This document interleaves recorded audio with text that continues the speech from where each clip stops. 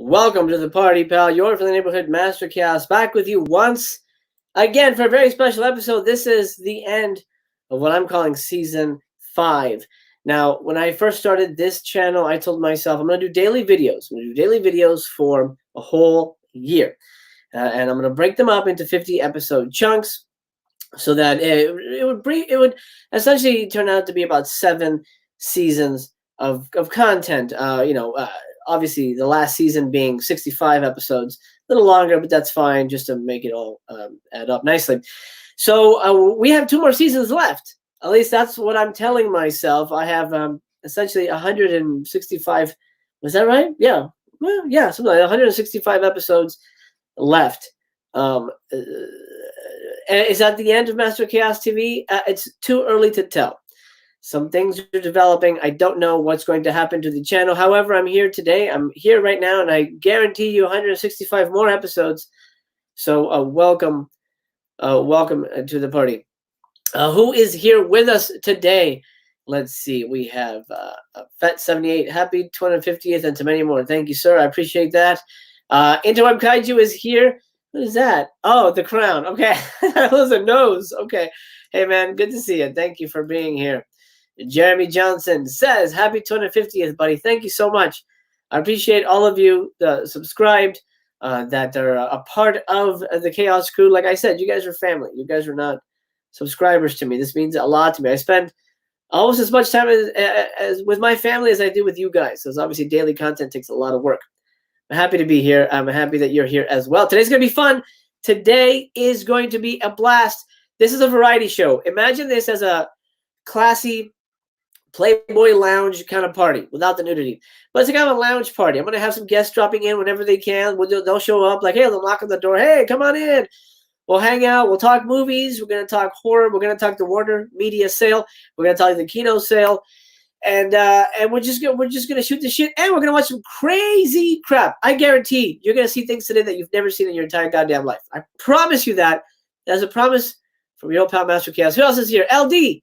LD is here. Happy 250. Thank you, LD. I love you, man. I wish you were here. George says, congrats, Master Chaos. Thank you, sir. Thank you for being here. Beefer says, great content. Thank you so much. I appreciate that. I strive very hard to be very different from a lot of YouTubers here. I love a lot of YouTubers here, but you know, you have to have different content so people will watch. You know, you can't just be the same guy with a low quality camera talking about a movie. You have to bring a little life. You have to bring a little energy to the party. I try to do so. Now we're gonna have our first guest joining us in a little bit, but before we do that, you know what? Here's what I'm gonna do. I'm gonna give you a taste. You guys want a taste of what's coming up, of what's coming over today? Well, I'll give you a taste. This is sort of a sample of what we're going to be watching today. Call an ambulance, please. Okay, hold on. Where does it hurt? My stomach. ちゃんと痛いけど痛い。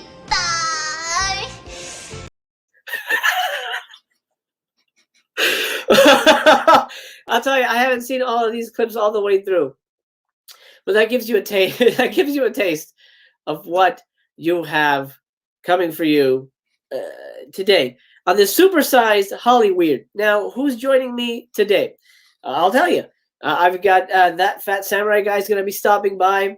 I've got Aaron Pin, Mr. Cult of Cinema himself, is going to be stopping by a little later on. And my hopefully Wet Movie will stop by. He's on his exercise regimen, and I want him to stick to that. So if he's free, he'll stop on by. Maybe somebody else. Who knows? Who knows? It's a surprise party. I actually don't even know who will be stopping by. Let's see. My main guests today, who are going to be coming by closer to like 4:30, 4:45 to do the real sort of the body of Hollyweird, is Killjoy Jake. Killjoy Jake is amazing. He does horror movie coverage. Right now he's focused on Scream, as am I, so we're going to be nerding out on Scream. And then my buddy Nightwatch from the Nightwatch Zone, he'll be here as well. And, of course, Tony the Dead, the amazing Tony the Dead, will be joining us. He's doing his taxes today, so hopefully when he's done with that, he'll jump on a board. Let's see what people are thinking about this, the clip I just showed. Frank, hey Frank, he says, oh, she got diarrhea. Oh, she does. Wait till you see the rest of that clip. Classic. Let's see. Jeremy says, I can't stop laughing. You're going to be laughing a lot today. I promise you. This is going to be a wild one. This is going to be one for the ages. Right now I'm saying I'm going to go to maybe 6 hours. If I feel up to it, I might go longer. I can only go up to 12 hours on YouTube, but we'll see what happens. It's going to get weird. Weird. I promise. Beefer, yes. Night is coming. The night is coming indeed. Yeah, he'll be here around, I say, around 4:45, 5 o'clock. We're going to be talking Hollywood news then. He is my dude. He's awesome. Fett says, where is he? I love that episode of Hunger Pains. Yeah, it was not hunger, my man. You'll see. You'll see. That's going to be, George says, crazy funny. You know what? Since you guys are early, I'll give you another taste. I'll give you another taste of something else. What should it be? What should it be? Ooh, okay. How about this? This is from a So Bad It's Bad movie starring my old pal Conrad Brooks. This is one I didn't get my hands on at the time, but the name alone is awful. This is from the movie Baby Ghost. You just fix the elevator! Please fix the elevator! All right.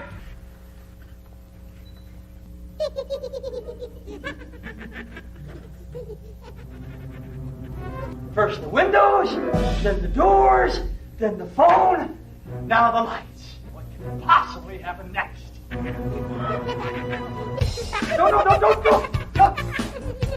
Please don't cut that! Oh, Baby Ghost. What in the hell is that? It's called Baby Ghost, so think about it. A baby in this world had to die. And that's what the baby looks like, and it's flying around causing mischief. Why would you call your movie Baby Ghost? That's awful. Awful. By the way, I'm going to have my Mistress Cass will be my barmaid today. She'll be bringing me drinks and snacks to keep me alive. Let's see. I love that soup. I love that soup of Hunger Pains soup. I don't know episode. I see what you're saying. Okay, gotcha. LD said, I almost thought that was Pokemon Go. It could be the Pokemon movie. George is a fan of Conrad. Conrad is amazing. Jeremy says, holy cow, this is cheesy goodness at its finest. I love it.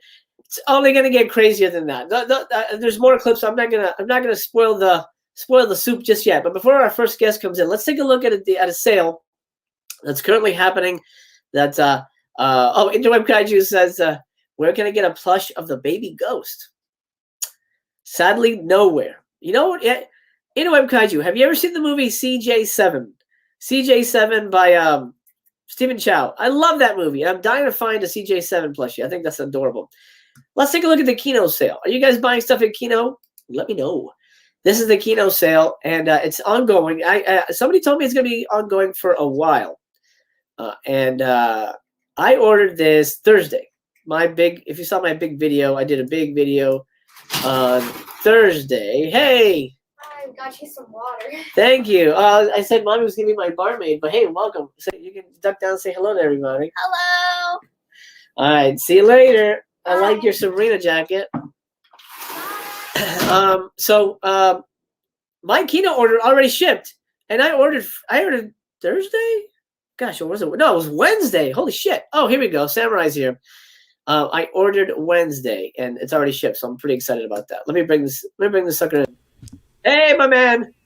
What's going on, brother? How you doing, sir? Welcome to the What's party. going on? Yeah, hanging out. Awesome, man. Right. What porn are we watching today? Well, well, you know, we're gonna watch some research videos about close-up vaginas because that's allowed on YouTube, so why not? I'm just going over the Kino sale real quick, which is happening.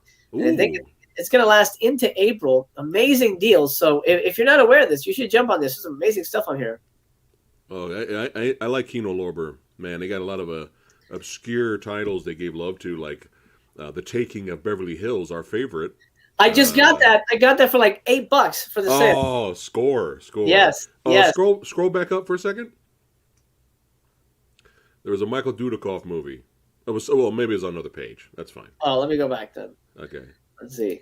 Dudikoff. Man, I haven't seen a Dudikoff movie in forever. All right, so I thought I saw it on there, but it's okay if you can't find it. But I think it's called River of Death. It fucking sucks. River of Death. Yeah, it yeah. Fucking sucks. It sucks? It sucks. Yes. I just want to warn chat, and I want to warn you: do not waste your money on buy Avenging Force. Avenging Force is fucking great. Don't buy River of Death. Teases you into thinking it's going to be amazing because it's like, oh, we got Indiana Jones type movie led by Michael Dudikoff with Donald Pleasance playing like this evil German Nazi scientist guy. I was like, dude, this is going to be fucking great, and it's fucking boring. The action is lame, and it's just the beginning. It seemed like you were going to get potential for a good B flick. Okay, but after that, it was terrible, man. I wasted money on that one. Dude, that's crazy because that is such a great cast. I mean, but I've seen Donald Pleasance in some stinkers recently, so for me, I don't know. But I do love him generally. Look, it's Pat. It's $12. So, if anybody wants to jump? Oh, who remembers all the? You know what Whoopi Goldberg movie I loved? Which one? Jumping Jack Flash. Did you ever see that? Oh, it's good. Yeah, that's one of Lance Epler's favorites. Movie, I love that. There's the classic right there. I'm gonna get you, sucker. Oh yes, this movie is still funny. It is. Did you know about the after credits sequence? I'm sure I have. I've seen it like 1,000 times. I've seen it a billion times. I never knew about it because for years I always Kung Fu Joe's character. I always wondered, oh man, he just got shot up by the cops and that was it. And now we've never seen him again, right? Well, there's a scene in the credits of him crawling to the final battle, still going, I'm coming. Oh, yes. Coming. I'm like, dude, I never knew that. I never knew that for years. I think it's because I love the song at the end, so I was just like play the song out, and that's probably why. But it's not much of a sale. I mean, it's $18, so it's not like a giant sale. I can't see the prices. I just see the titles. Oh, is it too little? Oh yeah, it's $17.97, but it's a good movie. Let's see. Fett says, "Yo, Samurai, what's up? Just saw your Masters versus. I have the power." Yeah, nice. Yes, I have the power. I'm set. Thanks again, Master Chaos, for having me on the show and thank you. Hanging out with the Chaos Army. I'm just chilling out, drinking some good old fashioned Chuck Norris piss. Nice. They should have called it that. Why didn't they call it that? My favorite Dudikoff movie is American Ninja 2. I grew up watching that flick. Okay. Yeah, it's a good one. Jeremy's telling us that Mr. Destiny is such an underrated movie, a great Jim Belushi. Yeah, that is a good movie. That is a good movie. So you're gonna say something about your piss? No, I said that was one of the classic Chuck Norris facts. Oh. I have a this book. was his piss. Red Yeah. Bull. I have a book all about that. Actually, 3 books of all the Chuck Norris like whatever memes and all right. stuff. What is blood car chaos? What is blood car? Blood car? Where's blood car? Yeah, what is that? I came across that. Oh, blood car. Let's check out blood car. Blood car. Let's see. I'll see if I can. Yeah, it's a little small for me too. Let's see here. Directed by Alex Orr. In this all too foreseeable future, gas prices. Oh, okay, I know what's happening here. Gas prices approach $40 a gallon, causing Americans to abandon their vehicles and others to seek alternate sources of fuel. So essentially, what happens is, I assume they use blood. Yeah. So it looks like hardcore gore. Blood car lives up to its reputation as audaciously, utterly bonkers, and downright sick. So it's a car that runs on blood. It's from 2007, though. Oh, no, that's not good. Yeah, exactly. I'm in the same way, man. After 2000, I'm like, I'm going to back off. Oh, good one. Yeah. Fed says, blood car is a period piece. Oh. Well played, sir. Well played. Hey, by the way, Samurai, thank you so much for recommending The Night Comes For Us. Holy shit. Dude. Wow. Right? Wow. Yeah. We did a review, like, what was it 2 years old now, the video? I mean, the movie, I think it's 2 years old. I think, yeah, something like that, yeah. And the director, Timo, and Joe Taslim tweeted me that they enjoyed our review of the movie because I lost it. I went crazy. Wow. But which was cool. That was very nice. But that's awesome, man. Dude, wasn't it fucking balls to the wall? Like, holy shit, man. Sexy Sumo said, yeah, I sat down and showed this to my family and they all hated it and it broke my heart. And I was like, Sumo, this is not the family picture movie. No, it is not. It is not. Come on. Dude, when you guys were saying yesterday, like, oh, it's more violent and bloody than the raid, I'm like, yeah, right. Yeah. And like literally, almost like the first 2 scenes. Holy crap! Oh, yeah. Zach is in the chat. Hey, Zach, welcome, my friend. What's up, Zach? Zach has never seen the movie. It's on Netflix, guys. It's on Netflix. Go see The Night Comes For Us. I'm telling you right now, as a horror fan, I don't think I've seen a more violent, bloody movie ever. And it's just it's really just the fact that it's the details.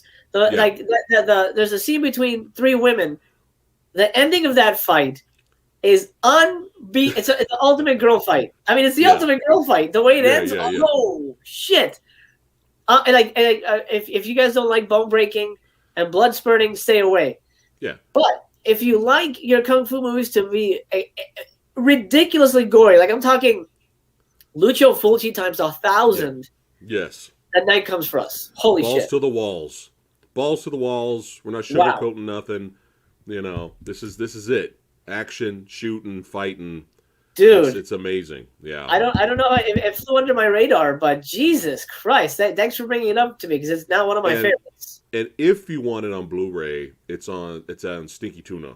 Oh, you know what? I don't know if it's still there anymore. Oh, did they close down?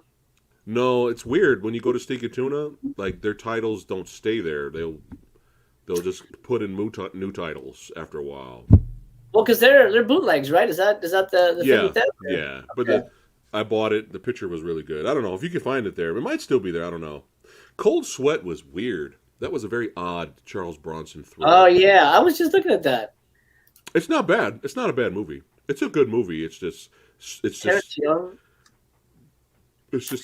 a bizarre, like, you look at that cover, it looks like a nonstop action movie, but it's not. Yeah. Cover's always tricky. Zach, yes, go see that tonight, dude, and do me a favor, if you get a chance, text me and tell me what you think, because that is a phenomenal movie. Highly recommend. Bro, the end fight. The end fight with Iko and Joe Taslim. I mean, love it. I love it. Actually, my favorite character was Bobby, the crazy dude. And White Boy Bobby. yes. Yeah. Oh, shit. Man, the Yeah. stuff that he does, I just love his character, like his mindset. Like, this dude is immortal. Like, the way he's acting, it's like, how is he living? I mean, literally, it's amazing. I want him to keep going. Yes! He's got no limbs, and he's still at the end. You know what I mean? Oh, man. Yeah, no spoilers. No spoilers, but it is. No spoilers. Sorry. It is a knockout movie, 100%. Ranjit Mara, the director who's with us last night, he's trying to get Bobby for his next movie. So nice. the actor, yeah. Okay. Mm-hmm. So Blood Rush that's coming out from him after Exiled is going to have Mad Dog. It's going to have Yaya in there. It's going to have Mad Dog. It's going to have the guy that had the kitchen fight with Iko in the Raid 2. Okay. CSEP. And I think White Boy Bobby's going to be in it. So yeah. No shit. That's awesome, man. Have you seen Exiled yet? It's not out yet. It's not out yet. Okay. Yeah, it's coming out. He should hook you up with like a freebie, man. Well, I think it's coming. It might come to Netflix. Really? Yeah, Oh, that's great. Yeah.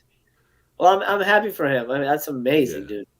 Okay, so that's the Kino sale. Let me know in the chat, guys, if you guys are getting anything for the Kino sale. Like I said, I ordered on Wednesday and it shipped today, so their shipping is amazing. I might actually even double dip because I'm having trouble with the fucking Warner site. It won't. I try to add something to the cart, it goes in, and I add a second one, and it kicks out the first one.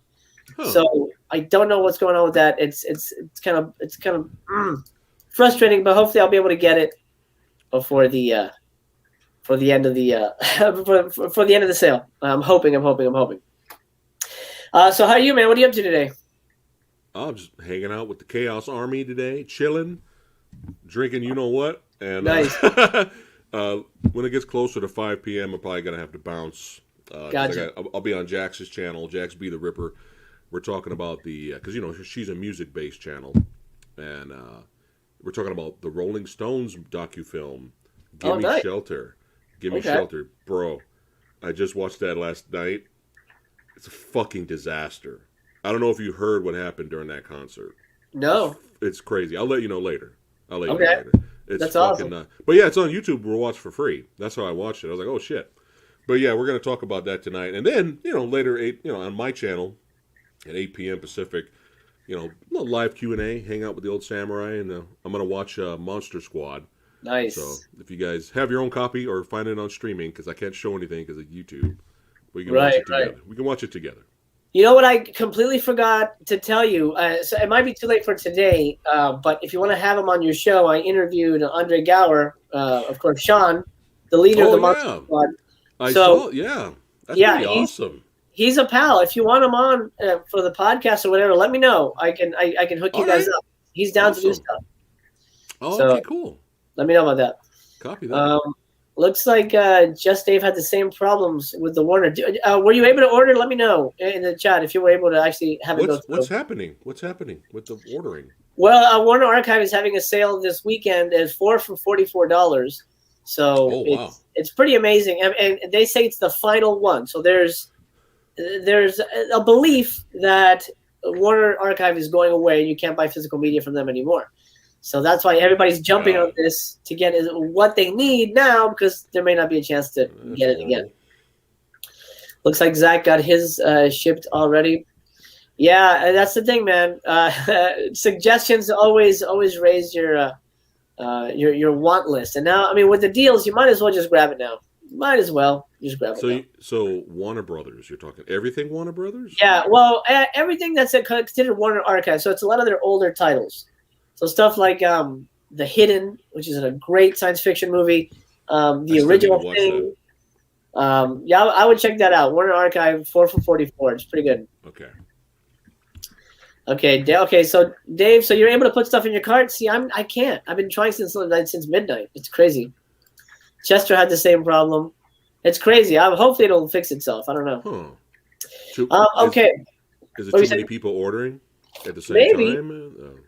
I don't know. I tried at midnight as soon as it went live, and so I was trying to just at least put in my order real quick, and It wasn't working. I don't know. Yeah. All right, let's have a little fun. I know you like martial arts. I know you like fight styles and things like that. The raid movie's okay. Yeah, it's okay. There was too much fighting. There should have been more conversations. Yeah, more plot. Because we're there for plot. Exactly. Character development and story. That's why we're there. Watch martial arts movies. It was disappointing on that regard for sure. Go for it. So I would love to get your take on this clip. Okay. It's a new fighting style I've never heard of, but I think it could sweep the nation. Are you ready for this? I'm ready for it. Let's do it. Here we go.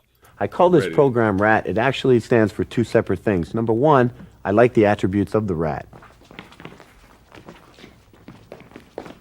A rat will survive a nuclear holocaust. You can drop him out of a 2-story building, flush him down a toilet. We are getting in, we're ending the altercation, and we're getting out in a very surgical and barbaric way. That's just getting out of the way. If I block it, which is probably worse, then we're going to be in a fight.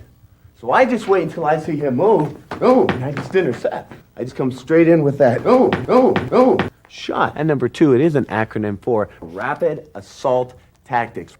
I've taken this enormous floodlight of information and I've condensed it into a laser.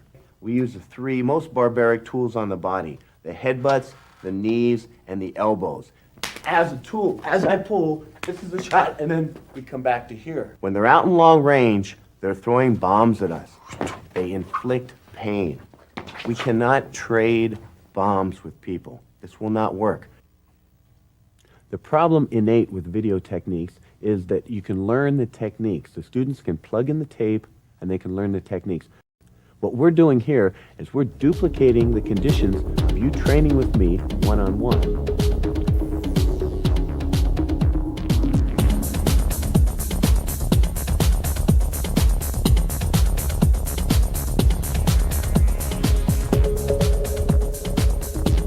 I don't care what's coming in.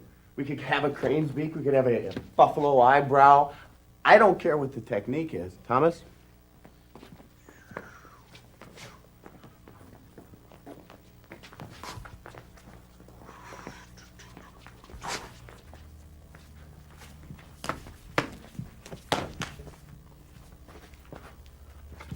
Good. Now, as you notice, I'm not seeing, obviously. I'm feeling. Bam! I'm hitting that glove. Now we come to our final tactic, the headbutts, knees, and elbows. Headbutt to knee to elbow. Headbutts, knees, and elbows. The 50-yard dash, basically, down his center line. The headbutts, the knees, and the elbows.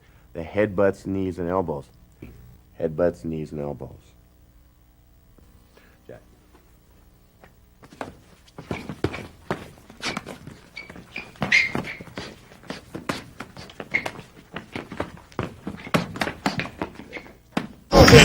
You got to get off your rear end, put down the bonbons, and train once in a while. Bam!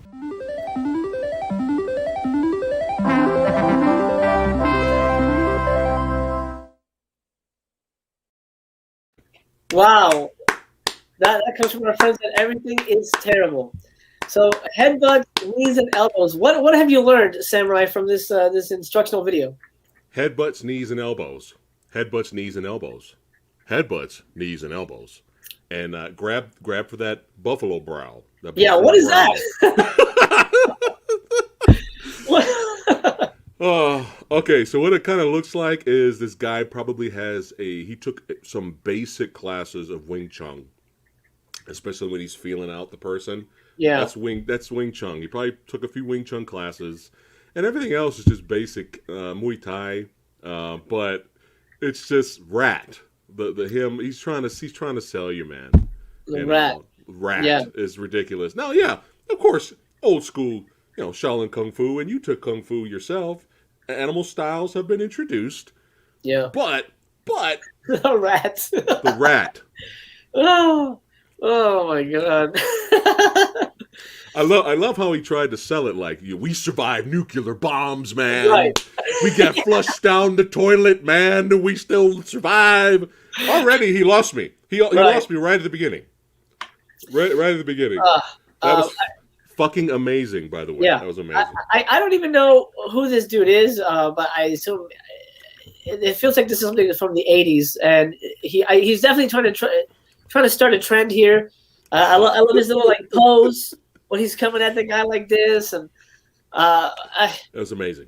I mean, anything could work. Here's the thing about practice forms, like especially Taekwondo, it's so rigid that that's not how you would actually be in a street fight. A street fight would actually look like a rat fight. You know what I mean? It's sloppy. It's very much it's sloppy. It's not pretty. Yeah. Right. It's not like, okay, now let me throw a perfect side kick. Let me throw my fist has to be like this. It's you hit where you got to hit and get out of the way.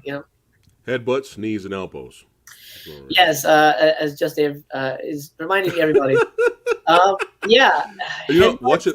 Watching the video the whole time, I was just waiting for the experienced, badass MMA fighter who's been in like 300 fights to just walk in camera and just completely obliterate the guy and just walk out. That's what I was waiting to happen the whole time. Rat. You know what he should have had? He should have had, like, in the background, for background music, he should have had round and round. He should have had some music from Rat. Oh yeah, that's true. That's right. Oh shit, that would have been great. Just give it time, round and round. I mean, the greatest video ever. Yeah, So who knows? Maybe the Rat will make its way into a martial arts film that we'll be reviewing down the line. You never know. Unfortunately, it didn't take off. You know what's sad though? Here's what's sad and pathetic. I've seen worse than that guy. Oh really? Oh yeah. Wow. Have you seen the not even touching the opponent martial arts? No. Wait. They just do this and the guy flies back. Yeah. Oh yeah. I also saw a Russian slap fighting where they do this. that's pretty bullshit too. Yeah. I would root for the Rat guy against the use your chi. I'm not even going to touch the guy. The chi guy. Yeah. Yeah. Absolutely. Okay, so let's topic of conversation right now is going to switch to something I know you're passionate about. And that is, are you ready for this? Godzilla versus Kong. I know you're pretty stoked, right, for the new movie. Hopefully it's good. Hopefully it's good. Who would you like to win if you had to pick a side? And I know you already did, but I just want to hear it out loud. I'm picking Mecha Godzilla. No, I'm kidding. I'm always, I love Kong, but I got to go with the G-Man. I know he's going to lose, though. He's going to lose because it's Hollywood, and Godzilla always loses over here when he fights Kong. So that's just how it's going to be. Yeah, well... They'll set up a sequel. You know what's weird? The posters keep saying one will die or one will lose, and I don't know why they have to say that, because everyone wants them to team up and be friends. Why can't they fucking be friends, Yeah. So maybe after they team up to fight Mechagodzilla or whoever they're going to fight, maybe after that and the dust settles, then it's just they look at each other and now it's like, all right, now it's our turn. Right. Then they fight and Godzilla loses and everybody loses their mind in the theater. Right. Yeah, absolutely. It would be great if they lock eyes and they're about to fight. And then King Kong lies down, and then they go at it. If you know what I mean? Everyone would be like, "What? What's happening right now?" I would be laughing hysterically. I feel like that would be the choice people would make, in this woke era. That would be like, why can't they be gay lovers? You know what I mean? Oh God, that saxophone song. Yeah. Like. Yes. That's what I was thinking of. That would be the ultimate ending. Kaiju says, watching video of that Chi guy gets wrecked, and him not understanding how it was happening was wild. Oh, yes. Yeah. I saw that. That was so great. It was but my powers. He was stunned and he got punched. He was like, it was so great. It was great. Timothy says, great form of self-defense. Stand there with your legs open and take the kick until their legs break. That could, maybe. Jeremy says, I agree, Samurai, but yes, it looks like they're setting Kong up to be the good guy. Yeah. Yeah, they are. Yeah. But if there is a legitimate, because see, think about it. In the trailers, it's like people don't understand. They're like, why is Godzilla doing this? Like all of a sudden he's just destroying bases and shit. Right. So it's either some kind of control, he's being controlled somehow, or it's Mechagodzilla. Right. So I don't know. Yeah. We'll see. I mean, We'll have to find out. It's kind of weird to me, the whole like I guess it's a theory because we don't really know, right? That like Mechagodzilla is in disguise as the real Godzilla. I mean, I feel like that's kind of an odd choice. That we don't know. Yeah, that's a little weird to me, but yeah, I'd be very surprised if they do like the old '60s one where that's what happened. Right. That would be a little weird. Godzilla from '98 is going to show up. Either that or giant Matthew Broderick. Yeah. Oh, then the Godzilla fans would really riot. Yes, giant. Yes, that would be amazing. Actually, giant Matthew Broderick would make that movie amazing. Let's see. The sax guy from Thunderdome will show up for the sex scene. I still believe. That would be awesome. That'd be awesome. Yeah, Jeremy. Especially the kid communicating with him telepathically. Yeah. Well, once the monster communicates with a kid, then the monster's the good guy. So yes, that's yeah. Them's the rules. Poor Zilla. Yeah. As long as it's a badass fight, though. I don't think he'll die though. It'll be one of those things where he'll regenerate, he'll come back, and then unless it's the last one, who knows? Or it'll be one of those where you see Kong walking away, and Godzilla's arm is down, and then right before credits, you see. Yeah, exactly. Or you'll see Kong walk off to his island or some shit, and then we'll go in the water, and then the eye will open, and like, oh shit! Or maybe there's eggs, Godzilla eggs or whatever. There's no way they're gonna get rid of them if it's doing well. Thank you, Biffer. Thank you. Did you do a touch up? Yeah, I recolored it. Nice, I like it. Not just because people thought it was pink. Right. People don't know what the fuck the color was. I'm like, oh, for fuck's sake now. I got used to people thinking it was pink. I was like, sure, it's fun. This is hilarious, right? Right. But now people are like, I love your orange hair. What orange? I'm like, okay, people thinking it's pink. People think it's orange. Okay, this is getting ridiculous. Let me get some darker red here for fuck's sake. It is more red. Thank you. Fed clarifies, Lost Boys. Yeah, I was like Thunderdome guy. I wasn't placing it. But Lost Boys. I knew what he meant. Gotcha. Speaking of HBO Max, Snyder Cut, man, I'm stoked. I'm a big DC guy. Next week, right? Yeah, Thursday. So it's like literally right around the corner. Are you stoked or kind of whatever about it? No, I'm like all three movies: Mortal Kombat, Snyder Cut, and Godzilla. I'm excited for. Yeah, for sure. When is Mortal Kombat coming out?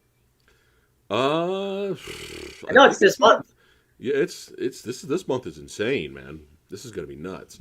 I'm calling it right now. I have a feeling Mortal Kombat will be the sleeper hit of the year. Really? It'll be the sleeper hit. Yeah, it'll be the one people don't expect to do great, and it'll kick everyone's ass. I have a feeling. Okay. We'll see. Okay. I may be wrong. I may be garbage, but I doubt it. It. Because from Mortal Kombat Annihilation, son, you can only go up from there. That's true. That's true. I don't know. I'm on the fence. Honestly, it's one of those wait and see kind of things. I can't really decide whether it's going to be good or not. But I'm stoked for Snyder for sure. Biffer says, "Have you seen the Samurai of Ayutthaya?" No. No. Is it a recommend? Let us know. That sounds. I love samurai stuff. There's an anime coming out based off of the actual African American samurai. Like this is real. Oh, okay. He was with the Japanese. He was with the Japanese. They declared him one of theirs, and supposedly there's photos and stuff of him in the armor, and he fought with them and everything. Gotcha. Okay. And he was black. I think there's either an anime or a movie coming. There's something. Yeah, I've seen pictures of the real guy, so I didn't know if they were adapting that. That's fantastic. Yeah. Fed says that the new Mortal Kombat is a rough cut. Yeah. Oh, are you talking about Annihilation or the new one? No, he's talking about the HBO Max one is a rough cut too. No. When the Red Band trailer looks better than Annihilation, it's not the rough cut. Did you see my video on that? I haven't, but Dude, I heard. They're full of shit. Yeah, They're full of don't shit. believe it. 30 years later, all of a sudden you're going to come out and be like, oh, wait, when we did Mortal Kombat Annihilation back then, it was a rough cut. The audience approved it, so we were like, they loved the movie, so we just released it as is. Yeah. Really, bro? Yeah. Really? Come on. So Yeah. what'd you do? What did you do? Go to some third world country where they have like one theater and they get one movie a year, and they never seen any good movies, and they showed them Mortal Kombat Annihilation? Or you know what it is? Probably. If they did do this test audience, it was probably kids. It's probably 6-year-olds or 8-year-olds and 9-year-olds that don't know any better. Right. They're like, oh, we love this movie. Okay, put it out there. That's full of shit, man. There's no way they would release any kind of rough cut. The studio would be too precious about it, especially a sequel. Yeah. They're full of shit. Zach recommends Bushido Blade, or the new blade, the blue from Dark Force sale.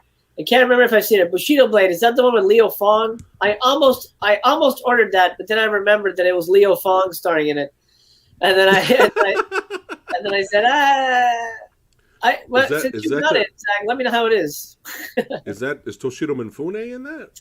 No, this is like a 70s one. Okay. It's like an exploitation one where Leo Fong is a samurai guy, and he goes after.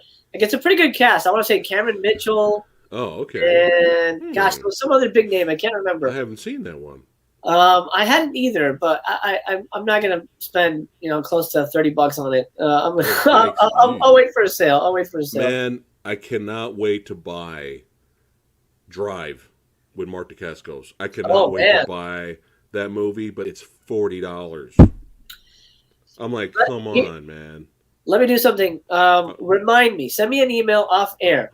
Okay. Because of your subscriber count, I can get you a hookup with MVD. So remind me, because I just reached out to them about that too. So remind me, and I'll see if I can hook you up with some freebies. Oh, well, shit. Well, thank you. Yeah. Of course, man. Of course. But Drive, that was great. That's a good movie. I seen that back in the day. That's good shit, man. And Mortal Kombat Legacy, I have not. Have you seen that? I have both of them. They're fun. They're fun. They're good. They're the closest you're going to get to seeing what could be. Right. With somebody actually giving a shit. Right. But it's kind of like an anthology thing. Like, this person has this skit and story. Like Creep Show. Like, there's different segments. It's kind of like that. But they're both entertaining, though. They're entertaining. Right. So question. It's something I've always wondered about you. I always see the tattoos, and I'm curious if you can. I'm gonna say take your shot. Let's see him. Oh man, but I'm curious if you can show off some of your favorites. And I know you said you have Judge Dredd, so I didn't get a chance to see it last time. So let's see if you can show that off there. Okay. Dredd. Oh, okay. There you go. Dredd back here. Nice. With anthrax on his badge instead of Dredd because of the song.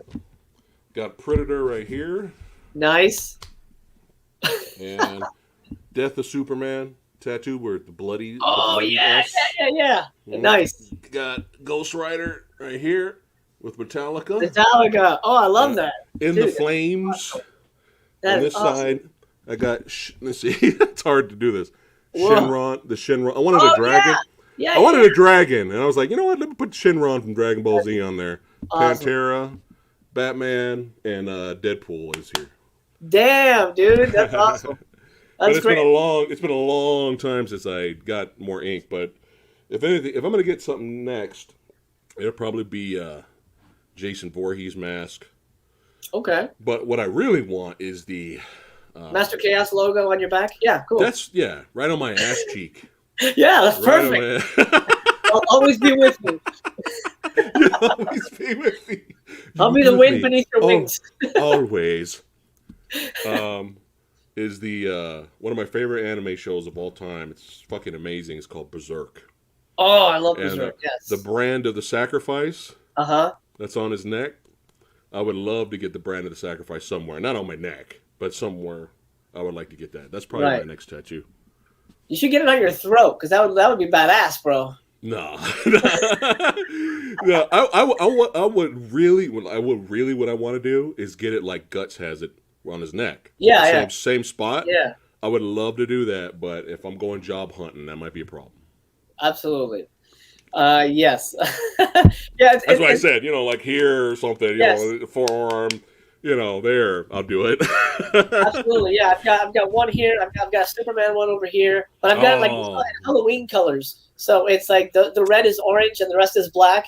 I showed you mine. Come on. Well, it's hard to take this off. I'll show you this. I'll send you pictures. All right. Just don't let Lady Fab Latino be like, why are you getting these pictures? What is he sending you? She loves tats. It's all good. Okay, good. Okay, so I'll show you my wiener ones. That was good. And I'll sell them. I'll sell the pictures. Yeah, I'm sure you'll make quite a bit. So you and I, we share a love of Asian women, right? I think that's safe to say, right? I do not discriminate. Yes, Asian women are quite beautiful, and what I love the best is when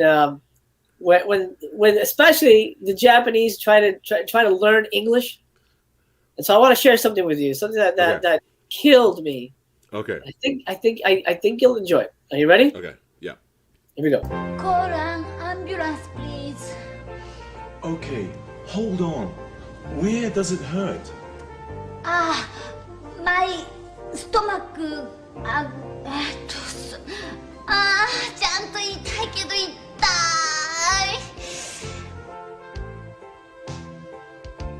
救急車を呼んでもらったからといって安心はできません。しっかりと自分の状態を相手に伝えましょう。I have a bad case of diarrhea. 私はひどい下痢です。I have a bad case of diarrhea. I have a bad case of diarrhea.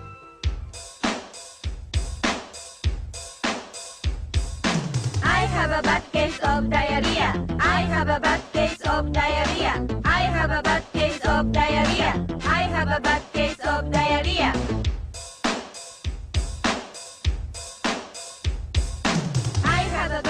肩に手を乗せ I have クロスして a bad case お腹をさすって of diarrhea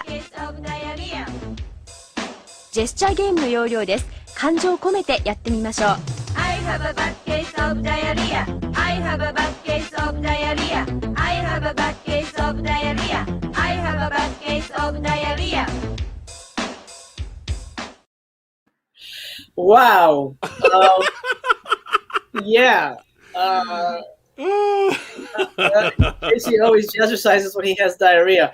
I can't imagine that anybody shooting that would be like, okay, good, this is great. When you go to America, you'll have no problems. I don't think I've ever said I have a bad case of diarrhea in my life. Oh my god. Oh my god. What the fuck just happened? What just happened? Richard Simmons, who has a Funko Pop now, believe it or not. It's crazy to me. So, do you think that was helpful to a Japanese person who's coming over here? Would that help them in their journey? This is legit. This is confirmed. Yes, I agree.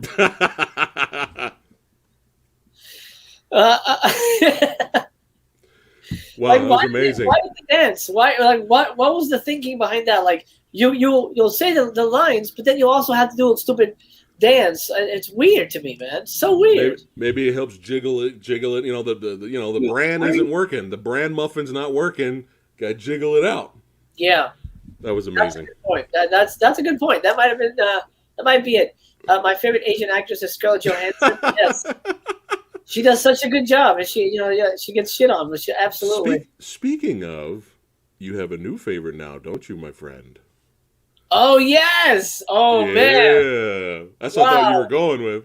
Yeah. Oh no. But yes, she is. Say her name. Yeah, Julie Estelle, right? Yeah. Gorgeous. Oh my god. Fun fact. C was Hammer Girl in the Raid 2. I had to look her up on IMDb because I'm like, who is this? And she had sunglasses on. Yes, damn, man. Good stuff. And she hasn't done that much, which is crazy. I mean, I feel like a beautiful girl that knows her way around kicks should be in a ton of movies. But yeah, she's coming up though. Just give her time. Hopefully. That goddamn it, that song's stuck in my head now, man. Take that with you. That was my gift. Fed says that's why Godzilla always attacks Japan. Yes.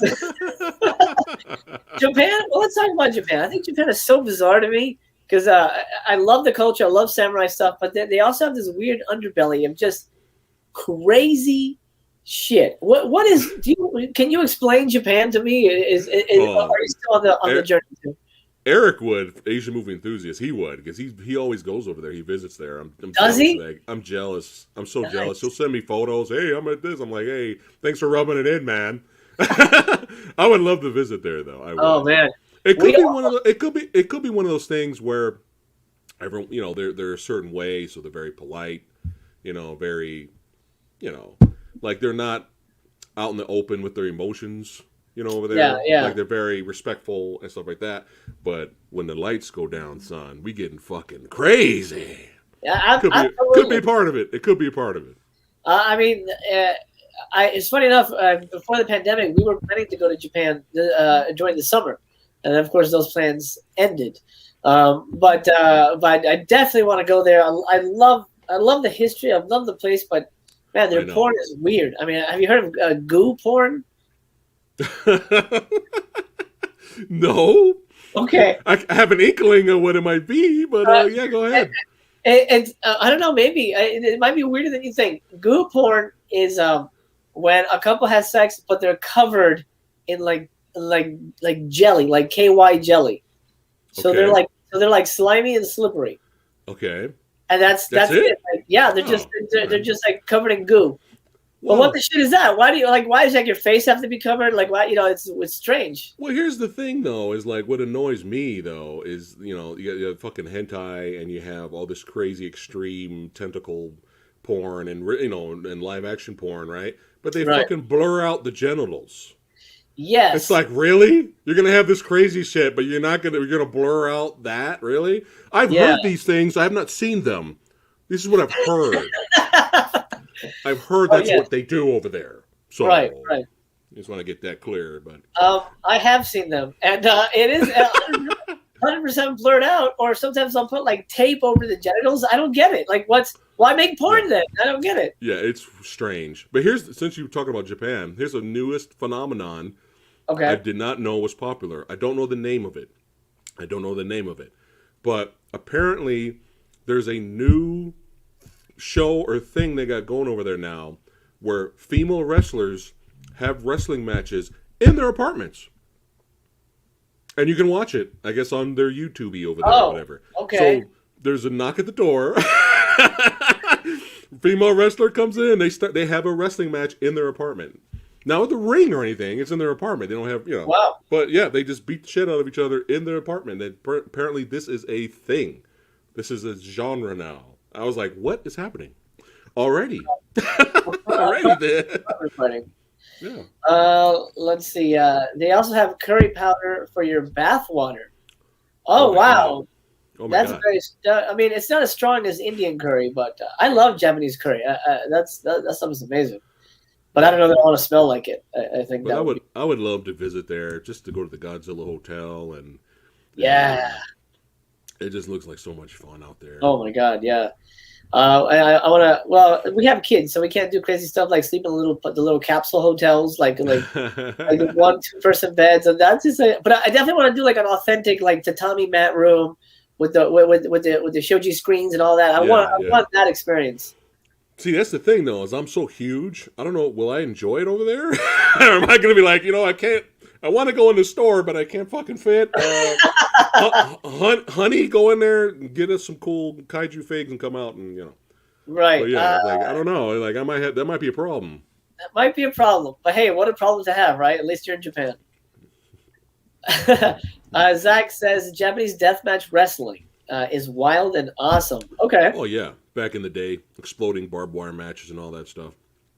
I'm not a big wrestling guy. But why watch that when you can watch them kick the shit out of each other in their apartment? Yeah, exactly. That's the new phenomenon.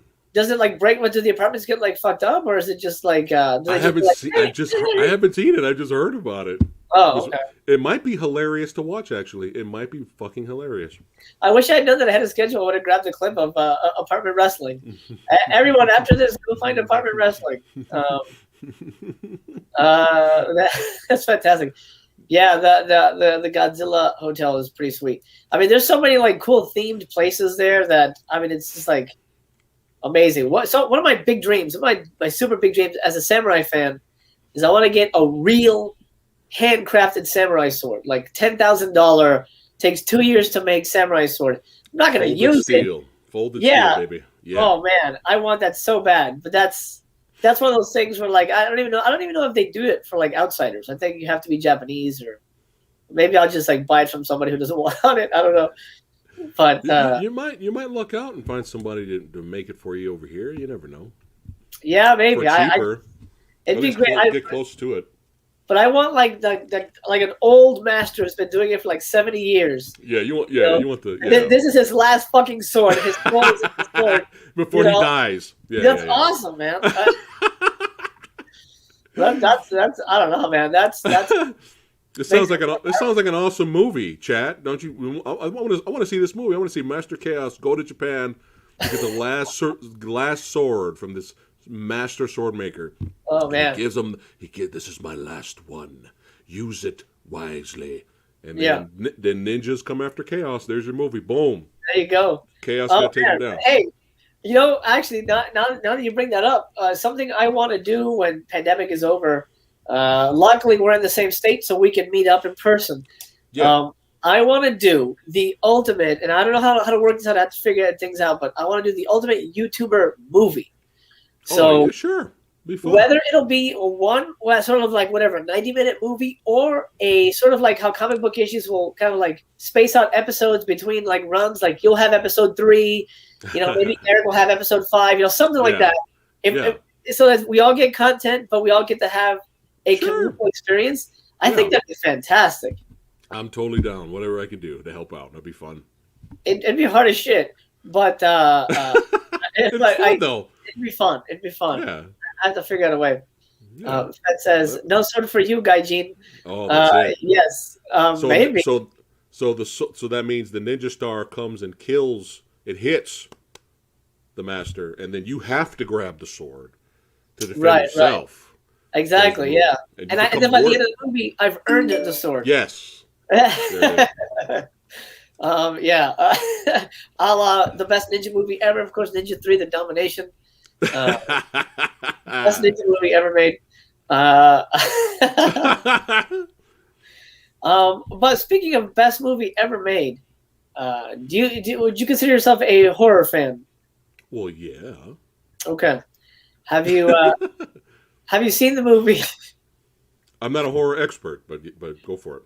Have you seen the movie Baby Ghost? I have not seen Baby Ghost. Well, let's watch a little bit of it, and let's do it. You survive, we'll talk about it. Let's do it. You just fix the elevator! Please fix the elevator! All right.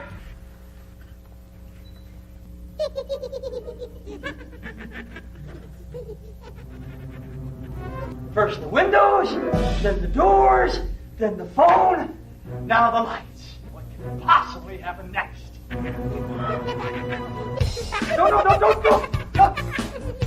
Please don't cut that!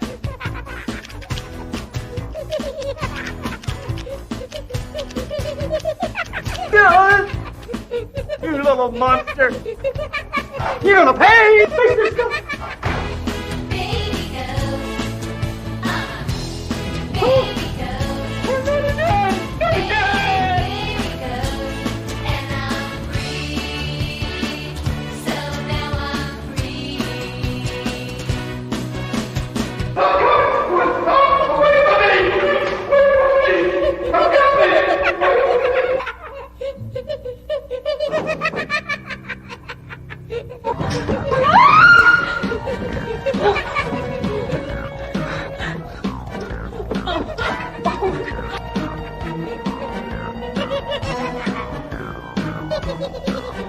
We're going to capture you, and we're going to make money. Lots of money! Yeah!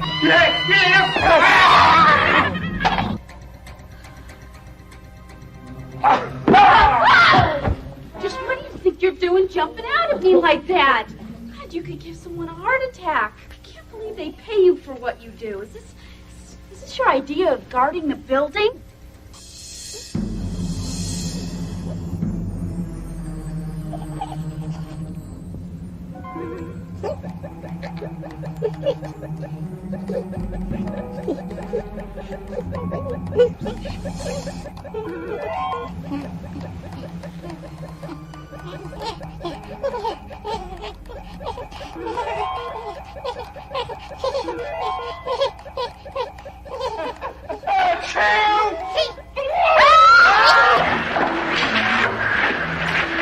Hey, that's my video game.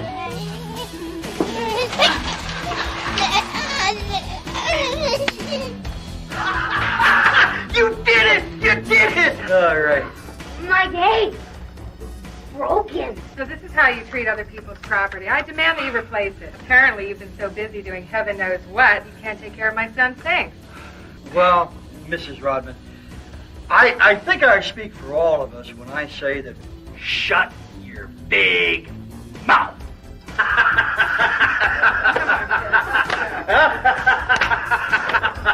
on, kid.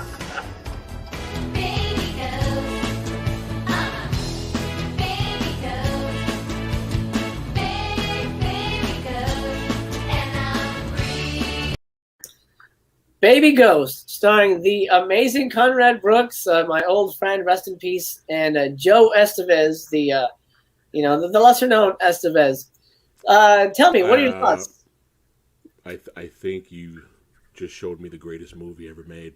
Yes. This is the greatest thing I've ever seen in my life. And, I'm waiting for that Criterion Blu-ray 4K Steelbook. Yeah. Release yeah. It's pretty good, right? I think we need to review it together. I mean, I'd be up for it. It's hard to find. I don't know if Criterion's going to get their hands on it.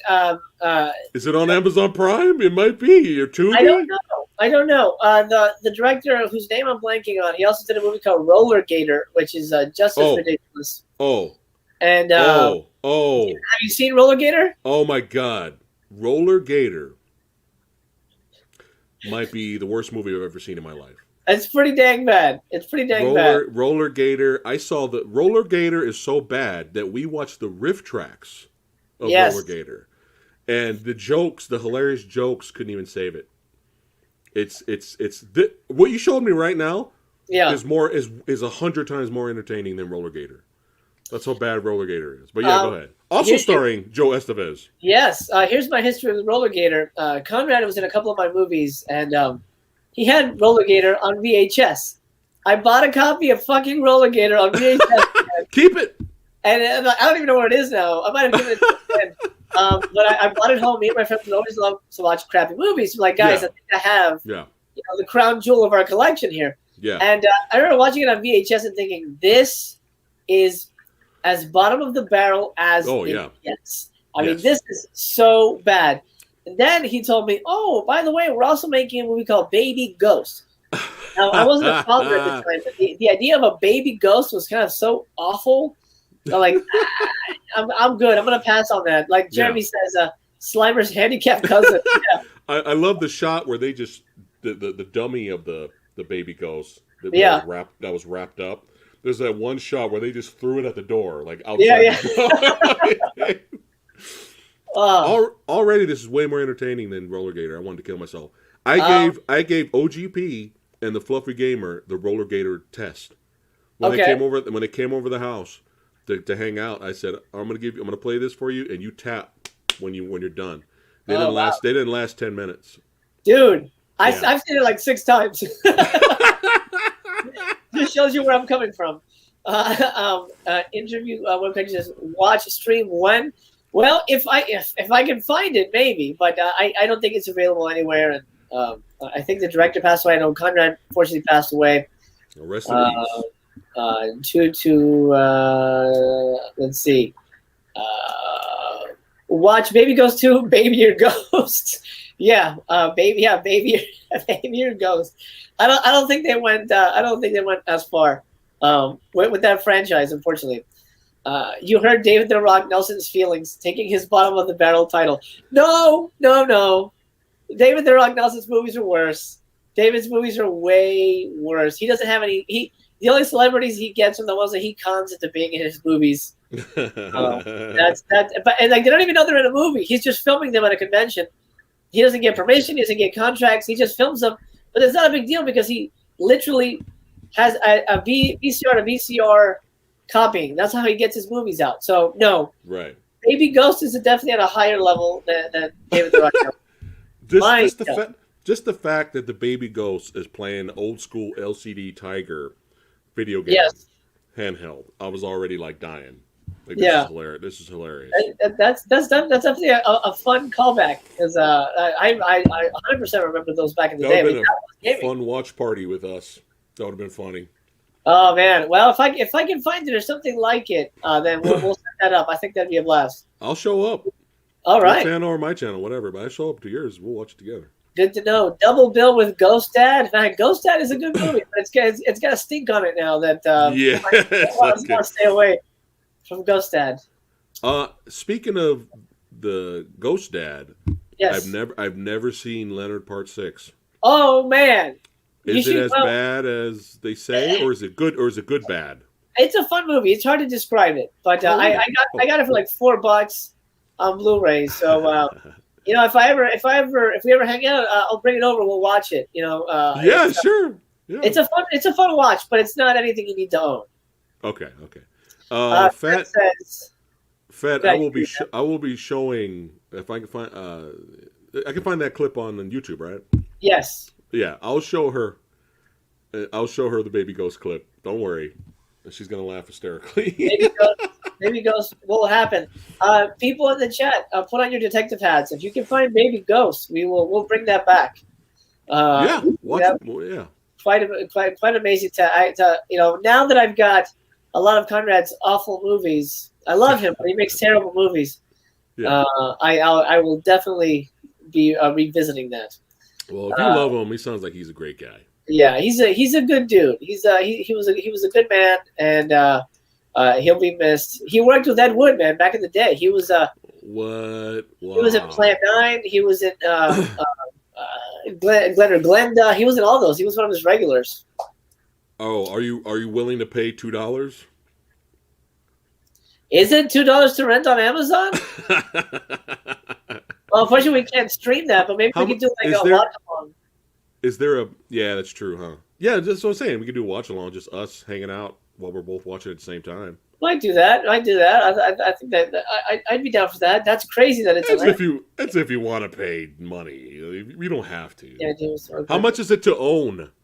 How much is it to buy? Because you might as well own it digitally if it's like $4. Yeah, you might as well pay the extra $2.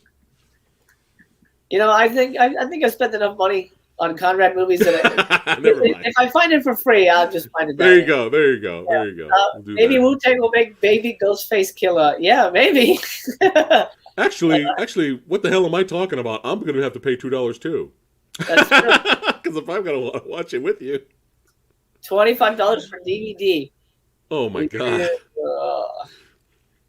Baby Ghost. So what's in your head more, Baby Ghost or I Have a Bad Case of Diarrhea? Baby Ghost has taken that out. That did not leave until Baby Ghost. So I'm good now. Wow. I'd rather have Baby Ghost than diarrhea in my head, which is hilarious. Did you know they brought those back? They brought those back. The Tigers? Really? Yes. Oh, wow. It's a nostalgia thing, and apparently they're selling them again. I'm like, oh my god. I wouldn't buy it. But what's the price on them? Are they cheaper or are they marking them up because of nostalgia? I think it's just regular cheap. Oh, like what, $20, something like that? Maybe. I didn't really look crazy. at it. Yeah, I was too busy laughing. That's. Tony said he's on his way. Who's that? Tony. He said he's on his way. Oh, nice. Baby Ghost. Baby Ghost gives us all diarrhea. Yes, I can see that happening. By the way, there's a link at the bottom for Buy Me a Coffee. Something happened with the channel. Once I hit 1,000 subscribers, of course, everybody monetizes or tries to monetize. I was in the process of getting my AdSense bullshit set up, and then it says you already have another account. So I said okay, and I looked at the email. It gives like partial email. I've never had that email in my life, and I was like racking my brain. I asked my wife, did I ever have an email that started with this? And they're like, no, I don't remember. She doesn't remember. So I literally have spent, since I reached 1,000 subscribers till like 2 days ago, trying to figure out how to get monetized. And it looks like I can't. Nobody at Google will, you can't email them and ask a question. You can't, there's no like live chat to help you figure it out. Hey, I've never had this email address. I don't know what's going on. So the only thing, the nearest thing I can find out is if I can't get into that mystery email, I can't monetize the channel, which is a major bummer. Yeah. So I've opened a Buy Me a Coffee, and the link is down there. If you guys want to support, I'd appreciate it. Not necessary, but it does help, especially because it's live and not live. It's daily. And that's just another way they can help donate to the channel. That's all Yeah. it is, right? Yeah. Because I can't take super chats, and I can't monetize the videos per se. Okay. Down the line, I'm most likely going to do a Patreon. I just don't feel like it. Like I'm only at 1,000 subs, so I feel stupid opening a Patreon. No, do it. But the fact that I can't monetize is kind of a big deal, especially because that's what I was looking forward to. And you should be able to do the join option too, right? I don't know. I think so. But if I'm not connected to any kind of Google thing, so I mean I've got email on it, but if Google can't pay me, I see what you're saying. I can't do memberships either. So yeah, just do Patreon for now. Do it. Yeah, I mean for now until you figure it out. Brendan might have a way to get. He might have a way to get a hold of somebody from Google. He does. He's so anti-technical stuff. I'm helping him trying to get the StreamYard started. So and I learned from you. So it's one of those things where I don't know if you would know who to reach out to, but. Okay. It is what it is. It sucks, but I just wanted to mention it because it's in the banner at the bottom, and okay. Just so you know, guys, the channel for right now will I don't know if I can announce it 100%, but I will probably not be monetizing. If you see commercials, they're not mine. So it is what it is. Unfortunately, it sucks. There's got to be something you can do. I don't know. I think my next step is maybe to try to do it under my wife's name, but I mean, I don't know if it's like we have the same mailing address, so I don't know if that's gonna fuck it up. It's weird. It is. Fed says that's BS. Yes, absolutely. It makes it a lot trickier to focus on the channel if I can't try to make a living at it. You know. Yeah. No, I totally agree. That sucks. It sucks. It sucks indeed. Video Store Reviews says, gotta say thank you for introducing me to the peanut butter solution. I'm in the UK and had never heard of it until you showed it to Wet Movie 1. Hey, that's a wonderful movie. I'm glad. You're welcome. You're welcome. Never seen it. I discovered that at there used to be a theater here in LA called the Silent Movie Theater, and every Wednesday or something it was like holy fucking kid shit, and they would show crazy crap. Like crazy kid movies. So when we went, I saw a Peanut Butter Solution, and I looked it up, and people were saying, "Holy God, this is the most mind-blowing kids movie ever made." So I took some friends, and we watched it, and we walked out going, "That is a masterpiece of what the hell cinema. You have to watch it.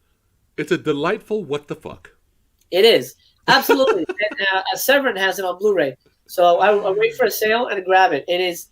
Yeah, honestly, you've never seen anything like it. It's so weird. Never heard of it until I saw. I think maybe it was Danny's videos. It was one of his videos where he was talking about it. Yeah. What the hell is the peanut butter solution? And then I think I put it in my Amazon queue just to watch later. I just haven't done it yet, but yeah, you got me wanting to watch it sooner than later. Now. Yeah, well, you know what? If you want to do a show on it, let me know, man. I love peanut butter solution. Yeah, that'd be fun. It is all over the place. Jeremy, that sucks. Thanks, man. I appreciate that. It does suck. Zach says, Peanut Butter Solution is great. It absolutely is. So good. I actually don't even have the Blu-ray, but I've seen it so often that I don't know that I need to own it because I don't know how often I'm going to rewatch it. But it's so good. I mean, it's about ghosts. It's about pubes. It's about everything. What? What? Yes. Don't spoil anything. Don't spoil anything for me. That's all I'm gonna say. That's all I'm gonna say. If that little nugget has teased you, has whet your appetite, you're in for a treat. So on Rotten Tomatoes, our favorite, there's no reviews. There's nothing. No reviews? It's just 0 critic reviews. But the audience gave it 57%. 57. That's not bad for that movie. That is a wild movie, man. That's one of those movies that it just makes you think, what were they thinking? Who's the audience that they had intended for this? It is on another level. God, I just don't understand. I don't understand. There's 2,500 people rated the audience score, but not one critical review. That's some bullshit right there. It's like, really? Come on, guys. That is weird. Pubes, huh? Yes. Pubes, huh? That's okay. That wins comments of the stream so far. Yes. You'll have to see the movie. I won't go into details, but I remember being shocked. I can't wait to watch this. Beautiful disaster. I can't wait to do it. Oh my god. What's our next verses? Well, let's talk about that because I want people to know that that's happening. Why don't you? Oh yeah. Spill the beans on this for us. Dude, that episode last night was so much fun. That was the best one we did. That was a good one. In terms of even attendance and views right now, it's actually doing pretty well. I was very surprised. It's funny because I thought when I was going to tell people that I did not like Dread, I was expecting like a ton of hate comments, but luckily most people were like, yeah, the raid is better. Yeah. Okay, so what do we do? Look at Ranjit though. He agreed with a lot. You said you weren't alone. Yeah. You know, you weren't alone with that. But at least you gave, interesting reasons why. You didn't just go, I just didn't like it was dumb. Like you didn't do that. That's the stuff that gets me annoyed. Right. Like, you gave real reasons. They broke it down. I was like, right. I could see that. Yeah. Well, you wouldn't have me on the show if I was like, it sucks, bro. And then I just the raid though, it was alright. Yeah, it was alright. It needed more talking. So what are we doing? What are we doing Thursday, man? Let's talk about that. Next Thursday, big one. We got this. I'm surprised no one's done this yet. They may have. I just haven't seen it. Maybe. Personally, the old G classic, 1972, the one that started it all, the original.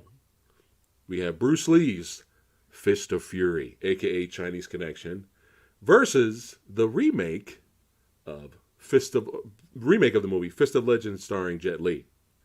This is huge because you got the classic iconic version with maybe you could say dated fight choreography, maybe not as entertaining. Fist of Legend, everyone's balls to the wall. Yuan Wu Ping did the fight choreography for Fist of Legend. There's a lot of really good fight scenes in that. But at the end of the day, there's got to be a winner. A lot of people, especially not to Master Chaos, but a lot of people over here, Westerners, Fist of Legend is they consider it's Jet Li's best. Like it's probably like their second or favorite Jet Li movie, because a lot of the fighting isn't the usual wuxia stuff, right? Like they're on wires. Like Fist of Legend is one of the grounded fighting type scenes for Jet Li, so the Westerners like that more over here. Okay, except for Chaos. Thanks for bringing that up because I hate wire work. So I know I've seen Legend, but it's been up forever. So there's no wires in that one. It's all. It's like a few things, but no, it's pretty much on the ground. The whole. Okay. There's wire work from maybe some of the fantastical movements, but it's rare. Like a guy runs at Jet Li. He does this crazy roundhouse in the midair, and the guy like flies back. Like it's. Okay. But okay with that. There's always a good balance of real fighting technique mixed in with the fantastical stuff. So you're probably going to like that more over the wire works usually. Okay. Yeah, because I've got it's here somewhere. I heard from a little birdie you hated it, and I was like, no. Yeah, it's fine. Here's the thing. Talking about the Once Upon a Time in China trilogy. I thought you knew about the genre, though. I thought you knew about that style. No, I did. But going into it, I thought there was too much wire work, and there's something about just the way it was plotted and directed and written that Okay. that felt like too much. Like I was saying in the video, I felt like every movie felt like a season of television. Like it felt so dense with stuff. Okay. A lot of characters. That kind of bored me a little bit. Okay. And then when the fighting happened, I couldn't really get into it because I feel like, well, this guy's on wires. The best fight, of course, is the Donnie Yen stuff because that felt real, and Donnie Yen brings it in part 2. But beyond that, I was just a little. I don't know. I was disappointed. It's not your thing. Yeah, I'm not gonna convince you. If you've already made up your mind, I can't convince you. We'll just let it go. Let it go. Let it go. No. Yeah, I'm a good singer, all right. They should have brought in the rat technique. We should have. What I'd like to do now is learn a little bit more English. So why don't we check in with our jazzercise ladies and okay, let's see what happens if you're getting raped.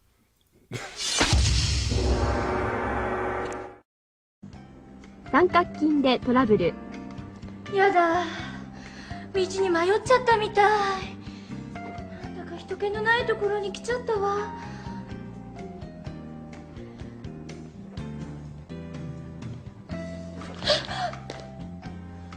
Shut up!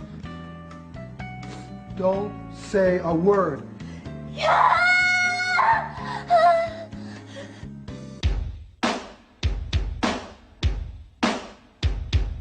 Take anything you want. Take anything you want. Take anything you want. Take anything you want.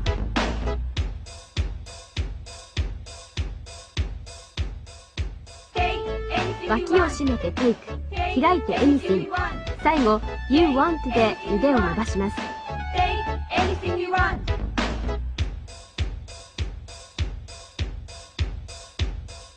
Take anything you want.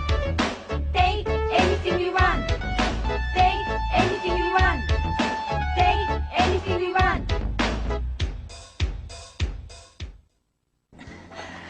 Take anything you want. Hand me your bag.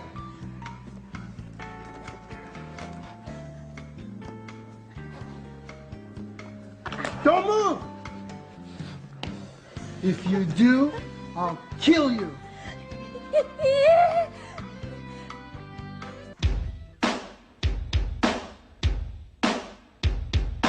Spare me my life.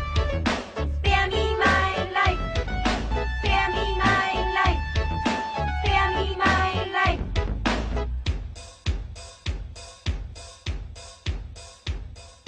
Spare me my もうお手上げよ。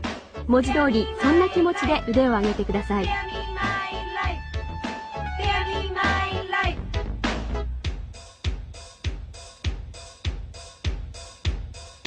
Spare me my life. Spare me my life. Spare me my life. Spare me my life. 大変よ。 What's the matter? ね。 Calm down and speak slowly. だから二人組の男に襲われたのよ。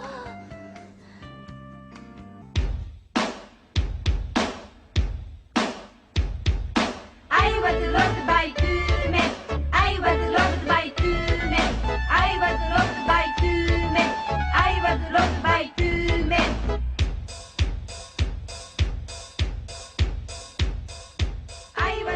大魔人になった気分で腕を動かします。 I was robbed by two men. I was robbed by two men. I was robbed by two men. I was robbed by two men. I was robbed by two men. I was robbed by two men. I was robbed by two men. 二人組の強盗に襲われて、その被害を警察に報告する時の会話でしたね。Okay, we get it. This one is, I think, you know what, Pedro, you got it right. These faces are getting oddly specific. I was kind of freaked out by fucking Dr. Kevorkian that showed up at the end of the. Oh my god. Fat, of course. What is wrong with these folks? Yeah, I'm not sure. It's the same white guy too. Yeah. Yeah. Oh my god. Yes. Yeah. What was that? Yeah, I was like, what is happening right now? Somebody accidentally lean on the Zoom. It's like a fetish for exercising armpits. I don't know. Maybe. Yeah. Well, hey, more than exercise. You get jumped, man. You get jumped. Now you know what to do. That's it. I mean, I guess they thought that this was going to be an issue if they went to America, so they're like, we better cover this. We better cover this. She should just say, I have diarrhea. I would leave her alone. Yeah, that's all you got to say. Kind of. A little bit like this. Take anything you want. I don't know if you should tell them that. That might backfire into something else. Because you know what they want. They don't want money. Yeah. Oh my god. Take anything you want, man. You're on fire today, man. You are on. He's on fire. This is what I do when I have free time. I look at crazy crap. Luckily, I get to share it with you guys. There's nothing like exercise and rape prevention to lose some calories. Yeah, well, I mean, I don't know about rape prevention because she was like, do what you got to do. You know, take anything you want. Take it all. Well, you know the ultimate defense of what the girls should have did. They should have balled up their fist and go, rape this. Yes, exactly. Of course. Yeah, the classic Stallone line.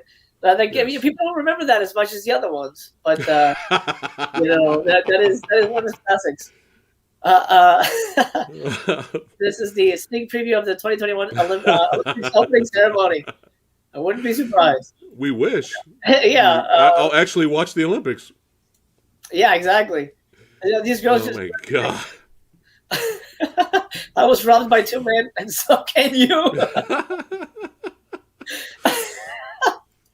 I love the dudes that show up, though. I wish I can't click on the thing to show you. The guy that grabbed her had the best face. The rape bandits.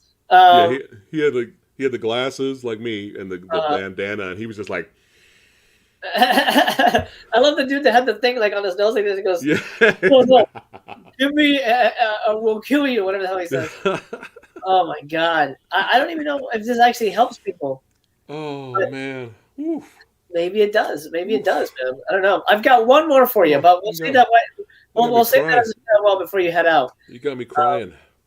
Handkerchief face. Oh my god. Oh my god.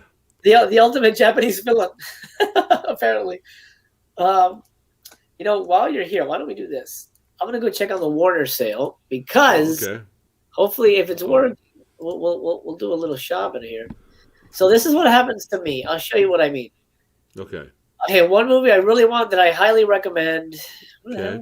Oh, it's not here. Okay, whatever. Let's just test it. Baby Ghost.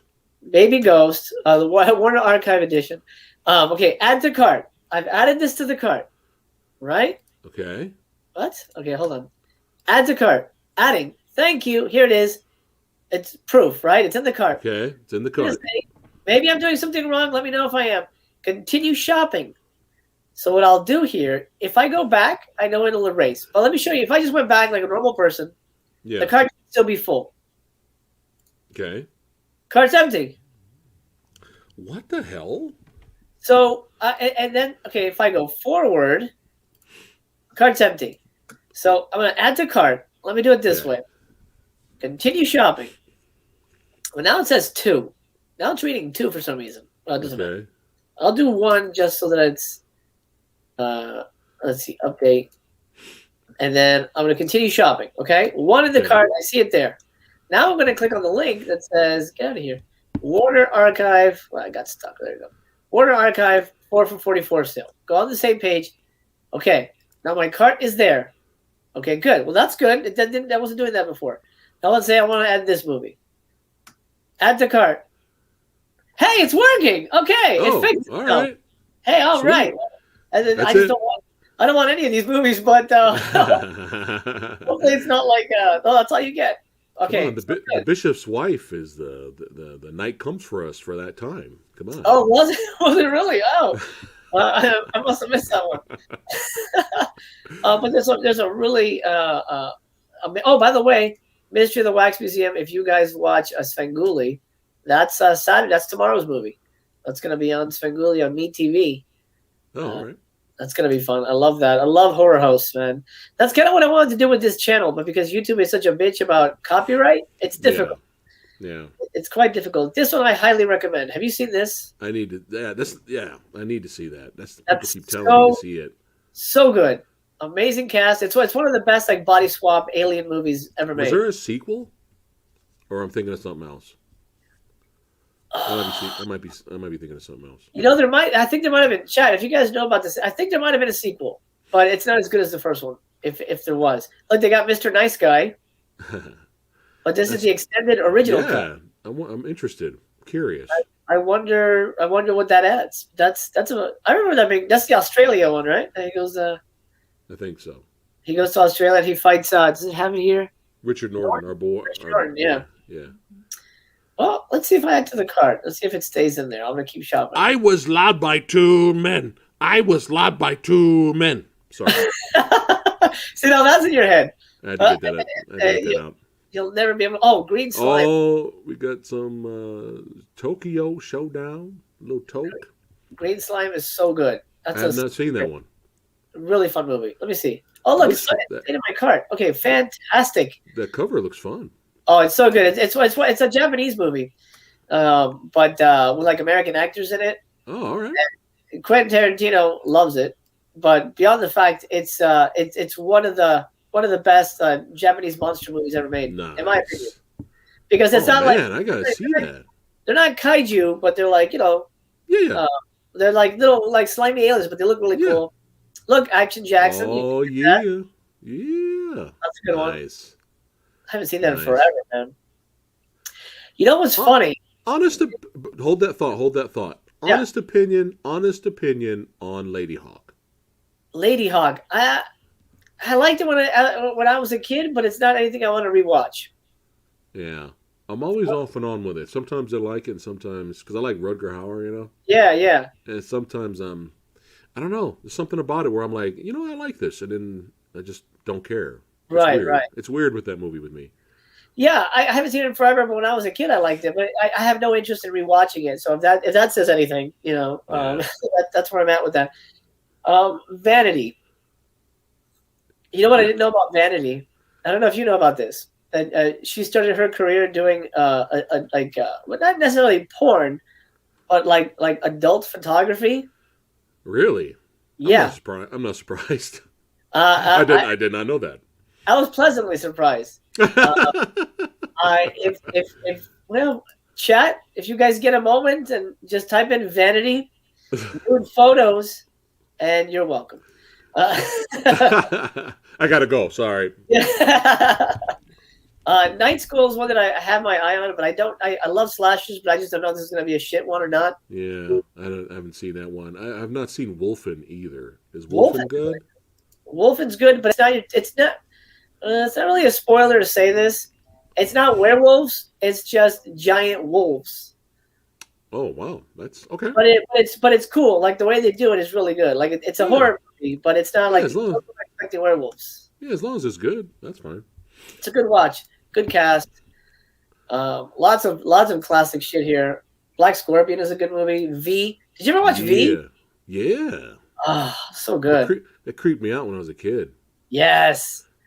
I noticed the good V series is on Blu-ray. I noticed the TV series is not on Blu-ray.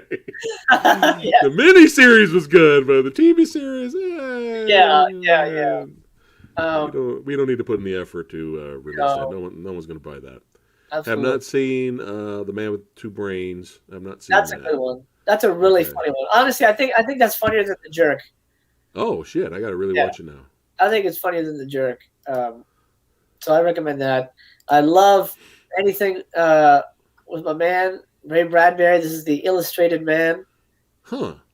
This is I don't think it. I mean, the book is short stories. Fuck, have I not seen this? Crap, I might not have seen that. I might have to get that. I've read the book, but I'm trying to remember the movie, and I don't think I have seen it. Oh, okay. I have a friend who loves this movie. Have you seen Fearless? I have not. I have not seen that. It's good. It's a drama, but Peter Weir directed it, and so cool. it's a pretty wonderful movie. All right, what is that, Doc Savage? What is that? This is one of the early comic book movies, man. Doc Savage. How old is that? Let's see. I've always been fascinated with that character. I was like, who is that? 75. Is it any good, though? I don't know. I have a friend who his dad loved it, so I can Doc check. Savage. Check it. If you guys have seen Doc Savage, let us know. It's based on the Doc Savage books. Uh-oh, Sexy Sumo's in the chat. Where you at, man? I'm gonna switch over.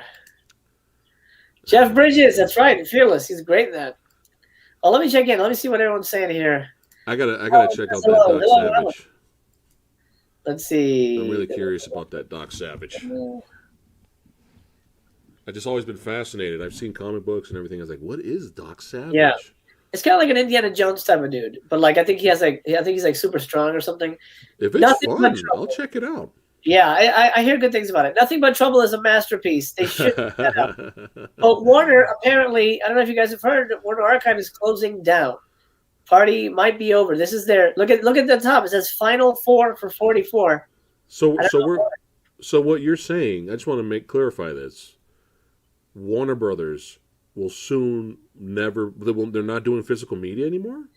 That's the rumor. The rumor, at least Warner Archive, as it exists, because some of these are like burn on demand kind of things. Okay.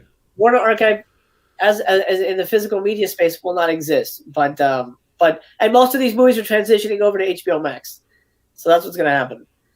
Dude, you know what that means, right? That means, for example, Doc Savage is going to be like $300.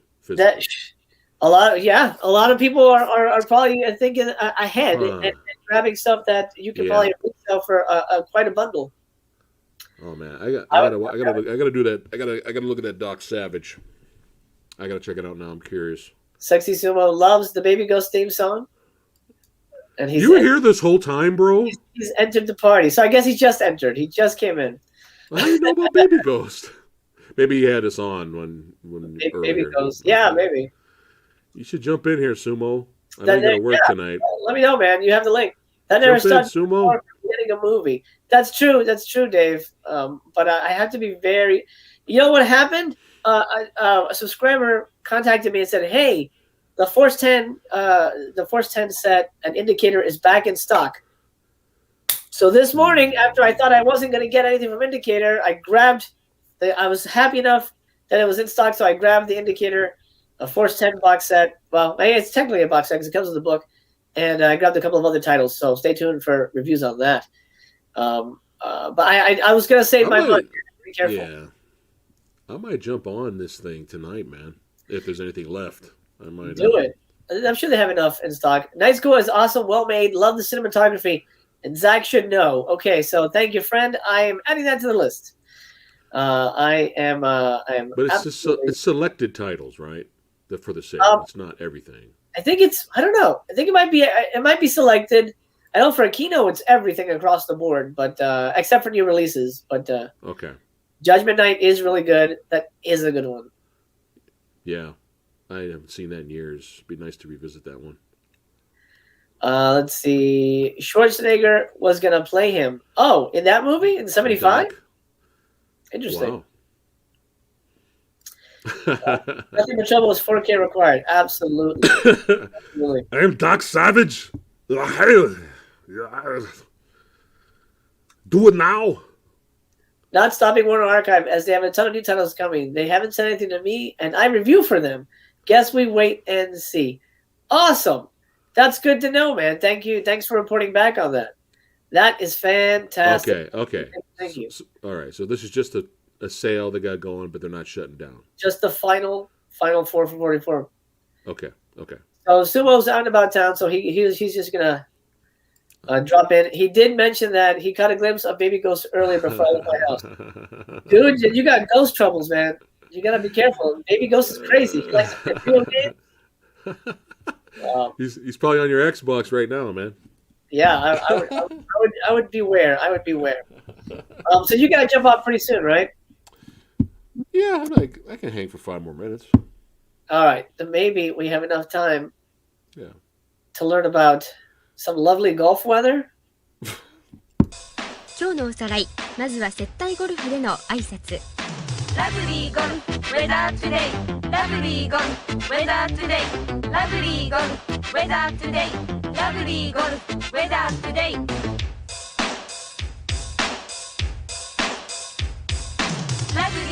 ラブリーで構えてゴルフで腰をひねって、ウェザーで構えてトゥデイで腰をひねって。Lovely golf weather today. 接待ゴルフでのボールの行方、フェアウェイの真ん中なら It's in the middle of the fairway. It's in the middle of the fairway. It's in the middle of the fairway. It's in the middle of the fairway. 接待ゴルフで飲み物を勧める場合 Would you like something cold to drink? Would you like something cold to drink? Would you like something cold to drink? Would you like something cold to drink?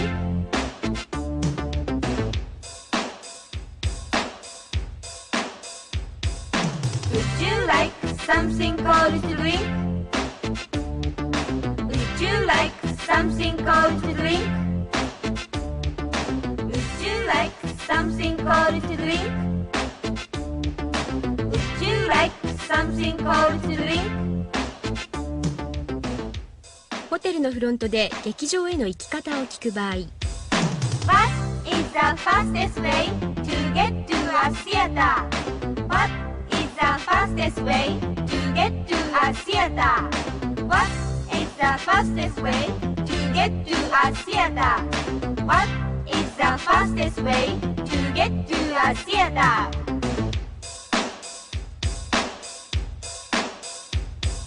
What is the fastest way to get to a theater? What is the fastest way to get to a theater? What is the fastest way to get to a theater? What is the fastest way to get to a theater? パーティーに招かれた時のお礼の言葉 Thank you for inviting me tonight. Thank you for inviting me tonight. Thank you for inviting me tonight. Thank you for inviting me tonight.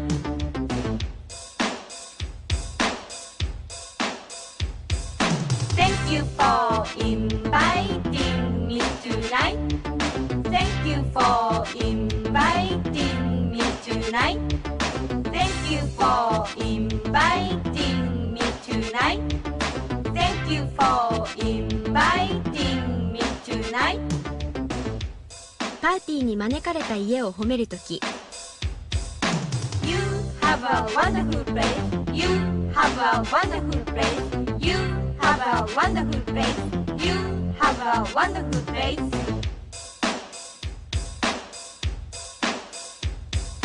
You have a wonderful place. You have a wonderful place. You have a wonderful place. You have a wonderful place.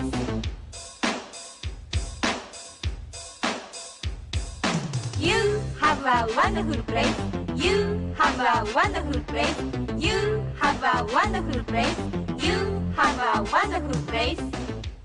そろそろ帰らなければそんな時には I'm afraid I must be going. I'm afraid I must be going. I'm afraid I must be going. I'm afraid I must be going.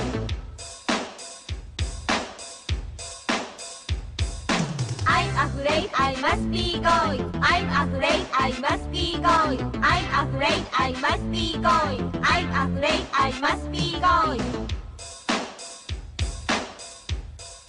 それでは来週もこの時間元気な筋肉たちとお会いしましょう Okay, I think that's enough of that. That's kind of perfect. As we sign you off, we're gonna bring in Killjoy Jake. Hi, how you doing? What's up, Killjoy?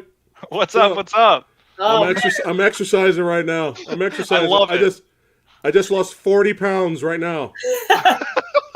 I thought you were serious for a second. I was like, oh, for real? Okay. No, I love it. I love it. Welcome to the party, pal. Thank you so much for stopping by, man. I'm honored to have you here. Oh, yeah, All man. right. It's going to be a blast. I'm excited. All right. I have to hang Never out. mind, you're taking off. Thank you so much for hanging out, man. I appreciate it. Yeah. Thanks for having me. As always a blast. Until next time. And Killjoy, we'll talk later. Oh, yeah. Nice meeting you, man. Have a good one, guys. All right. Take We'll care. see ya. All right, later, buddy. Guys, please follow Samurai if you haven't already. He's amazing. All right, my dude. I'm going to ban you. No! You can exit out, right? I've never let anybody go. I don't know how that works. Just kick you out? Okay. That's all right. Yeah. Kick you out. Bye. Okay, he's gone. Jake, welcome to the party, my friend. How are you, sir? I'm doing good, man. How are you? Good, man. I'm stoked. I've been going 250 days daily. It's exhausting. I feel it, man. I feel the grind. Man, it is a grind, but we're having some fun. I'm glad you're here. We're gonna be talking. Obviously, we're gonna be talking Scream. I got my Ghostface over here. I've got so much random Ghostface crap. I got a Ghostface like rubber tie. I've got like a little safety light. I grabbed all that crazy shit. Oh, nice, man.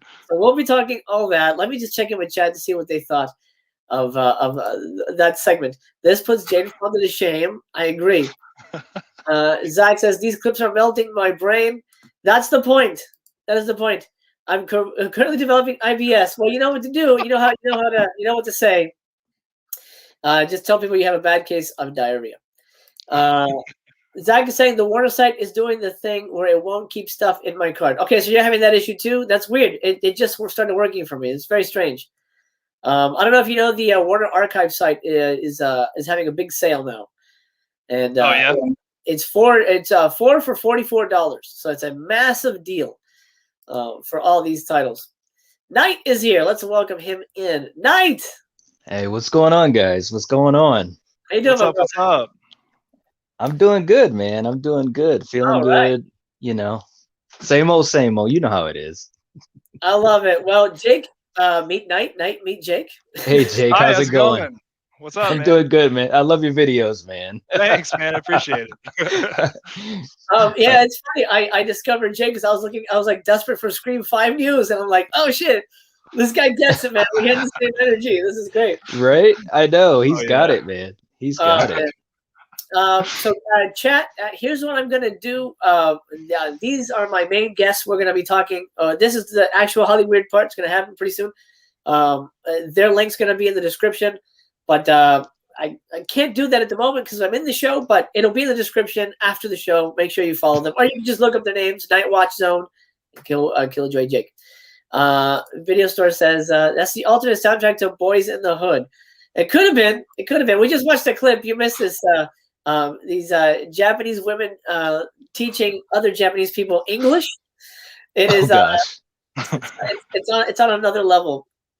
I was laughing my ass off watching that. It was pretty good. Nice. Amazing. And later, I'm gonna rewatch. It's a rewatch, but I gotta show you guys the scariest movie ever made. It's gonna freak you out. Oh man, I can only imagine. Chat might know where I'm going with this. I already showed it to them, but you guys need to experience it. Let's see. PS30 says, I also lost 40 pounds. Yes. At the indicator sale. I hear you. Nice. PSG is gone, but we will pass on the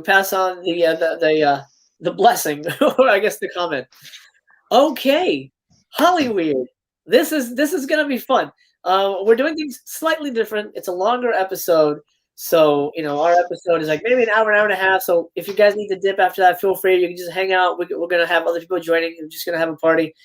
Welcome to it. Welcome, Knight. I'm happy you're here. I'm glad that since I was on your channel, I'm glad we were finally able to reconnect and have you here, man. Right. Absolutely, man. Absolutely. Feels good. So I'm going to keep I mean, I already told Jake we're going to be talking Scream, so he knows. But I'm going to keep most of the stories a surprise. They all have a theme, but what we'll do is, before we get into the stories, should I? No. Oh man, what should I do first? You know what? Let's kick it off. This isn't the scariest clip, the scariest movie, but this is one of the freakiest things I've ever seen in my life. And since we've become fast friends, you need to experience the horror with me. Lollipop, where are you? I'm over here, Aunt Dee. Over where? I'm over here under the tree. I'm laying down. What are you doing over there? Oh, Aunt Dee, it's wonderful. You've got to come over here. God is speaking to me. God is doing what? That's what I said. God is speaking to me. Lollipop, I don't understand what you're talking about. Uncle Sam is waiting for us. Kids Jamboree has started. Oh, Aunt Dee. What? I never knew you were that tall. That's because you're down there and I'm up here, and what are you doing down there? Aunt Dee, God is speaking to me, and you can't interrupt God. What is it? Oh, what do you see no. now? Is God going to tell us something again? I think so, Aunt Dee. Oh, it's a dead baby bird. Oh, that is sad. Oh. Oh, look at that. But you know something? I think God can speak to us through that little dead bird. You know why? Why? Because God says that he knows every time a little tiny bird dies and falls to the ground, and how much more he loves us and cares for us and takes care of the baby bird, and don't let those ants bite. See, the ants are God provided too, so it would eat dead things and we wouldn't have dead things all over the earth. And so God thought of everything. But you know what he's saying about the baby bird? He loves the baby bird and he provided food for it. But he says, how much more I care about you more than even that little bird, because I provide everything for you and I love you. So God's speaking to us even through a little dead bird. Well, Aunt Dee. You know, I think you've got a good idea being out here letting God talk to us. I think so, too. What the hell? What is... The whole time I was watching that, I was just thinking, is this leaked footage from It Chapter 3? Yeah. Right. That's even better. Oh That's my- even better. Oh my god. Wow. I was just waiting for the shoe to drop. You know, it's one of those things where I think the clip said clown. God speaks to a clown. I'm like, what? And I watched him like, who thought of this? Who shot this? I go, oh, this will teach kids about God, and like, you know, God is everywhere. Why are they clowns? What? It's just so strange, man. It's so many bad choices. Yes. Yes. There were bad choices. God says, clone ladies on the grass. And it wasn't him talking to her either. Oh my gosh. Wow. How many current? Yes, that's a good way to put it. Biffer says, hi nights. Yes. What's up, Biffer? Oh my God. It's one of those things that leaves you dizzy. Like, what the hell is happening? What world is this? Right. Oh yeah. Oh man. Okay.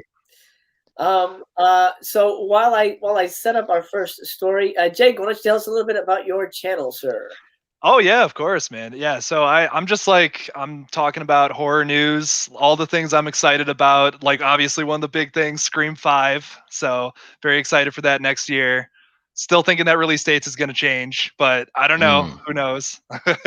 Very excited for that. Yeah, just check out my channel if you want to see like updates on exciting upcoming horror films. You know, that's my vibe. But I will say this: Jake is a liar because he says he doesn't have friends. But he does have friends. I know. I love that, man. Every time I watch one of your videos, man, I'm just like, oh, that's great. I love that. Yeah. You liar! I'm your friend. I yell at the screen. Here's me. Knight, tell us about your channel, pal.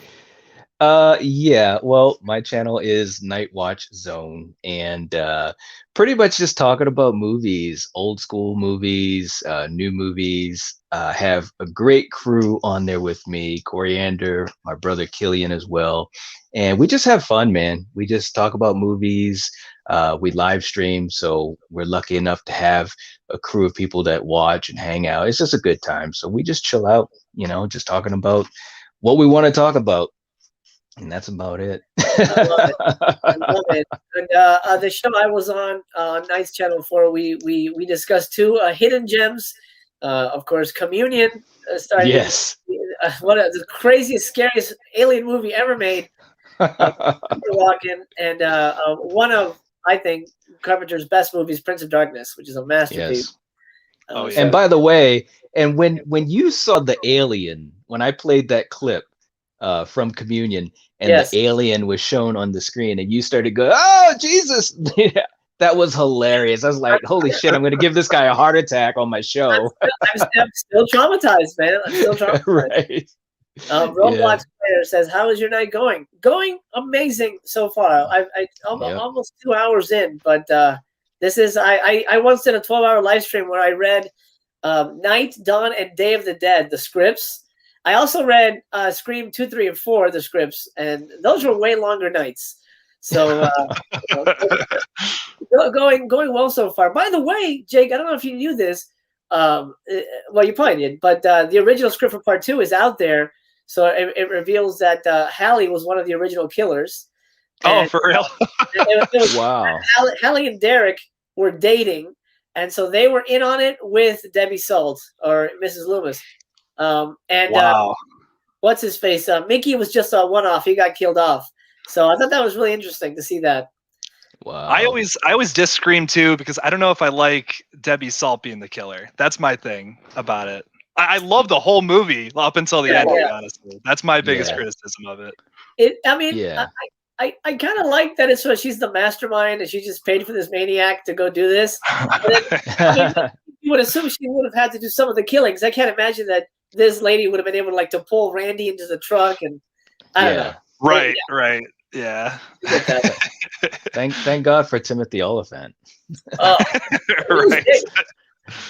Who'd have thought that he would be such a unique actor? Like the stuff he's doing now, you're like, damn, this guy's amazing.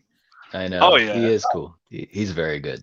Biffer says, Nightwatch channel reviews the biggest blockbusters. I never miss a show. There you go. Thanks, Absolutely. Biffer. Video store review. I hope Marco returns. Me too. I hope they keep. Right? I honestly, I hope. I'm blanking on the name of the DP, but I think they switched DPs. But I was like, I want the same DP. I want Marco. I got an LP signed by Marco. He was a really nice dude.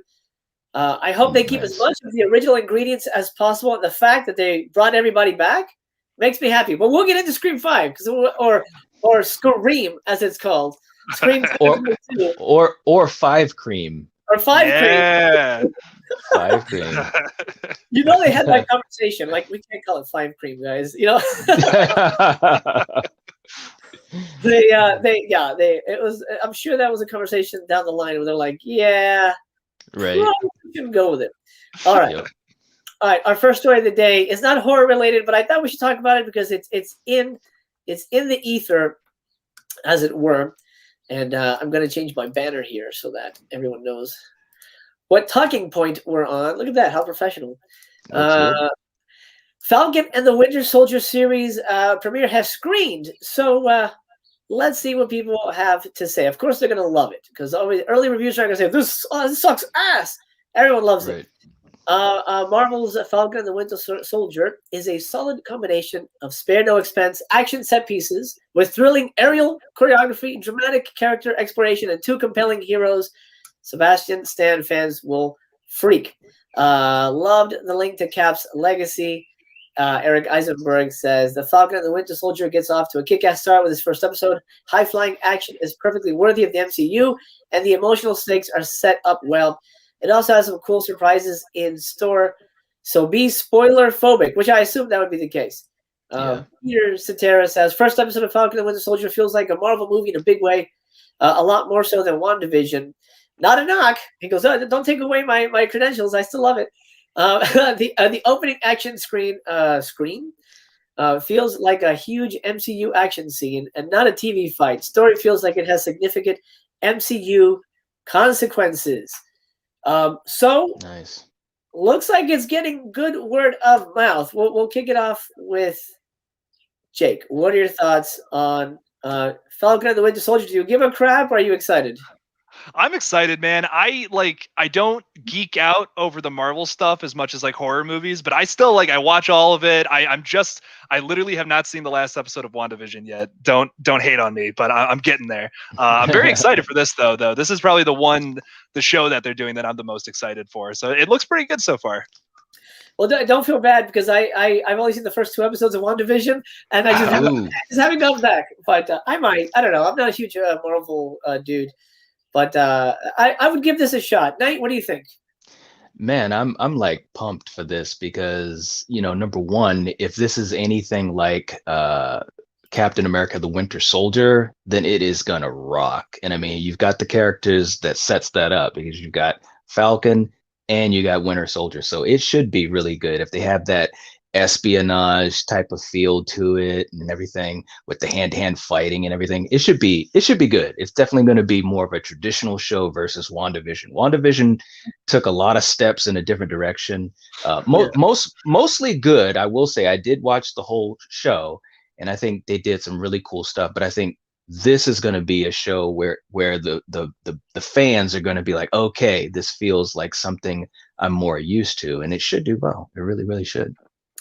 Yeah, I mean, we'll see. I don't know if they've mentioned if it's going to go beyond a season 2. I haven't seen WandaVision, so no spoilers. So I don't know if that's even going to have a season 2. I think if anything, Falcon and the Winter Soldier, if anything, all of these feel like a stepping stone to the movies. Like this is just sort of like filler episodes in an anime, just so you can get to like the real stories, Yeah. Yep. Oh yeah. Yep. I don't know, but I'm up for at least watching the first 2 episodes, like I did with WandaVision, and I will eventually finish it. Fett, one day. It's just so much, man.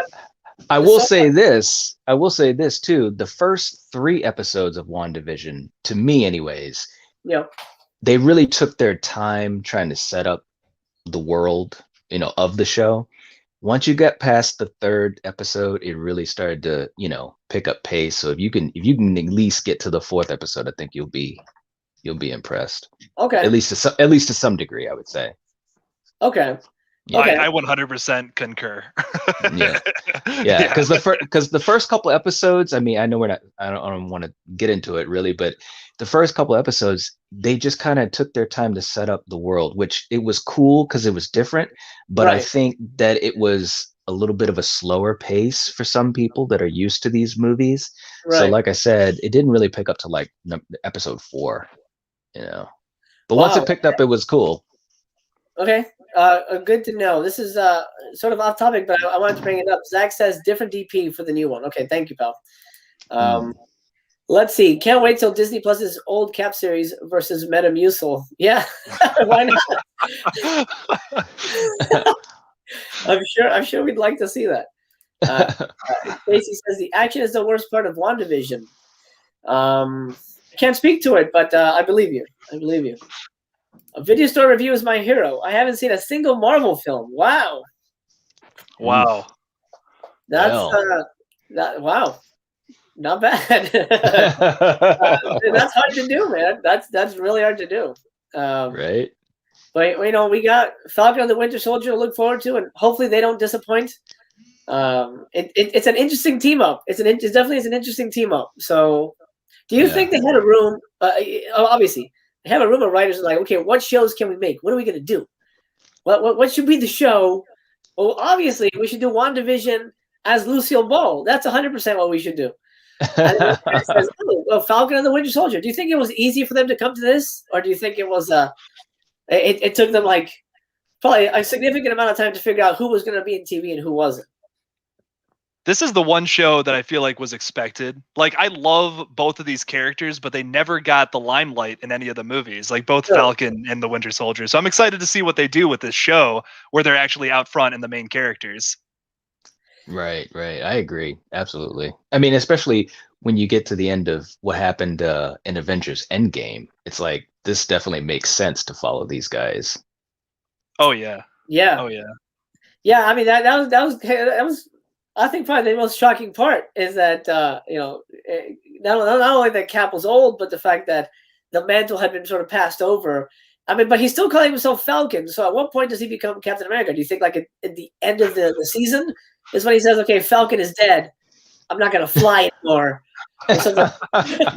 I don't know. I think it depends, man, because in the comic books, this happened, and he got the mantle, and he called himself Falcon for a little while, and then eventually was called Captain America. But with these movies, they follow the comic books to some degree, but they also make little changes. So it'll be interesting to see how they go. Fett says they should make Falcon, Winter Soldier, and Mr. T. Sure, just throw him in there. Just throw him in there. Why not? You never know. You never know what's going to happen. Okay, our next story is we're going to stay in the realm of television. Actually, no, I'm sorry. Superheroes. We're doing superheroes to kick things off. Now, let me get my banner going here. Here's something that I'm excited about, and I want to get your take on it. Snyder Cut is here. Well, it will be. And in actually less than a week. It'll be here next Thursday on the 18th. I'm very excited for it.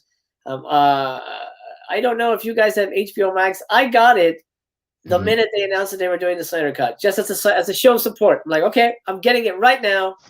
And I've watched a couple things on there that, Lovecraft Country and things like that I liked. 30 Coins is amazing. But I haven't watched a lot of movies on it. So here's the release schedule. Well, before we get into the release schedule, let's start with Knight. Knight, are you excited for Snyder Cut? Yeah, man. I mean, I could geek out about that for a long time, so I gotta hold myself back. But I'm really interested to see, what Zack is gonna come up with, because obviously the theatrical version of Justice League was not what he intended, and they really only used, from what I understand, like 30% or so of what he had filmed. Yeah. And so it's going to be interesting to see. I mean, this Snyder Cut is 4 hours long, so that's a lot of movie that we did not see from the theatrical. And just to be able to have more character development, I think in and of itself will be something that's going to be a positive over what we got in the theatrical. So I'm pumped, man. I really want to see what he comes up with. Nice. And do you have HBO Max? Yes, I sure do. Nice. Oh, that's right, because you reviewed Lovecraft Country. That's right. Yes. Yep. That's another one I haven't gotten back to. Damn it. That's a good show. Yeah, it was. I'm most excited. I'm a Superman guy, so I want the black suit. I can't wait. I can't wait. Jake, what do you think of the Snyder Cut? I'm excited for it, man. I once again, superhero stuff isn't exactly my forte, but I am very excited for it. I saw Justice League a long time ago, when it came out, and I haven't watched it again since. I remember being about it. So hopefully this is an improvement. That's the big thing I'm looking for in this.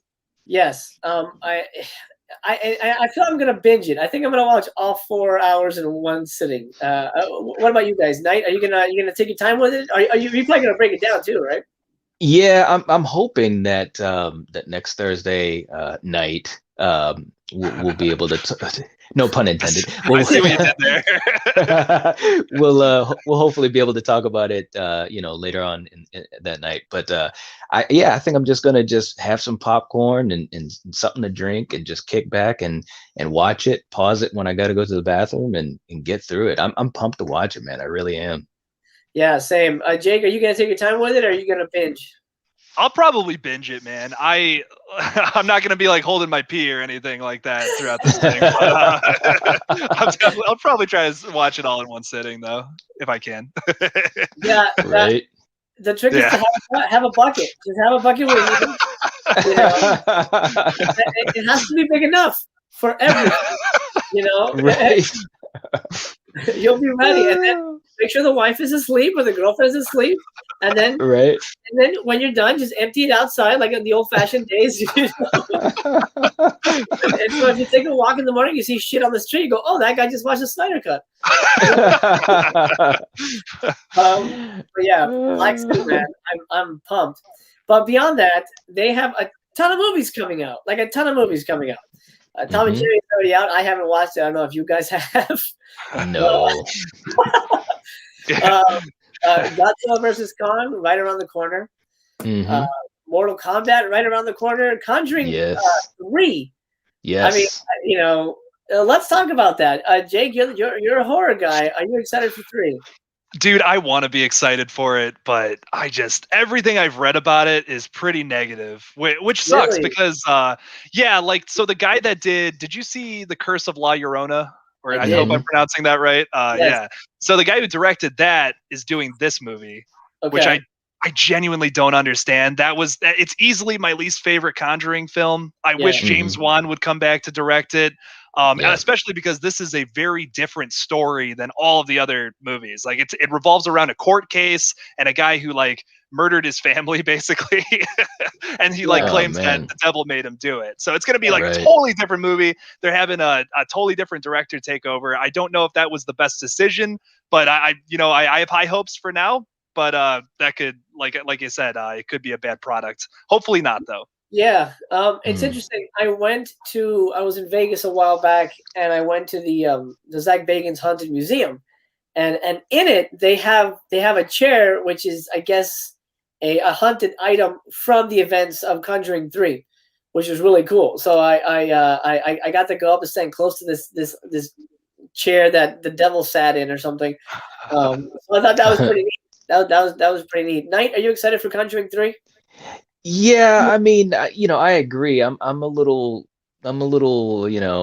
skeptical of having the director from La Llorona doing it.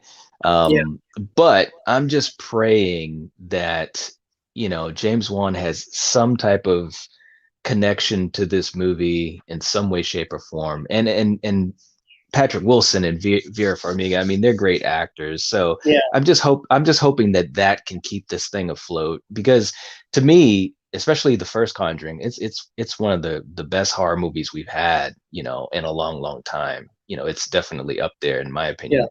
And the second one was great as well, especially for a sequel. So I'm just hoping that the quality on this one doesn't dip too far down.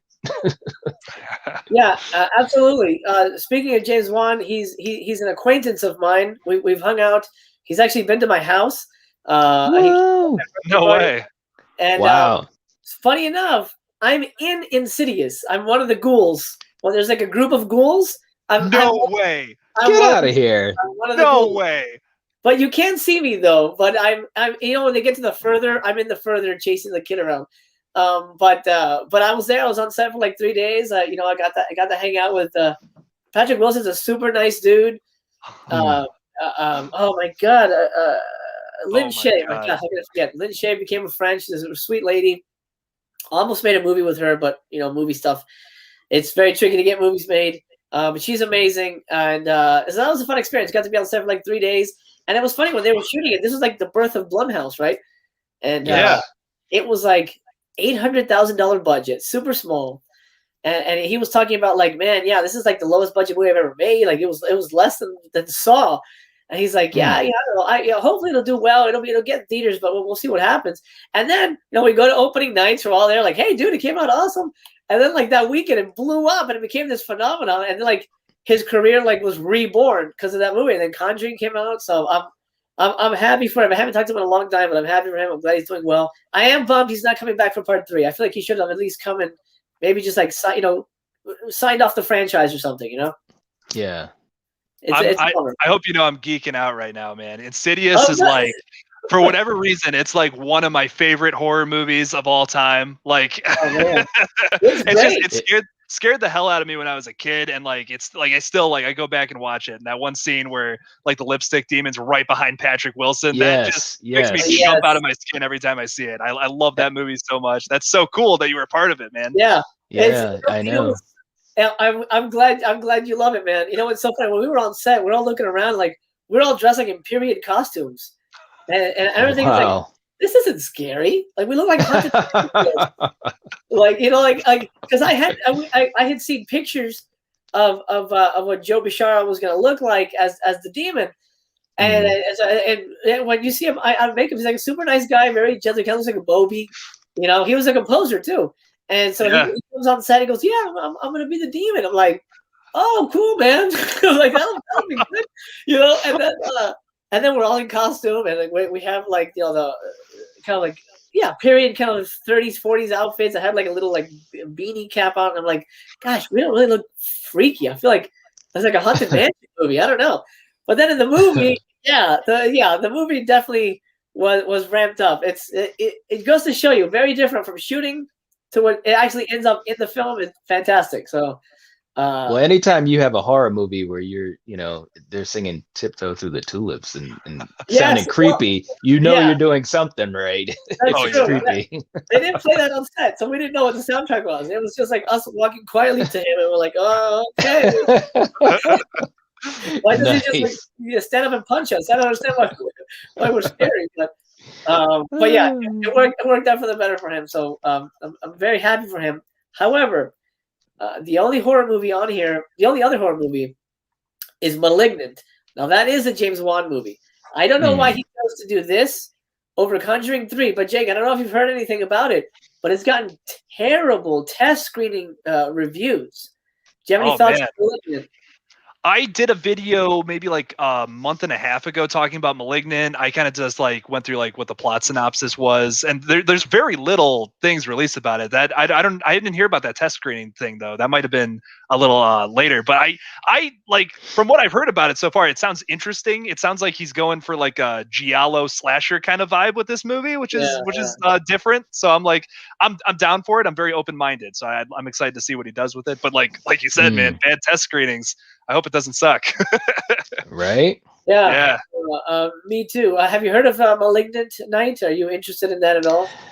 I have, and actually, I was thinking to myself, geez, it's kind of weird that he was doing that over Conjuring 3. And I was thinking to myself, James Wan has shown himself to be fairly smart, in the biz and adaptable, because he was great I thought he did a great job with Aquaman. I thought he did a great job with the Fast and the Furious. So I was thinking to myself, this movie has to be really good if he's doing this instead of Conjuring 3. But I guess we're gonna have to wait and find out. I hope it's good. We will indeed. And let's talk about a couple other movies. I mean, they're not horror, but they're definitely fantastical. I'm familiar with the Dune film, of course, that David Lynch made. I've read the book. I'm not 100% of a fan of the source material, but I'm interested in seeing the movie. I love the director. So let me take the temperature of the room. What do you guys think about Dune? Let's hear from Jake. I'm excited. Yeah, I'm kind of in the same boat, man. I was not a huge fan of the original. I will see it though, like for sure. I try to see everything like that's got a lot of popularity. I remember when the trailer came out for this, like all of film YouTube was talking about it. So I'm definitely gonna check it out for sure. Gotcha. Night? Yeah, I mean, I watched the original when I was a kid. It's one of those movies that was just so out there that it kind of stuck with me. The trailer looked good. I like the actors in it. I'm a big Oscar Isaac fan. I absolutely love Rebecca Ferguson.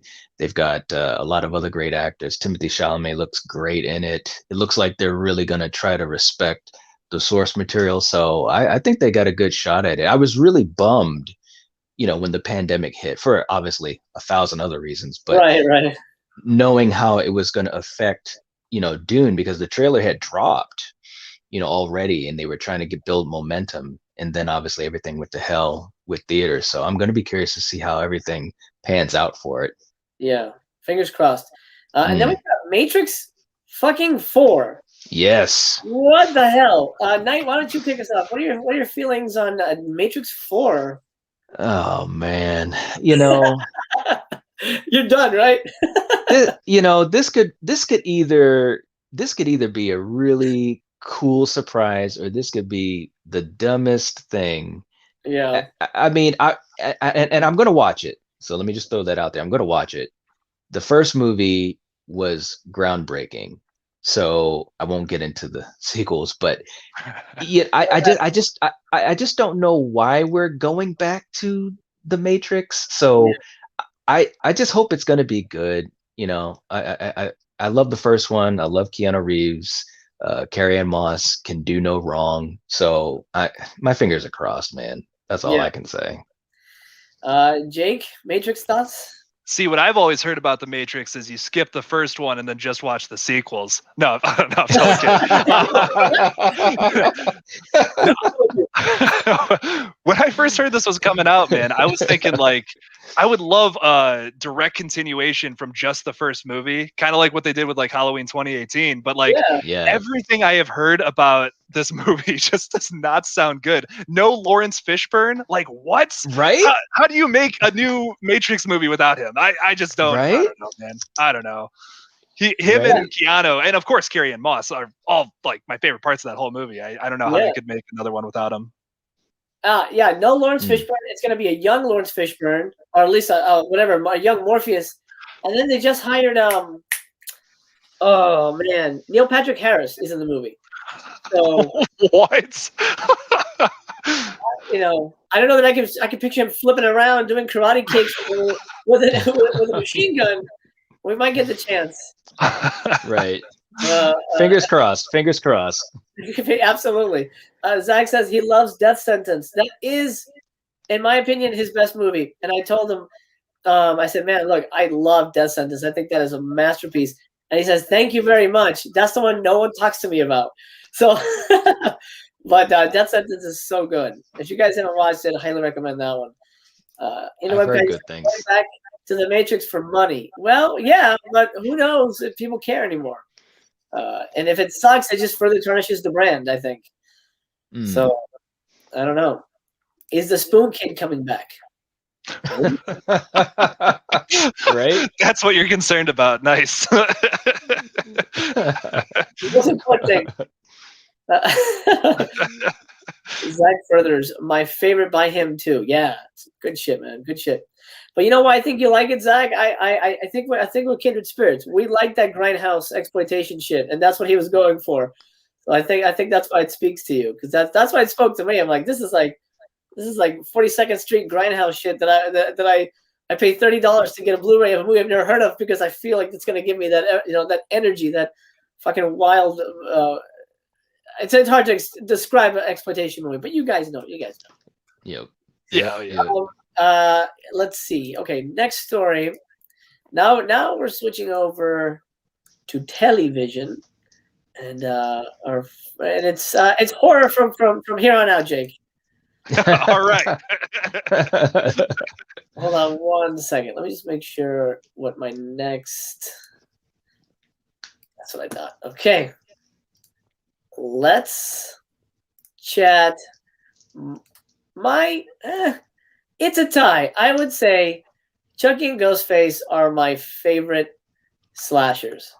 Since I was a kid, Chucky and I have been together. I remember watching it, and it was just, because I love Goonies and Monster Squad and shit like that. So the fact that you get a slasher with a kid hero, what a badass idea. And it is a masterpiece series, except for Cult of Chucky, but we won't get into that. Even Seed has things in it that are interesting, that I thought added to it. But it looks like we're going to get a TV show. It's in the works currently. Yep. They're casting up. This is I don't know what this is. This is a picture that was dropped. I don't know if that looks like proto Chucky, teenage Chucky. Are we going to see young Charles Lee Ray? Wow. This was just announced because Barbara Crampton, which is a friend of mine, we made a movie together. She has apparently been cast as Charles Lee Ray's mom. Whoa. Jake, what are your thoughts? Oh my God. Well, that just blew my mind, first of all. Yeah.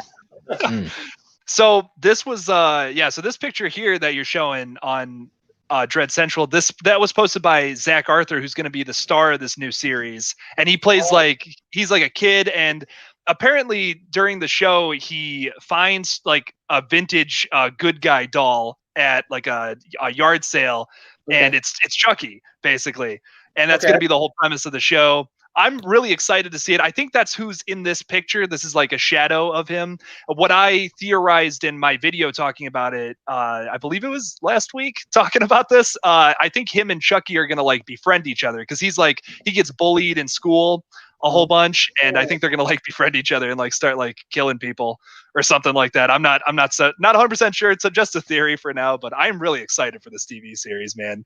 Every little update I try to post about it. So yeah, I am too, man. I'll tell you what. When I had an agent at the time, this was before the pandemic.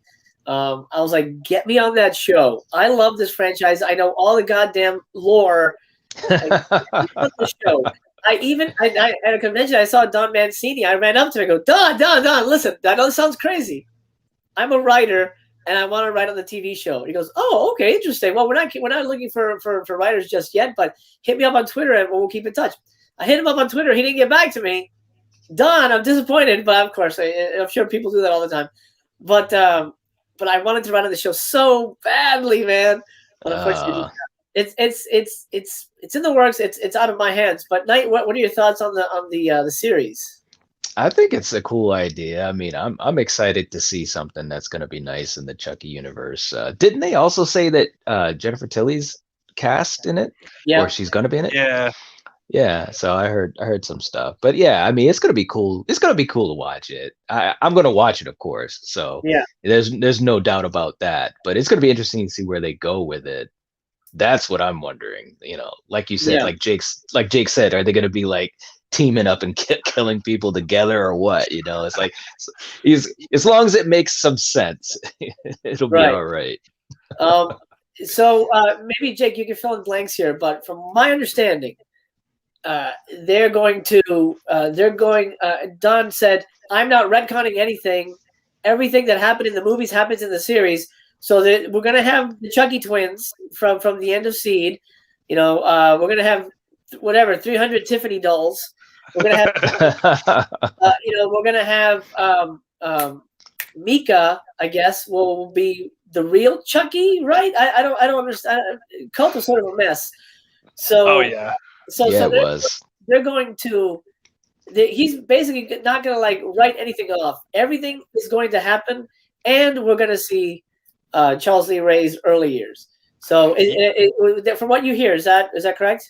Yeah, man. That's the really interesting thing about like just this whole franchise, really, and this TV show is it's all one linear story, even though the tone just is all over the place. Like Bride of Chucky and Seed of Chucky are basically just comedy movies with blood and guts. Yeah, and then you got Curse and Cult that are like, they kind of go back to that like slasher style. But like you said, Cult is a total mess. Couldn't agree with you more there. I am very excited to see what they do with this because apparently Chucky's back in the doll somehow at the beginning of this series. That I'm sure they have a lot of explaining to do.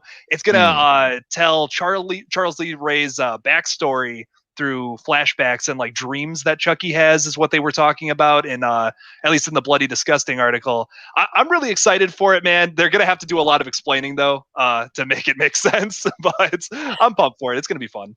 Yeah. You know what's really cool about this, and it's funny because we're going to be talking about the Scream TV series in a minute, is that I love Chucky, I love Ghostface, and we never got Scream. The Scream TV series was not a direct continuation. So imagine if we got, Nev and Courtney and David in a TV series continuation. How interesting would that have been? And I mean, I guess it would have been difficult because it would have been the slasher of the season type of thing. But with Chucky can go in so many unique directions because he is a possessed doll. But you get the room to explore all this shit. Like, how is there a voodoo for dummies that actually works? Like why? Whatever happened to the twins? Was that just like a haha? Then we're never going to talk about that again? Because that's what it felt like when they released Curse. It was like, oh yeah, let's just forget that scene happened. But then you see that it sort of pays off and it's sort of in continuity.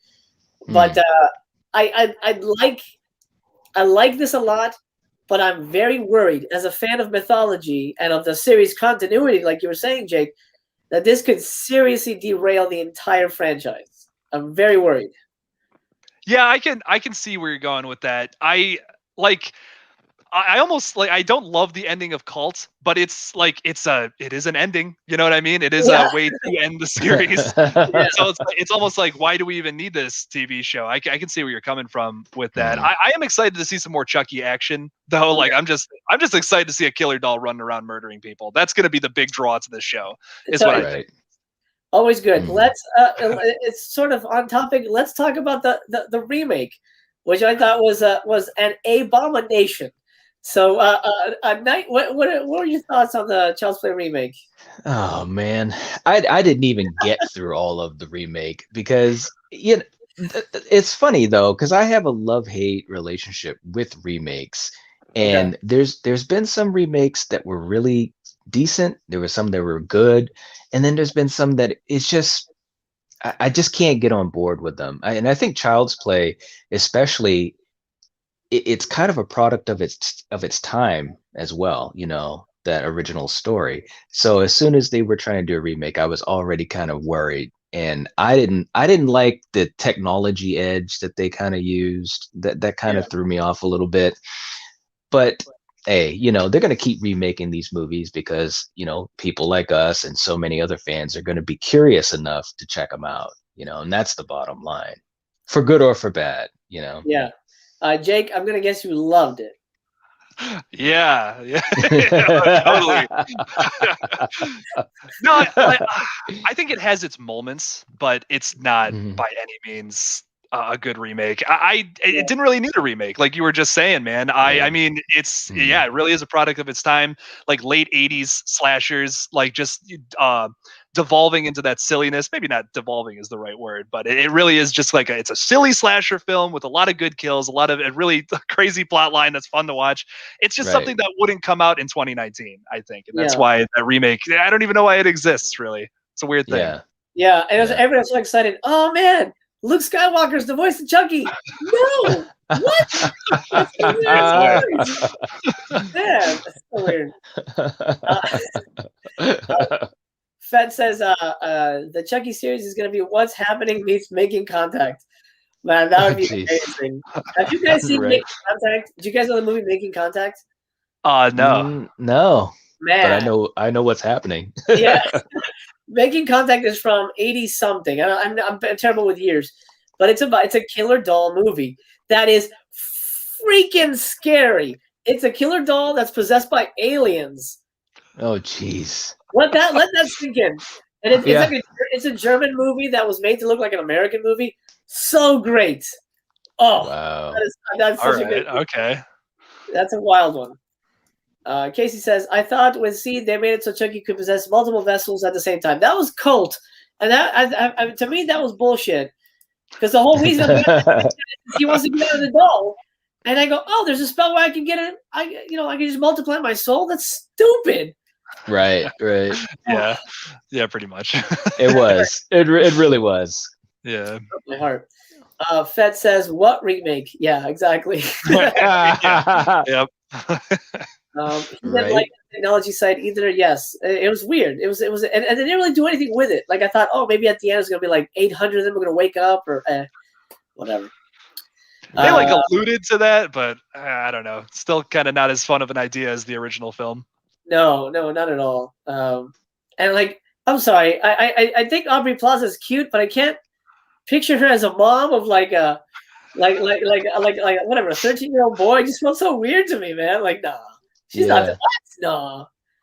I mean, I think I'm older than her, and my oldest is 12. So I don't know. I can't buy it. Am I older than her? I think I am. We might be the same age. Doesn't matter. Beside the point. Just Dave says it would have been better if it wasn't called Child's Play. Yeah. Call it robot baby. I don't know. That's something. Yeah. NNN Horror is in the house. He rocks, guys. Go check out his channel. Nobody liked the Chucky reboot except me, and he's booted. Don't go check out his channel, everybody. So I guess I'm easily impressed. Like the time I saw Abraxas. Oh man, even Abraxas is a better movie than the Chucky reboot, my man. Why have I not seen it? Making Contact? Zach, go see Making Contact. I think it's an early Roland Emmerich movie. I think really good, fucking scary movie.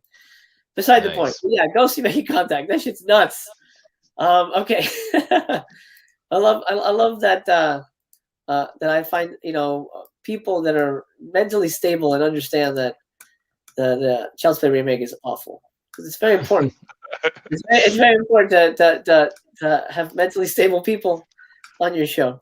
Here we go. Let's talk Cthulhu. This is interesting. This just popped up today, as far as I know. Actually 15 days ago, but I just saw it today. But anyway, Spike Lee, I guess, is a fan of Lovecraft. He's producing a new Cthulhu horror movie for Netflix.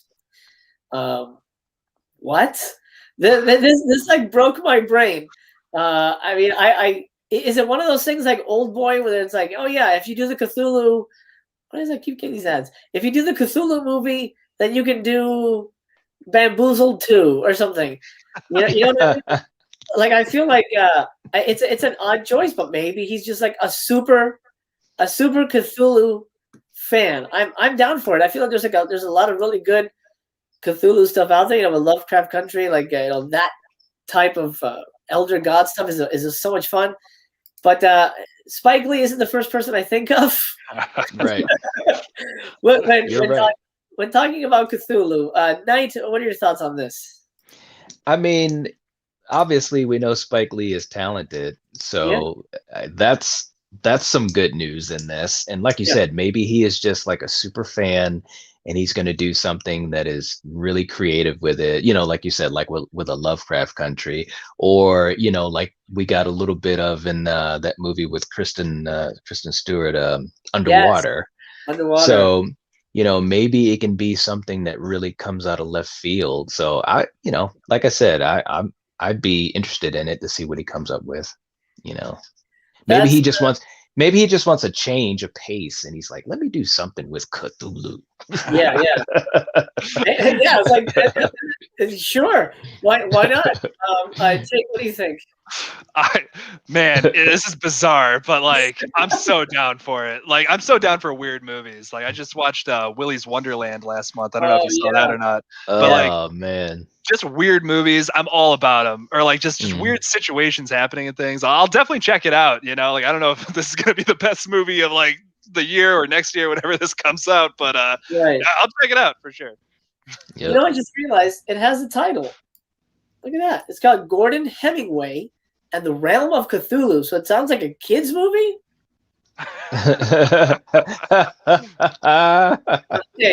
Okay. The film follows a Black American adventure hero who teams up with a fearsome Ethiopian princess warrior to rescue her regent from a mystical ancient evil force. Wow. So are we getting the Black Lord of the Rings here? This is kind of cool. This is actually even cooler than I thought. That's what it sounds like. Dang. It's a lot more epic than I would have thought. Right? I know, exactly. But with this title, Gordon Hemingway, that doesn't sound like a badass, like, oh yeah, I'm Gordon Hemingway for Halloween, you know? Right. Or maybe, I mean, I love that idea. I really like that idea, actually. Yeah, because we've never had a sort of a black sword and sandal fantasy movie. That could be really interesting. It could be, yeah. If that's what it's going to be, absolutely, it could be interesting. Yeah, I hope it's not like Lord of the Rings, like Shaft with Lord of the Rings. I don't know. It could so easily fall into that like trap. But it's a Spike Lee. I mean, unless you would do it like as a wink, wink. But I don't know. That's quite interesting. That's quite it is. Fed says Lord of the Blings. I don't know. It's we'll have to see. We'll have to see. Oh, off topic. Right. Psycho Gorman. Yeah, we'll talk about Psycho Gorman in 1 second. Actually, it's funny you brought that up. But Spike Lee is bringing us some medieval shit to Netflix pretty soon, and I'm down for it, man. I love that. I didn't love his Old Boy remake, but I'm a fan of the original. I'm down for somebody like him taking this kind of concept. I mean, he's producing, he's not directing it, so who knows who directs it. But I'm down for that sort of that brain getting behind something like this and giving it something unique. I think we need that. I'm up for that. If it's anything like what Jordan Peele helped out with Lovecraft Country, it's going to be interesting because Jordan Peele was producer on Lovecraft. So that's true. Sam Jackson is going to be Cthulhu. That is man. I just rewatched Coming to America, and I forgot that he was in it. Sam Jackson is in it. He's like he robs the McDowells, and yes, he does. Even that was probably like his first thing, but even back then, the way he says "motherfucker" is so perfect. It is. It's like it is made for him, right? It was, man.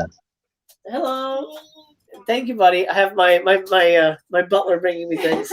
Hey, can you hand me the booze? I can't find it. Oh yeah. The fireball. Sorry, I need some energy to keep going here. Thank you very much, Mistress Chaos in the house. Okay. What the hell are we talking about? Yeah, the way he says "motherfucker" is just so perfect. It is, man. He's great. He's great. So we'll see. We'll see if we'll see how this turns out. But I'm excited. Speaking of weird shit, Jake, you brought up Willy's Wonderland. Let's chat about that a little bit. Give me your take first. I'm curious what your thoughts are. I saw you wearing the shirt in one of the episodes, so I'm guessing you liked it. Yeah, I liked it. It wasn't exactly like 100% what I was expecting, like, and that's kind of a negative thing, but it was still like really fun. I compared it to Killer Clowns from Outer Space, if you've ever seen it. Like very similar vibes between those two movies, and obviously like Five Nights at Freddy's. But it was a lot of fun. Nick Cage doesn't say a word through the whole movie. That's not really a spoiler or anything, but it's really funny, hilarious. Yeah, a lot of fun stuff. If you're watching it with your buddies, like it's a great movie to just get like destroyed drunk to. Absolutely. Mike, have you seen it? I haven't seen it yet, but it's funny you said that, Jake, because one of my friends, he actually said the same thing. He said it reminded him of something like Killer Clowns, and I was like, holy shit. And I haven't seen Killer Clowns in a long time, but it sounds like a good time. And I also had heard that he didn't say a single word in the movie.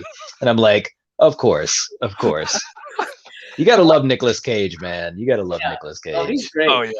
Oh, yeah. Zach says he'll watch anything with Nick Cage. Is that true? Because he's got a lot of direct-to-video movies that I will yeah, he does. away from. Yes, he does. Willy's Wonderland, I was going in expecting crazy carnage, and that's what I got, but that's all I got.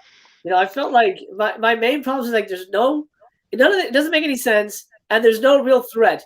This is not really a spoiler, but he can kill these things so easly that it's almost like no hassle. Like he's like the Terminator. They come up to me, he's like, okay, he's not even phased. Oh, a giant bloody thing. Oh, I'm just gonna punch it to death. And I felt like that was, like it's not even explained. Like there's this whole thing where he stops in the middle of what he's doing to like chug an energy drink and play video games. And you're like, okay, that's gonna pay off. That's gonna pay off.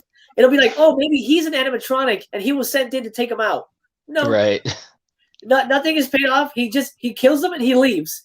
So to me, it felt very, I don't know, very like half finished. And I like Carnage, but you got to give me something else. And I don't know. I think Killer Clowns is a masterpiece, and I don't think Willy's Wonderland is anywhere near Killer Clowns. But I don't know. That's just my feeling on it. I was let down by that one. Yeah, the whole backstory of Willy's Wonderland is its weakest link, man. There was just they tried to explain stuff that like either didn't need explaining or wasn't interesting enough to hold my attention. Yeah, that was the biggest. And the characters, most of the characters sucked. Yeah, and then like, as a filmmaker and watching the movie, because I can't watch a movie like a regular person anymore. Because when you make a movie, when you write movies, you see behind the scenes. Nicolas Cage didn't talk because they didn't pay him enough. That's what it was. It wasn't like, oh, in the script there's no dialogue. Yeah, right. The script would have been like 60 pages. This is what happened. Hey, Nicolas Cage, we want you to be in this thing. He goes, okay, how much? Oh, we've got this much. That's not enough. But whatever. If I don't talk, I'll do it for that. And they're like, okay. And that's what happened. They basically, well, if he doesn't want any dialogue, that's fine. He'll just what though? We wouldn't be talking about it if Nick Cage didn't star in it though. That's true. They knew what they were doing. They Oh, knew yeah. who they needed in it. Yeah. That's true. It's funny though because Nicolas Cage, I mean, we know that he's a good actor. You know, that's the funny part about it is that he's got some movies that are his acting is like really, really nice, and then he's got movies like this where it's like, dude, come on, man. Did you really did you really need to be in this? I mean, I loved him in like Color Out of Space and stuff like that. I mean, I haven't seen that. Do you recommend that? yeah, I thought it was really, really cool. It definitely had some really trippy vibes to it. And I had heard a bunch about it before I had seen it. I kind of came to it late, but I'm glad I watched it. It was good. Very good, actually. Good to know. Casey says Vampire's Kiss is a masterpiece. And so is the Wicker Man remake. You know, have you guys seen the original Wicker Man? Yes. Oh yeah. That was when I started collecting. Early on, Anchor Bay put it out on DVD. You know, back in the day, and it was in this really lovely wood box. I'm like, oh, I gotta get that. It was at Best Buy of all places. Now they don't really sell that stuff. But right. I've never seen the movie. Complete blind buy. I brought it home. I've never had a movie shock me so much. Well, it since has been dethroned, but watching Wicker Man, I was like, wow, this movie is insane. And like the ending, oh man, I got chills. That is if you in the chat, if you guys have not seen the original Wicker Man, go see that. That's a fantastic movie. What movie has dethroned it for you for shock factor? Oh man, in terms of like horror that really grabbed me, horror that somebody who's seen thousands of horror movies and lives in a world of horror, I would say Train to Busan, most recently. That movie, here's the thing. Horror doesn't make me cry. Train to Busan is the only horror movie that had me in tears. That's power, man. That's real movie magic. Dude, that one and the sequel, they both made me cry and they made me cry like a little girl, man. For sure. I'll say this one made me cry for different reasons, though. I was not a fan of the Fast and the Furious take, but yeah, Train to Busan is a masterpiece. I think that's such a worthy movie. I left being like, fuck, man, this is real. This is or the Wreck franchise. Those are so good. Very underrated. Yeah, it is. It really is.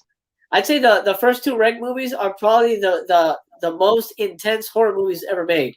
Like they're like non-stop, man. That's hard to do. Absolutely. Let's see here. Interweb Kaiju says Color Out of Space is good. And Justin says Mom and Dad was crazy. I haven't seen that one either. I hear good things. I heard good things about it too. I haven't watched it yet either, but it's on my list. It's pretty crazy. I watched a bit ago. It wasn't bad. It's crazy. Yeah. Okay. Internet wants us to discuss Psycho Gorman. Excuse me. I loved it. I was so shocked by this movie. I was expecting something super cheeseball, and it was. But the writing, the acting, the effects, it's almost a perfect movie. That's my 2 cents. Who's seen it? I haven't seen it. Jake? Yeah, I saw it. I don't know if I'd describe it as a perfect movie, but no, it was crazy. It was a lot of fun, though, for sure. Oh, nice. Man, good stuff. Highly recommend it, Knight. You're going to have a blast. It's a good movie. Okay. That's what I've heard. I've heard some good things about it, so. Oh, it's so fun. It's so fun. Yeah. Here's what we're going to do real quick. We got 2 more stories, and they're all screen related. But before we do that, let's watch a little movie. Oh, no. Something. I've got a whole bunch of crazy crap here. I'm going to find the big thing.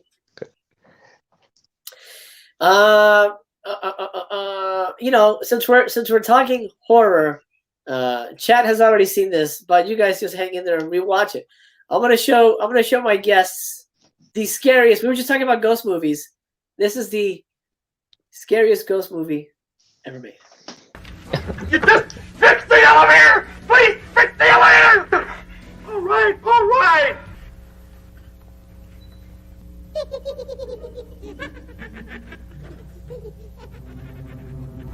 First the windows, then the doors, then the phone, Now the lights. What can possibly happen next? No.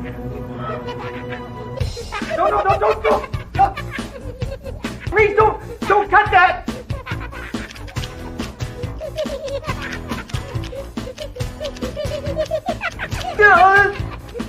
You little monster. You're gonna pay.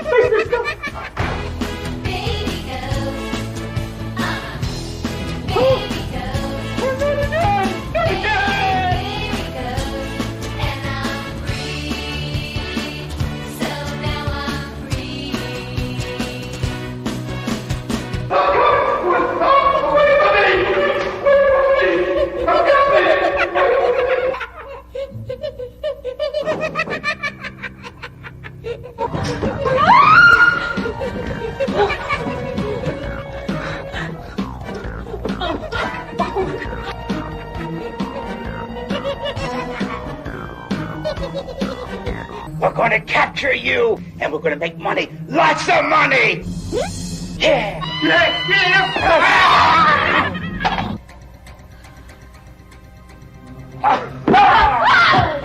Just what do you think you're doing jumping out at me like that? God, you could give someone a heart attack. I can't believe they pay you for what you do. Is this your idea of guarding the building?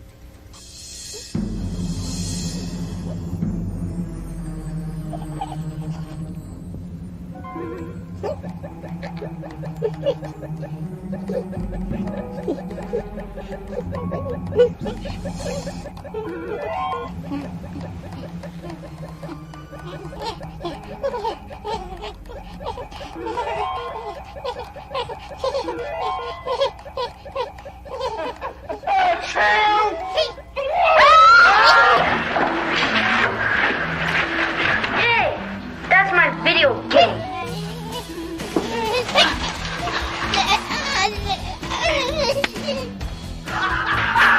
You did it! You did it! All right. My game. Broken. So this is how you treat other people's property. I demand that you replace it. Apparently you've been so busy doing heaven knows what, you can't take care of my son's things. Well, Mrs. Rodman, I think I speak for all of us when I say that shut your big mouth. Come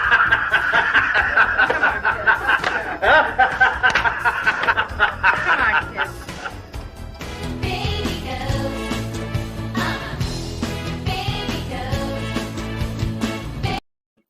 Baby Ghost. Oh, where's Night?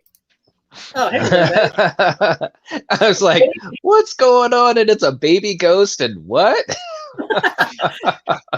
Baby Ghost, starring my pal Conrad Brooks, who passed away. He was one of Ed Wood's regulars. He was in Plan 9 from Outer Space and all those movies. And Joe Estevez, the Forgotten Estevez. That's the scariest movie ever made, right, guys? Can you agree? I think you can agree. Oh, absolutely. Yeah. There's no doubt about that. Can't argue with that at all. No, not Jake, at all. You know what you should do, Jake? For April Fool's Day, you should release a video. Hey guys, I've got some news on Baby Ghost, and then just show clips of this. Baby Ghost 2 coming out soon, man. Yeah. Right. Straight to HBO Max. So, yeah. I'm gonna try and find the full movie, and if I can, I'm gonna try and do a live watch along and invite you guys on. We can all experience it together. That would be good. That'll be yes. Yeah, it's we're having fun, man. We're talking crazy crap. It's Fed says that it does for ghosts what asses do for toilets. I don't know. I have to think about that one. That's an interesting one. And I'm a freaking Redbox user. Nicolas Cage has about 3 movies a month. Wow. I believe it. I believe it. No doubt. Yeah. That shit gives Mighty Morphin Power Rangers a run for its money. That was so whack. Yeah, that was quite whack. Right. That says that wasn't the full movie. No. It's about 80 minutes long, or maybe 70 minutes. But we get to know the characters because you want to know the fat guy, you want to know the other fat guy, you want to know the lady. It's important. Right. It's important to build these characters. All right. Well, since we just saw the scariest movie ever made, I guess we'll talk about the least scariest TV show ever made, in my opinion. Let's talk the Scream TV series. Now, I have sort of a history with the series. I had a convention a long time ago, and one of my guests was Bex Taylor Claus, however she pronounces it, from the show. She was one of my favorite characters on it. She was a short-haired pixie cut girl with the black hair. And as a Scream fan, of course, I gave it as much attention as I could. I gave it a shot. But ultimately, I was disappointed only because I felt it was just Scream in name only. However, there are 3 seasons, but there are 2 seasons with one cast, and the 3rd season, which I actually never even watched, with a completely different cast. Recently, one of the actresses, Carlson Young, this one right here, this bloody young lady, says about the cancellation. That was shocking. It was like, you got renewed for a 3rd season, then it was quiet, and we're like, what does that mean? And especially just the way the show ended, there are these cliffhangers, and I said, I don't know if it didn't feel wrapped up. Well, sorry, because it's the way she talks is a little crazy. Here we go. There are these cliffhangers, and I don't know, it didn't feel wrapped up. But when they decided to do the reboot, it was like, okay, and I was just sort of moving right along, kind of taking the entire experience with gratitude. And I even have a fraction to do with the Scream franchise. Okay, basically what she's saying is she's pissed that her storyline, her Scream, didn't get wrapped up, despite the fact that they had 2 seasons and a TV movie.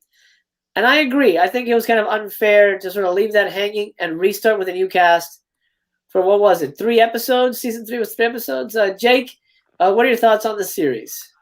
Yeah, I especially don't think that was a good idea because I don't know. For me, like, I already didn't love the series. I feel like season 2 was definitely an improvement over season 1, but season 3, man, I don't know what the heck they were doing. Yeah, I don't know. I wasn't a big fan of season 3 really at all. I thought I would have liked to see that story continue on, although it was like pretty much wrapped up at the end of season 2. Not trying to give any spoilers, but right. Yeah, I would have liked to see where that would have went though. I agree with that. Did you watch the series that night? I watched a little bit of it, but yeah, I mean, once you got to 3, and I have a bunch of buddies that are into a lot of the horror stuff too, so they keep me in track when I'm not watching everything bit by bit. But yeah, it was kind of like, this is really off the rails, man. You know, like you said, it's only Scream in name. It's like, oh, come on, man, you guys. It's too bad because the Scream franchise, I think, is a really good franchise. You know, it's definitely a cut above the rest. So it's like, if you're gonna do something on TV or whatever, it's like you gotta respect the franchise better than that. To me, you know. Right. Absolutely. And it's funny because when I had Bex Taylor Klaus on the convention, I was chatting with her about it, and she's like, "Yeah, it's kind of sucks because we thought we were going to come back, and they had a whole TV movie where they added another killer, or they hinted that whatever Brandon James was alive or whatever, and then they never get to pay that off. So it's kind of odd that would happen. I don't know if anybody in chat has seen. Oh, here we go. Let me get rid of this here so we can. There you go. I really like season 1 at the very least, but I still would have liked the narrative to be wrapped up before a reboot. Yeah. Yeah. Absolutely. Metal Reject says, forget Scream. I want to see the Ghost Baby fan film now. Well, that's the second time I play it. I may end the stream with it. It seems to be a popular adventure. But yeah, the Scream TV series for me, I felt was as soon as they announced it, like it was like literally a year after part 4. I'm like, okay, Scream 5 is dead. They're not going to do part 5 anymore. And then Wes passed away, and like, that's it. Game over for the franchise. You know, it's I'm pretty sure if it happens, it'll be, it may be rebooted down the line. And where do we find ourselves now? We find ourselves, hey, what movie was in the house? Let me answer that. Brendan! What's cracking, yo? Hey, buddy. Sorry, man. I just got 10,000 or 10,200 steps in, so I'm good to go. Yeah. Nice. Brendan, meet Jake and Knight. These are new pals. Hello. Hey, what's Hi. going on, man? What's going on? Nothing. Like it was raining all day today. It was windy as hell. So Yeah. I went to the gym for a little bit to do some laps and did a little bit on the treadmill and stuff. And then I got home. The sun was out. So I walked a lap or two with the babies, and now it's raining again, and it's really bad out here. So I'm just like, oh shit, okay, I'm inside. Nice. It's here the whole time. It's kind of nice. It's kind of like a rainy day stream. But I wondered if it was all over California or not. But I guess you are getting some spring. Well, welcome. We're talking the Scream TV series. Did you ever get a chance to watch that? I watched a few episodes of like season 1 when I got like a review copy, but other than that, I never really stuck with it. Gotcha. Hey, since you're here, I want you to show us some of your autographs if they're within reach, because this guy has lucked out with some autograph companies that sent him review copies. Some, not everybody, not everybody, not all of them. Oh, you pay for some of them? Some, yes, not all. But hey, okay. Most I can't really get into it on here. Oh yeah, don't get into it. He pays for them, everybody. That's what I'm talking about. Bam, this one's sitting right next to me. WrestleMania 1, signed by The Undertaker and Bret Hart. Oh, nice. Retro video poster. But cool, man. Should I show something that I unboxed in a video that I didn't even put up yet? That one Sure. Should I show you that same one I showed you, Jose? Yes. Oh my God, yes. Yes. We're actually yes. Oh, please do. It's up on the wall. Give me a second here. Okay. Fuck. Okay, because we're talking about a certain something. Yes. And, this is a sneak peek for people that only watch, Master Chaos's video. You're gonna see me unbox this one in a future video. But this is probably the coolest fucking thing. You got it framed already. I got a Scream mini poster signed by Nev Campbell. It says "You sick fucks" on it and has her name on it. What? Oh, no way. Oh, come on. Skeet Ulrich, Stu. Skeet Ulrich is Billy. Yeah. Matthew Lillard, Stu, and Courtney Cox. No way. Dude, that is awesome. Yeah. I like the way the pen that they use on this shit. Dude. Nice. That is awesome, man. I'm unbelievably jealous. Right? Oh, that's an understatement. That's an understatement. Oh, truly. But I don't want this to be all about me, because this is the Master Chaos show. Very but this shit right here is kind of cool. I talked to people that watch the videos know. I've got a golden ticket, signed by all the kids from the movie. No, no way. But is that with Gene too? Where's the Gene one? My Gene one's up here again on the wall. It's like it's blocked by that pop. His autographed picture with him up there. Nice. Yeah, he has a Gene Wilder autograph. Yeah. No what? way. No, no, you don't. But hey, listen. Well, look at this. I gotta get this out of here. But some person traded this to me in like a little autograph trade. It's like a Gilio White, so I gotta add that to my shit. Okay, and I got this in a mystery box, and from this company called the OC Dugout, or the OCDugout.com. I got a golf ball signed by Chevy Chase from fucking No way. Yeah. What? Okay, that's it. Let's get back to the Master Chaos show. What the shit? No. I want everybody to Oh man. Dude. Yeah. Amazing. Jesus Christ. Wow. Oh, and this company that I talk about a lot in my videos is having a private signing right now, and they're selling out fast. Okay. It's called the OC Celebrity Marketing. They just put up a private signing with Uma Thurman, and you can get so you can send in some stuff or get autographs, random posters or things that they have on their site. But it's for an 8x10, it's $200. What? Wow. Damn, $230 if you want to get a Kill Bill 11x17. I'm like, oh shit. Oh man. Hey, Fed has a good idea here, Brendan. Yeah. You should give it to me as a 250th episode present. You mean my Jaleel White? I think about it. You don't get well what I'm talking about. Jesus Christ. All right, well, this is kind of a cool panel. Why don't we get to our big story? Or maybe I should, since, oh man, you know what? I have some fun things to share. I'm wondering. I'll be right back. I'm just gonna put this back on the wall. All right, no worries. I feel like I feel like dropping some craziness on you guys and getting your take on some of this. Okay.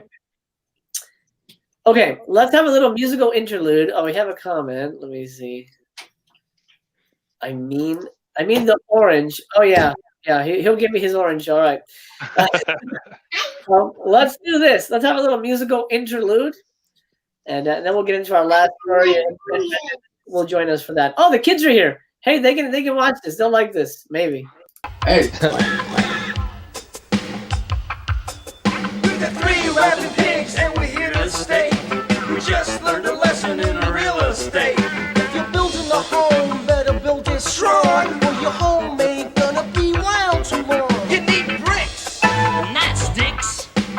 We tried all that, and it all fell flat. We tried straw, but nah. Yesterday we was blown away. That wolf is a demon, all covered in hair, with a mean disposition. He's full of hot air. And somewhere nearby he'll be lurking round. And he'll huff and he'll puff and he'll blow your house down. Keeping the wolf from our door, 'cause he's ugly and mean to the core. So just in the nick, we're gonna use Rick. Keeping the wolf from our door. Get the built-in right, 'cause a full-grown wolf, he got an appetite.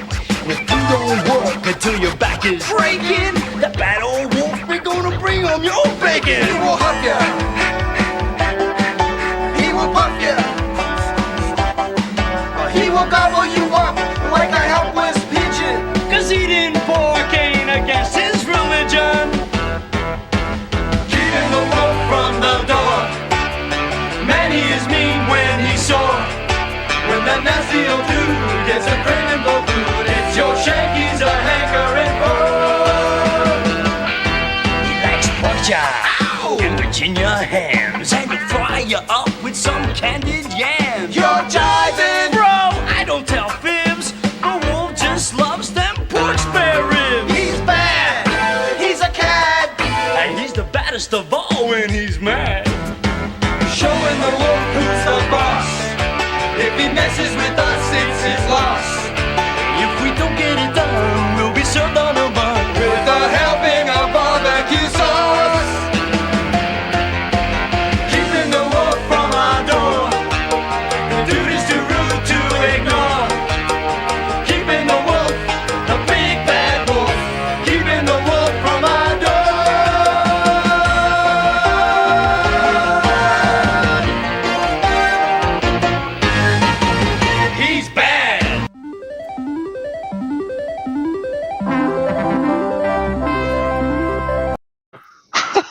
Wow. Jeez.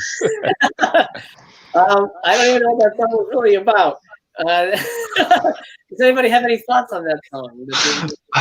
Wow. Am I high now? What the hell do I guys look at? You're officially high. You're watching that, yeah.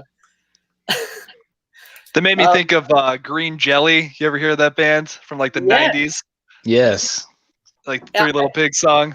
If you're a fan, they just released a documentary on Blu-ray through Vinegar Syndrome. So I don't know. I don't know how big of a fan you are, but they just released like a super limited edition documentary.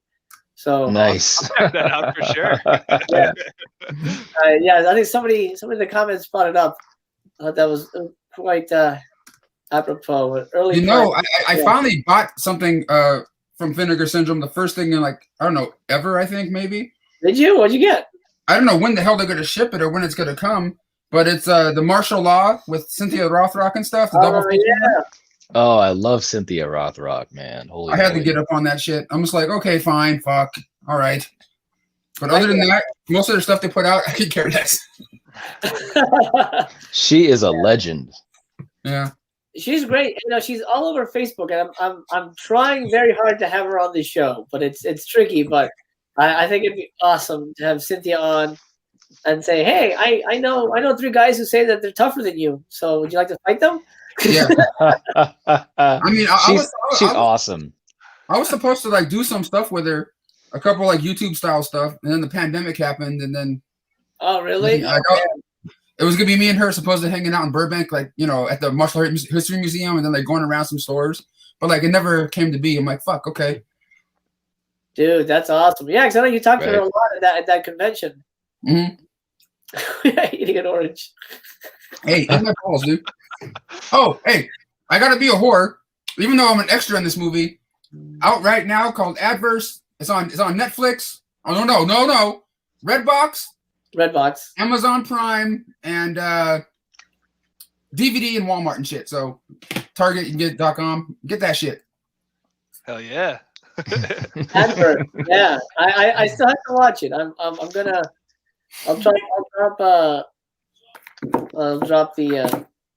drop the review soon. The worst part about this movie is this one extra guy who keeps eating oranges. Yeah. I'm doing a giveaway on my YouTube channel. So 5 lucky winners, you're gonna win 5 autographed copies of it by Thomas Nicholas, the main kid of the main guy in the movie. Oh, that's nice of him. Yeah. Wow. Is it only on DVD? Yeah. I don't buy DVD, man. Yeah. That's for old people. Hey, I don't need them. Lionsgate sent me them. Oh, really? All right, we have another guest popping into the party. Aaron. Hello there.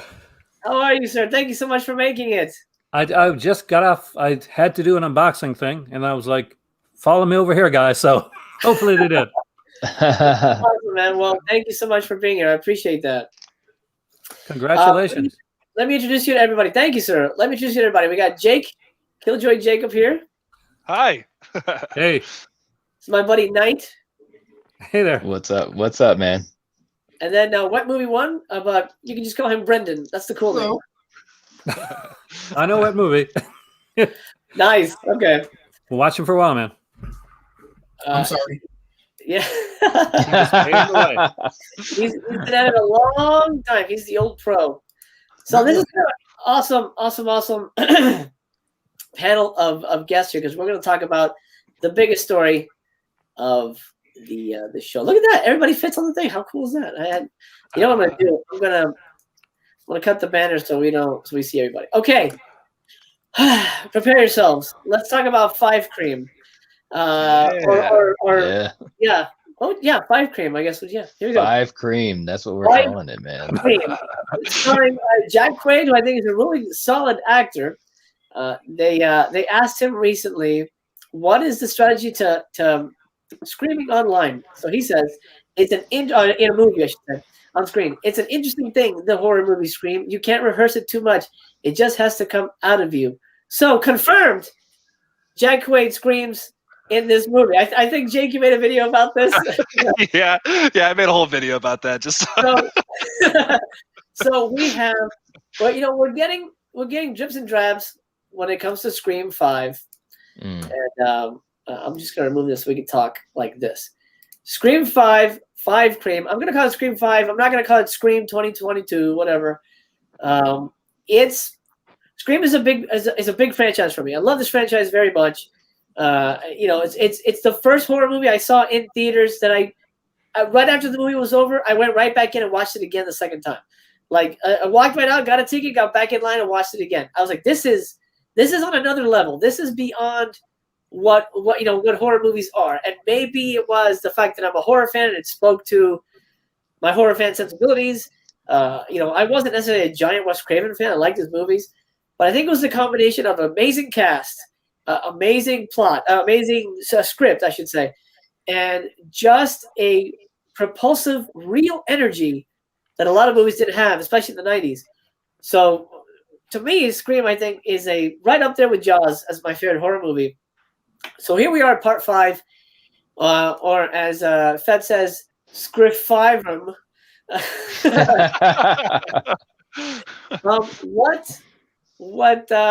Hey, Nathan Jones. How you doing, man? I gotta have you on the show, dude. I gotta have you on the show. We gotta talk. You gotta make some time, man. I want you on. Thank you, Aaron, for sending him over. So let's talk. Let's talk Scream 5. What do we have here? What are our hopes and dreams? Jake, you're the Scream 5 guy. What are your feelings? There's so many things I want to see in this new movie, man. Like, first of all, I'm hoping the biggest thing is like the whole mystery element has been almost, I don't want to say overplayed in the last couple, like in the last couple of sequels, but I want to see something totally different here. Like, something I've been talking about is maybe like more than 2 killers. Like, maybe we have a group of people who are secretly all these ghost faces coming together. Maybe like three people max. Nothing super crazy, but just a lot more killers, maybe a lot more like bloodier deaths too. Something that Scream 4 kind of adventured into was doing a lot more brutal kills opposed to the other films, which I thought was really cool. They're also not doing meta humor, is what they said. I don't think they're going to completely cut it out. I think it's just going to be sprinkled in there a little bit, which is something I want to see happen in these films. Because Scream 4, man, like every line of dialogue is meta humor. And it gets old. It gets old so fast. So I'm excited. I'm excited because this movie's it's going to have a better tone, I think, than the last film. And I'm predicting it's probably going to be one of the better sequels out of all of them. Very excited for it. I hope so. I hope it's one of the, when you talk about Scream 4, I think Scream 4 is probably the best sequel because to me, it feels like it's a complete direct sequel to the first one. We're in Woodsboro. It's essentially a reboot with the young kids. But what I loved about it was that it did the whole social media thing where you want to get famous. How do you get famous? Yeah. Well, here's her key to fame. And she's going to try and copy what happened to her cousin. Fantastic. So good. Aaron, since you're the newest member here, let's continue with you. Thoughts on Scream 5? I'm loving on Scream 5. I'm a big Scream fan. I'll agree with you. 4, best sequel. 1, most realistic. That's for sure. Because you get part 2 and it's like, not to give things away, but I met the killer in a chat room. And then part 3, don't even reveal the second killer. I like the idea of there being like a bunch of killers. Like they had that planned originally for Scream 3. The show, it became a show called The Following instead. Yeah. Which I did love, by the way. I did love The Following. But I would love to see something like that. They need to up it. I think we need to know. They need to kill off a cast member. They need to kill off one of the gang. It needs to have an urgency. It needs to have like anything can happen. For the last 3 films, there's been a core group they're always there. They're going to make it through. Dewey's going to get hurt, but he's going to give a thumbs up or something at the end of the film. He's going to be okay. Yeah, there has to be like something. They have to kill somebody. There has to be stakes. There has to be stakes. Finally, have some stakes in the film. I think we're going to get Matthew Lillard back. I really do, actually. He was kind of in part 2 in the party scene. Yeah, kind of. But I would expect him back because TV on the head. Brush it off, that type of thing. It'll be fine. No, I think we're looking for a good time with this one. It should be fun. It's going to be. I know they're not going to go meta. I just hope they don't go too serious to the point where they take themselves so seriously that we kind of get taken out of it a bit. Because that's my concern. Is there's so many films that okay, these were good. We had a formula that was working okay, but let's mix it up to the point where we're taking ourselves too seriously. Right. And when they do that, we get stuff like and this and that, and taking yourself seriously, but in another way. Let's do Jason Goes to Hell. Let's do Leprechaun in Space. Let's do stuff like that. Great. Thank you for trying that, but it doesn't work out. So it's the KISS formula. I was a journalist. Keep it simple, stupid. That's what they say. Just make sure that make a fun film. Have a good cast. Don't have the killer be too telegraphed. I think in part 3 especially, I don't think anybody went into part 3 and didn't know that it was Roman. Like, so obvious. Yeah. But in this one here, I'm hoping to get more of that. I want a bit of the chillingness. Part 4 has the most chilling scene I've seen in any Scream film. It's the end of the film, right at the end. The radio broadcast is playing. We're seeing the dead body with the cold glazed over eyes. Yeah. And they're talking about what a hero this character is. Right. And as a YouTuber and as a guy that's participates in social media, that chilled me, man. I was in the theater watching that with my daughter, and that hit home. I'm like, that is where this could go. That is, that is where this could go for some people. Anyway, that's my thoughts on it. I don't know if you know this, but the original ending of part 4 was Jill lives. And yeah, no, I like that actually. They should have kept that. I think that would have been amazing if part 5. We know she's the killer, but she's sort of like she has to backtrack, and her killing is her sort of cleaning up her messes. Like, oh shit, kind of like a giallo. Like, oh, the killer's actually killing people off that know what's happening or could get in the way. So that would be what part 5 would have been. That would have been great. They didn't go that way, unfortunately. Brendan, what do you think about Scream 5? If we don't see Nev Campbell's tits, I'm pissed. Okay? Like, that's all that needs to happen. That's all that needs to happen. She ain't getting any younger. Wow. Interesting opinion. You can see her naked. I forget the name of the movie, but she's been naked in a couple movies. It's not Wild Things, is it? No, it's not Wild Things. If you guys know the name, shout out. It's a ballet movie, some dancing movie, right? No, it's a recent one. It's a drama movie. So you got to see it. Kind of, she has a fuller buttocks now. She's a more mature woman now. So yeah, I'll check the name. You mean a fat ass? It's not that fat. She's pretty thin lady, but you get your wildest dreams because you see everything. So thank you for that. No, but seriously, what do you think about Scream 5? Right? Do you give a shit or what? I'm kind of just weary about it because this is the first one we're going to get without Wes Craven being behind it. Yeah, I mean, like, I don't know if it's all going to be studio, like this is doing it. You know what I'm saying? Like, I don't know if it's going to have all that same feel and vibe as stuff. We still have the same writer, don't we, as the other ones? No, Kevin Williamson. No, Kevin is producing. He signed off on it. So I think it's a John Carpenter situation where they gave him money and hey, can you just come on set and take pictures? Hopefully he's not bullshitting us and he's like, this is really good. You guys are gonna have a good time. Yeah. Well, as long as Nev's back, that's all that matters to me. Yeah, I think we all would have been worried if it was a whole new cast. And like, well, so what happened to those guys? Like, if it was a complete reboot, it would have been a Child's Play situation for me. Yeah, but I like when you guys said they have to kill somebody, and I don't think it can be Nev though, because like she's like the main kind of. What are they gonna do? Like, if they kill her off, continue on with Dewey? Like, fuck. They could. Here's an alternate title: Party of Scream 5. Party of Scream 5. That's funny. We'll talk about that in a minute. Who we think will die and all that stuff on the second round. Knight, thoughts on Scream 5? I just hope, because Scream 4 was really, really good. I was really impressed how good it was, and continuing the story. So I can only hope that they try to follow that, because you gotta have the right motivation. And I agree, if you have like 3 killers, I think that'll change up things a lot. You got to change up the formula, but you still want to have a little bit of the meta in it, But the Trinity, David, Courtney, and Nev, I mean, they're what make the movies really special.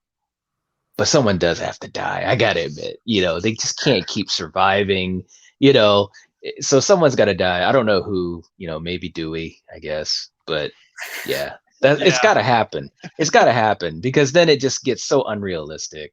As much as they're great in the movies together, and I really enjoyed them in 4, I was really surprised how much I enjoyed the 3 of them in 4. One of them's got to die. They really do. Gotcha. Okay, Jake. Oh, you gave us your thoughts. Okay, so Jake, let's. We sort of touched on this. Let's talk about the Trinity. Who would? Yeah. Well, I guess I'll kick it off. Who would I want them to kill? I'm gonna probably be the only guy who says I don't think they're gonna kill anybody. I don't think they can, especially new directors coming in, new writers coming in. If they kill any of the main people are gonna be pissed. It's just gonna be a thing. I don't think they're gonna kill anybody off. They may do a thing where maybe Nev Campbell's injured and we don't know if she lived, like that was the original part 4, or Dewey may die off camera, but maybe it's a thing where they could bring him back in part 6 if that happens. I don't think they're going to kill anybody off. I honestly, however, what worries me is I know David Arquette wasn't on set for very long. I think he was on set for like a week or two. So I don't know. It seems like he had a lot to do with the movie. That's kind of worrisome. And then Judy Hicks is here, and Judy's probably she could easily take up the mantle. I don't know, but I guess my hope is they don't kill anybody. Jake? Yeah, so they are interested in they want to start a new trilogy with this film. So I don't think if someone is going to die, I don't think it's going to happen in this film if they're planning a new trilogy. Same thing with Scream 4. Like they were trying to do that, trying to start a whole new trilogy there. But if they are going to kill somebody, I 100% think it's going to be Dewey. Just because if you look back at those movies, he has cheated death so many times. I think he's out for it. Like the Ghostface is going to get him eventually in these next 3 movies. If if they happen, is my point. But I pretty much agree with you, man. I don't think they're going to kill somebody. These are new directors who are longtime fans of the series. They love all 3 of these characters. They're not going to kill somebody in this movie. Although I'm sure the idea has crossed their minds. It might be a thing where, and this is very possible, in the opening scene, you take out David and he's in the hospital for the whole movie, and it's kind of one of those we have to come back and what happened? Oh, somebody tried to kill him, and then that's the plot. Who knows? Let's see, Aaron, what do you think? Well, the ongoing fan theory behind Scream, and they're fans of Scream, is always the mystery killer that's been going through all the films. Right. Is Dewey, and that Dewey's that's why he survives, is because he's kind of a mastermind. Right. So that's one of those fan theories that's been going on for a long time. Could they do something like that with Dewey? You never know. I do think that it's a new group that's coming in to make it. It is coming up as a trilogy, but they may want to put their stamp right out of the gate. They may want to start the film with a shocker. Right. Mm-hmm. And if they want to do that, really get you, really grab you, okay, if they kill off somebody at the beginning of the film, for instance, let's just say it could be anybody. They could kill off Dewey. Maybe Courtney Cox wants to do other stuff. But I'd say Dewey's the most likely one because you've got the deputy, his female deputy, that could come in and take that place. You've got the loss of Dewey for Courtney Cox's character. You got the loss of Dewey for Neve Campbell's character. It makes a difference. It hits you. Mm-hmm. And when that happens, if something like that happens, I'm not saying it is, but if something like that happens, you're on your seat, for the rest of that film because all bets are off. Yeah. Anything can happen. You're glued to that screen because you want to know, okay, somebody's died. Somebody serious has died in this film. That hasn't happened since part 2. Mm-hmm. What can happen now? Right. Anything can happen now. So that's if I was doing it, I probably would. If it was me, yeah. There's a great dynamic between the 3 of them, but they've got to build a dynamic. They've got to bring in other characters. They had the Hayden Panettiere character. I really think they should have brought her back because she was really good in part 4. Because they need somebody like that. And let's not forget, people forget, there's a TV series. They could have availed from some of those characters as well, especially in the first 2 seasons. 3rd season is okay. Yeah. I like the reveal in the 3rd season, but there's the guy that plays kind of the geeky, the Randy type character in the TV series. He's good. That kid's good. He was good. He was one of my favorite characters. Actually, probably my favorite character. Yeah. Yeah, I could see him. I could see of all the people like that coming over, if they can't bring back Panettiere, which I really hope they do, though I haven't heard anything about it going on. That's what I go with. Okay. That's my thoughts on it, because you got to build new people in. Because if you're going to do a new trilogy and everybody may not want to come back, it's kind of comical. My sister, my oldest sister, looks a lot like Neve Campbell. So she lives in Ottawa, and she was at a spa, and Robert Englund was there. Oh, and he thought she was Neve Campbell. Wow. He went up to her, was like, "Hey," and she got a kick out of it. I remember her calling me later.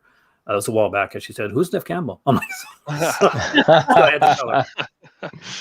Some old guy came up to me. He had fucking claws on his hand. I don't know what's wrong with it. He's gonna hate the story that I said that, but yeah. That's awesome. We'll talk about Hayden probably in our next round, because there's some interesting stuff there. wet movie. Who would you pick to die? I would like. Okay, look. I would like to see Matthew Lillard come back. Okay, somehow, and then save the fucking day and kill Dewey. Say, hey, you bitch! You made me want to kill Sydney in the fucking first movie, you asshole. Or he's not gonna say it like that. You know, you were making like, you know, he was like, you know, behind the scenes of like trying to like make him, you know, you better do it with these two guys, you know, kind of thing. It'd be kind of cool. Hello? I'll say this. I'm glad you're not writing the next movie. Like, okay, guys, here we go. Step number 1, titties. We got that? Hey, number 2. Okay. Well, sure. It seems like everybody wants Dewey to die. Knight, where are your feelings on this? I agree. I mean, I think if they have a death early in the movie, I think that's a nice callback to the first movie because nobody knew that Drew Barrymore was going to die, and it would set the tone right off the bat. And you think anything could happen because finally one of the Trinity is gone, you know. And I think it would be good for the movie. I think it would be good for the trilogy, and I think it'd be good for the character, whoever it is. If it was David Arquette, you know, he could have a nice good death scene, and it'd be memorable because people still remember Drew Barrymore dying in the first Scream. And she was only in the first 10 minutes of the movie, but it was iconic the way they shot it. So, yeah, I think Dewey's got to go. Yeah, I feel so bad for Dewey, man. But I love David Arquette in the movies, but I just think, you know, if he goes, it'll just strengthen Neve Campbell and Courtney Cox, and then you can bring in some other characters. You know, here's sort of where I fall with that. As a filmmaker, somebody who's done production and dealt with actors and contracts and things like that, David Arquette was the first one to sign on. He's like, "What? You're making part 5? I'm in. $10, I'll do it." Right. You know, Courtney Cox and Neve Campbell.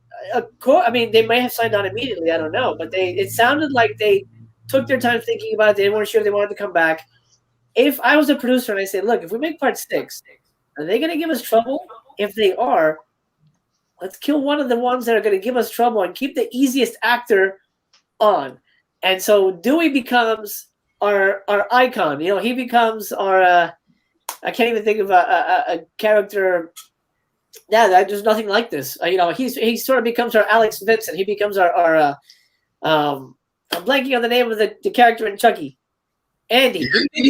Oh, Andy. What kind of horror fan are you, Master? Hey, come on, man. Like, you know, you say you love these movies. You can't. This is what alcohol. Okay. But so he becomes our Andy, and he continues on, and he can be sort of like the mentor, helping out the young cast, and I'd be okay with that. I don't know what the bad blood situation is between him and Courtney. You know, they just got divorced, and probably wasn't like, hey, yay.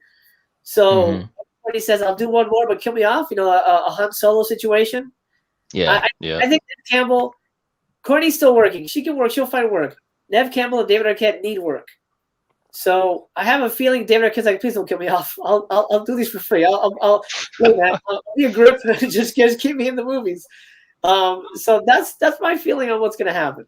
But I would love to see David Arquette get in a wrestling match with Ghostface somehow, like, you know, do like, you know, the back drop off the bed, like jump off the side of a house, and you know what I mean, like then David Arquette comes down with an elbow, you know, pull some of his wrestling moves. That'd be sick.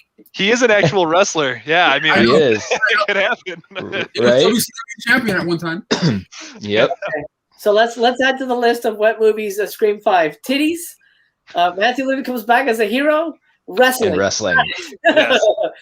Perfect. Yeah. And then we'll compare when part 5 actually comes out. We're gonna say, "Hey, actually, yours would have been better." Let's talk Hayden. Now, of course, this is a big point of contention for the fans. She was probably the best new character in the franchise in part 4. I love Jill, but she's gone. But I think Hayden could be our new Randy. Have that spunky modern day girl attitude that I think will appeal to audiences. And she should be here. If Judy Hicks is back, we need Kirby. Jake, what are your thoughts? Well, very recently, the directors Matt and Tyler, they followed Hayden Panettiere on Instagram and Twitter, and there's rumors that they're going to be doing reshoots sometime this month, or they might have already done it. They're keeping it under wraps. So what if they are doing reshoots with Kirby and maybe she comes back in just like a cameo appearance? I kind of theorized that in one of my videos. I could definitely see that happening for sure. I don't know if she's coming back for the actual movie to be like a main character. There was like speculation that she was still alive after Scream 4, but I could definitely see her coming back for like a little cameo appearance, maybe sometime like towards the end of the film or something. I don't know. I would like to see her come back too. Kirby, yeah, like you said, man, Kirby's one of the best characters from Scream 4. One of the best new characters, of course. Would like to see her come back for this new film. Well, telling enough on the commentary for Scream 4, she is on there with Wes Craven. Wes Craven says, "Well, we didn't see you die," so he basically. I'm guessing the plan was to bring her back in his part 5. So we'll see. Let's go the other way. Knight, what do you think? Yeah, I mean, she was easily one of the best things about Scream 4, so it would be awesome to have her, come back. If she's going to do a cameo, I mean, maybe what it could be is that she does a cameo in it, and if this is going to be a trilogy, it sets up for the trilogy. It sets up something for the other 2 movies, or the next one, I should say. But it'd be nice to have her for sure. I enjoyed her character a lot in part 4. Yeah, she's great, and I think. I mean, I get why they wouldn't put that in the press release, for the fans. Yeah. A cool freak out, like, holy shit, that's awesome. So, and if these guys are fans, I can see them doing that. But at the same time, you're new guys coming into a franchise and you want to build goodwill. That's the first thing I would have said. We're bringing Kirby back. And then I think all of them are like, okay. I think we're more on board here. A wet movie, what do you think about Hayden Panettiere returning to the franchise? Not going to lie. Don't care if she does or not. If she does, cool. If she doesn't, okay. Don't care. I care about more of the core cast, to be honest. I don't care about the new people. It's all about the old school people to me. They can have her, but like I'm not gonna. So what happens if they kill all 3? Be my hero. Well, in your mind, it's a different movie. So what happens if they kill Nev, Courtney, and David in this one? I guess I'm not watching this one. So you're not watching part 6? If they kill all 3 of those, yeah, probably. Okay. Aaron, you spoke a little bit about Hayden, but so I'm guessing you want her back. I do want her back. What if Hayden agrees to do the breast scene? Well, if it's her and Nev together, like, it is Hayden Panettiere, man. And like give her a kick comes in and elbows them and shit. What movie? Yeah. But no, I agree. I think that they're going to save her to the end. I think that she's going to be back. I think she's going to be part of the trilogy. But I do think we're going to lose one of the main core cast. I do think that they're going to want to give us goodwill, and that's what they're going to do. They're going to make us a bit mad, but they're going to make us keep watching. We're going to get too near the end of the film, or at the end of the film, or maybe a post-credit sequence. They're going to bring back the fan favorite character, and going to draw everybody back in. Everybody's ready for the next film. Right. Hopefully. Alan says they should make Ghostface reveal his face and make it Drew Barrymore like she faked her death. Yeah, she did. That would be a bit much. So Jake, I know you've been covering production, and let's talk about teaser trailer. What do you know? When do you think it's going to drop? Well, I was speculating that it would come out when A Quiet Place 2 comes out in theaters, like just a teaser trailer, not a full trailer, obviously, because they just moved the release date of that. It's been all over the place for A Quiet Place 2. It was in September of this year, and now it's moved forward a little bit to May now, which I'm really excited about. But Paramount's distributing that movie as well as Scream 5. So I'm thinking, like, I could see a teaser trailer coming out that early. It is very early. I do realize that, but I could see like just a little like 15-second, like maybe it's just Ghostface and he just like kind of turns around and he's got a knife up or something. And it's like Scream 5 coming in 2022. Check it out or something. We probably won't get a full trailer until like October, but a little tease like that would be cool. I would love to see that.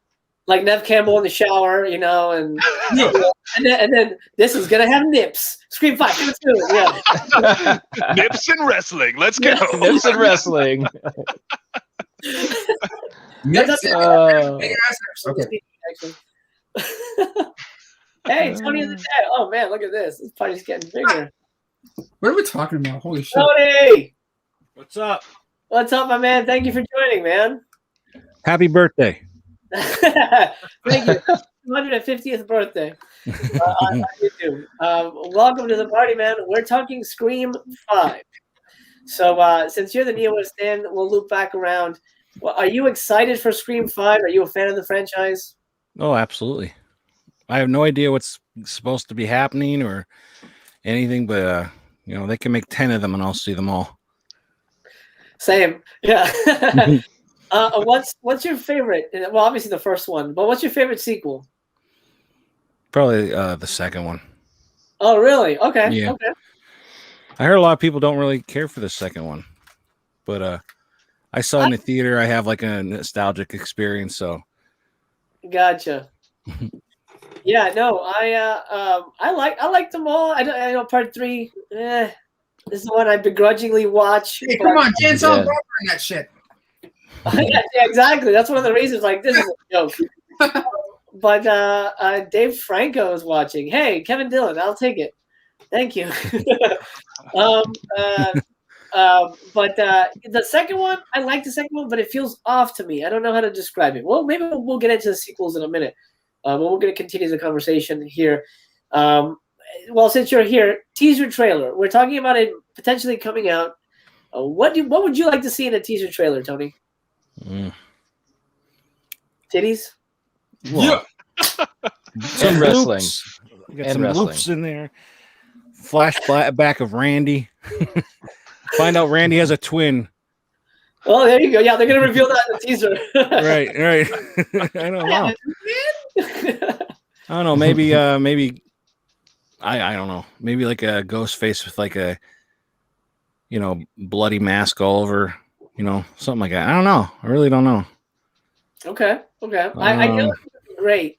A phone ringing, and when it reaches over is the gloved hand. It's Ghostface, and he brings it up. He presses whatever end call. He drops the phone, and he walks off, and the camera follows him as he's walking. He's got a knife in one hand. He's got a severed head in the other. Oh, smash to black. What the fuck just happened? That could work. That could work. In a trailer or a teaser. In the trailer? So we get them all naked in the hot tub. No. So we just basically, honestly, nothing. The title. That's it. Don't Warner Brothers this, man. Don't show us half the movie in the trailer. Just make it very, very limited. Show us very little. Give us no context. Make us go in blind. Okay, I like that. It's funny. Back in the day, I pitched a Jaws 5, and I was telling an executive because they were toying with the idea. And I told the executive, what would be cool for the trailer? It's the music. And we just see the water, and we're just rushing down the water towards the coastline of Amity, and then a fin pops up, and then it morphs into the V, and that's it. And we never release another trailer, and that's all we give audiences, and they know what they're getting. And he's like, "Yeah, no, that's no one's gonna go for that. We gotta see the shark. We gotta see people screaming. That's not gonna fly." But I thought, how artsy would that have been? Anyway. Brendan, what do you think? What would you like to see in that teaser? And I'm very curious to hear your thoughts on this. To be honest, I don't know. I'm not even all there right now, to be honest. I'm kind of like half pooped out, and I don't know. I can't even think. Would you like to see blood? Would you like it to be graphic, or would you like it to be almost? I want it to be like you said, a teaser trailer. Just like pretty much, you don't even have to see shit. You can just be Ghostface's voice and a phone ringing, and like kind of like what you said. You know what I mean? Like, Sydney, I'm still here, bitch. Right. Now, do you think they should change his voice? Like maybe make it ethnic or something, or like with an accent? Hello, Sydney. That's terrible. No. Oh God, no. They did that in 3. No, never again. Yeah. No, it would be cool. It'd be cool if like the voice was kind of like Mary Poppins and stuff. Just a spoonful of sugar makes my wife go down. I don't know. Yeah, again, I'm glad you're not working on this one. Surprise! I'm in the movie, bitch. yeah. You would have texted me from the set. Oh shit! Here's Dev Campbell. I probably would have. Yeah. Bitch, look at this What would you like to see in the trailer? Knight, what would you like to see in the trailer, bud? Oh man, I think it should be simple, something where it's the title, maybe his voice, maybe a little bit of the silhouette of the mask or something like that. Something that's nice and simple and it doesn't show anything. Because it would be nice to go into this pretty cold. It really would. I don't think that's gonna happen though. I think they're gonna do something that is probably gonna show the actors and stuff, and it's probably gonna give away a little too much, which is too bad. But that's how it is nowadays with trailers. I think it should be. I think it should be simple though. I really do. Well, it remains to be seen. We'll hopefully we'll get it soon. When is Quiet Place 2 coming out, Jake? End of May. I cannot remember the exact release date at the moment, but I believe it's like the second to last week of May. Okay.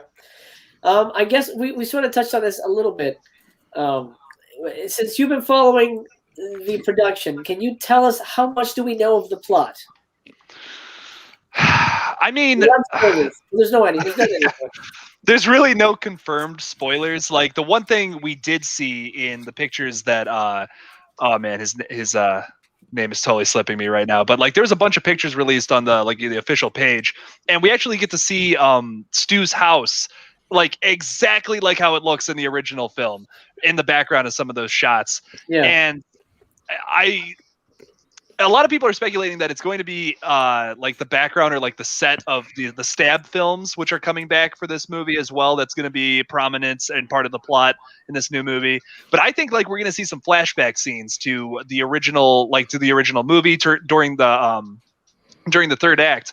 I think we're going to see like stuff like different sides of Stu's party, like stuff we didn't get to see during the first film. Like Judy Hicks might have been at the party, right. And like I want to see some stuff behind the scenes there. Yeah, just different flashback scenes essentially. It's interesting that they're not calling the movie Scream 5. They're calling it just Scream, and the director spoke about how there's a reason that they're calling the movie just Scream. Now, we all know that the new remake trend is to not call it a sequel, just call it the same as the first movie. What do you think? And we'll go around in the panel. What do you guys think about the idea? Because there's been pictures online of like older looking cars. Sidney Prescott's dad's car. Like fans are like really obsessive about this shit. So they've been finding all this stuff. I think but the actress who played Judy Hicks, I think she confirmed that Steve Ulrich was coming back. So what the fuck is happening in this movie? Is this a time travel movie? I mean, are they going back to Woods World to shoot the reboot, and they're making Stab, and that's why this is Scream? What are your thoughts on that, Jake? I definitely think that, it is confirmed that the Stab movies are coming back. I definitely think that's going to be prominent, a good part of the plot. I don't know. See, like you said, like we see a bunch of cars that look like they're from the 90s. There was even confirmed that they were filming at a shopping mall that was supposed to look like the late 90s. So I think for sure we're going to be seeing some flashbacks to the 90s. We might be seeing like a film being made that's a direct continuation to the original Stab, like a meta joke, of course. I was kind of speculating that a little bit, but my money's on flashbacks right now, personally. Flashbacks, okay. Knight, what do you think? Oh man, there's so much that's going on. I couldn't even speculate. I mean, I think that's a good thing. I'm just hoping that whatever it is, it makes some sort of fucking sense. That's all I care about. I really, really do. I mean, the whole idea of them having Stab, in it, I think that's kind of cool because that's gonna, be a callback to the other movies. But like I said, I just hope that the movie makes sense. It'd be cool if somehow maybe it has some type of connection to one of the older movies somehow, either through flashback or whatever. Like you said, of Judy Hicks, they show some type of point of view from her character. Maybe she had something to do with the killing but was never revealed. Something like that could be cool. But we'll see. We'll see. Okay. Would you be? Would it sort of break your mind if it went into the realm of flashbacks or time travel? Just toss it out. Possibility. Time travel, that'd be crazy, man. It's like you guys are really jumping the shark now. It's over now, man. Yeah. I don't know that I love flashbacks. I'd be okay with that. I have to see how it plays out. What movie do you have? Do you have a feeling? Would you like it if it had flashbacks or? I mean, I wouldn't mind either way as long as it's actually good. Better than Scream 4. Did you like Scream 4? Yeah. For some reason, I really didn't like the beginning of it. You know what I'm saying? Like that whole thing that they were doing. You know what I mean? Like, I don't know. Gotcha. To me, that's my least favorite one of the. Really? Okay. I still like it though. That's okay. Aaron. Aaron, what do you think? Do you think are we looking at a Halloween style? I mean, it's sort of in the reality of the world. Stab is being rebooted, a la Halloween, and the characters are sort of living that experience, and that's why Scream is called Scream. And will there be flashbacks? I think Jake's right, 100%. I think that we're going to get flashbacks. There's been rumor that Skeets was on set. I heard there was rumors about that. So obviously, his character Billy Loomis is dead, or at least we think he's dead. So for me, if they're doing anything like that and they're just calling it Scream, this could be a way to do what Part 3 wanted to do, but do it right. In that we're going to find out stuff and maybe a mastermind or masterminds that we did know about right from the beginning. Right. So that's kind of where I think that they'll take it, so that they can actually move on from there. And that's why I think we're going to get a death. That's why I think a main character is going to die. One of the members of the Trinity is going to die. That's why I think Hayden Panettiere is going to come back. I think it's all going to line up. If they can find a way to make Roman not her brother and not a part of the franchise, I'll be good with that. But oh man. Okay, Tony, would you be at all nonplussed if we're looking at a Halloween style reboot of the Stab franchise within this movie, and that's why Scream 5 is not Scream 5?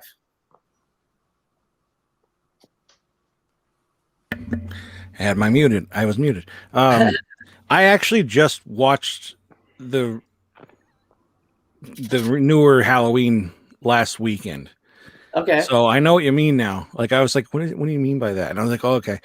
But I wouldn't be opposed to that, to be honest.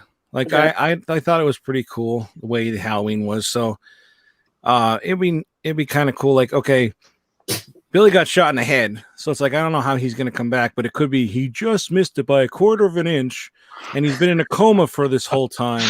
Yeah. And Stu is just, still pissed because he got hit with the phone.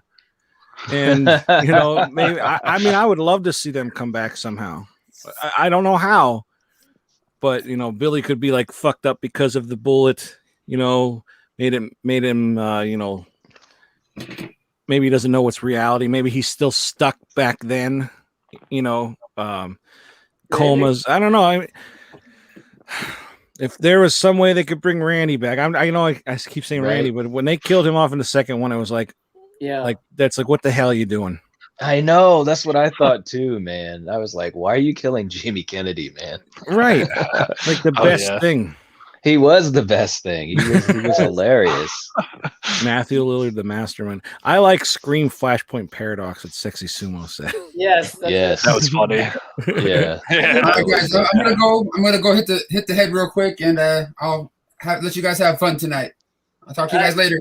No worries, man. Thanks for stopping. All right, man. man. We'll see ya. Catch you later, man. Well, he has some crazy ideas for movies. Here's why I think flashbacks would be weird. I mean, those guys look old now, so unless they pull some MCU level de-aging, and I don't know if they have a budget for that. I don't know why bringing them back at all makes sense. It's strange to me. It's such a mystery that there's these elements that don't seem to fit.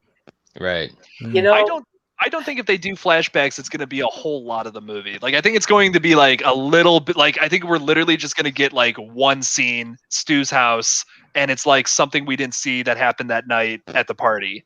And it's gonna like unveil something about like I'm assuming Judy Hicks' character, because it's really weird that they're bringing her back.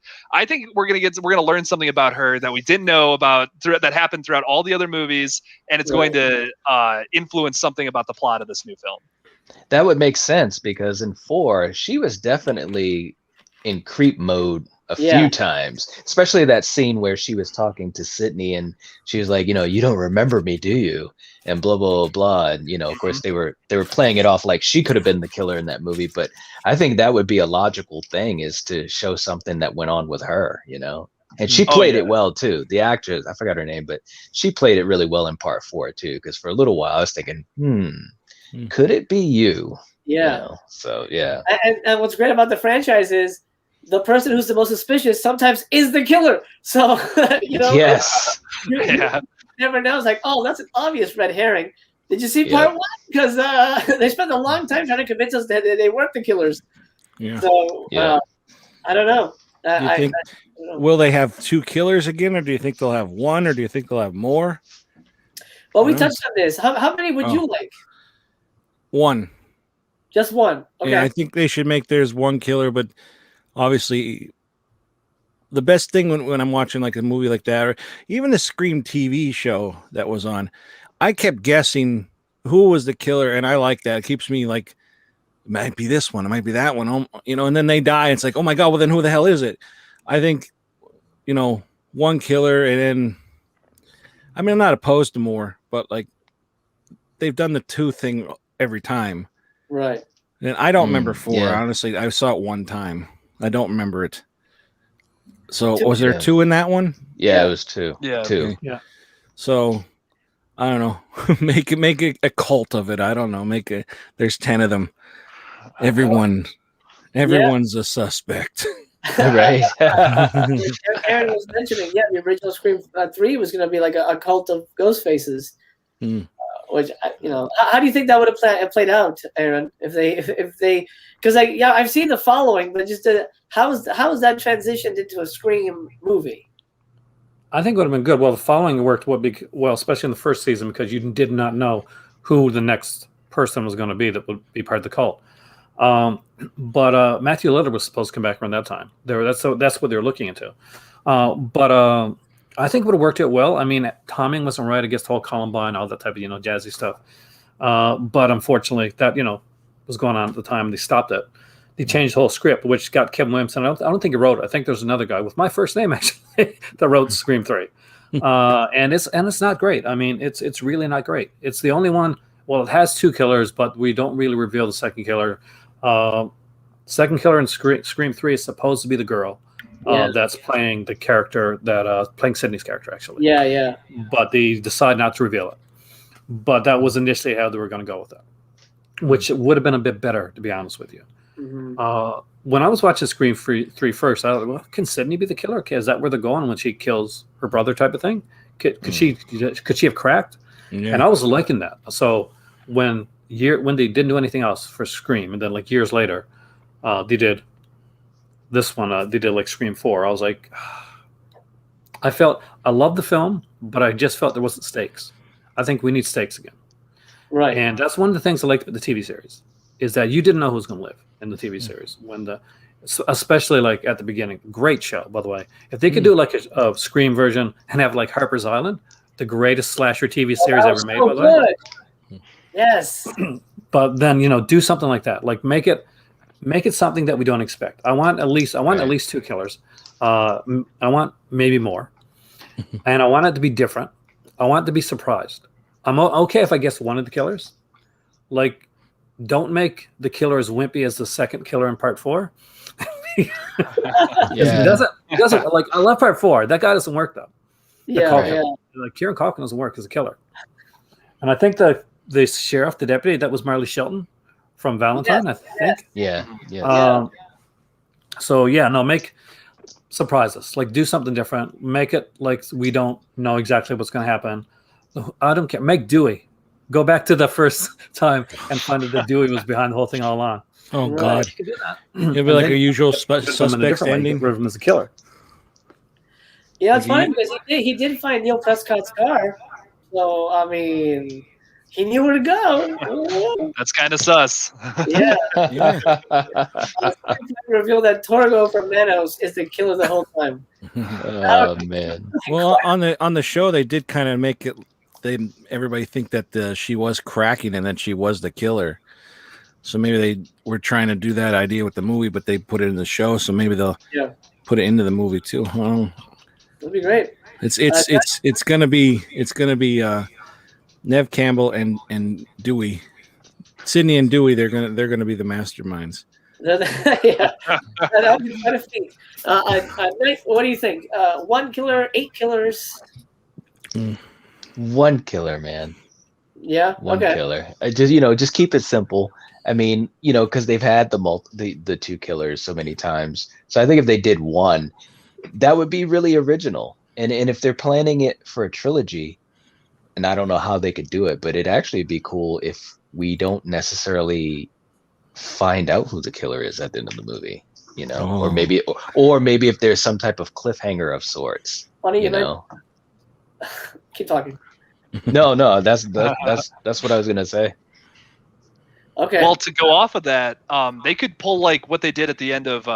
This is a little bit going into spoiler territory here with the Scream TV series, but at the end of that series, end of the first season, they had the one killer revealed, and then it was revealed that she had an accomplice. So what if they do that with the end of Scream 5? It's like there's just one killer revealed now, but then you got to see the next movie to see who the other person was. Right. Yeah. Right.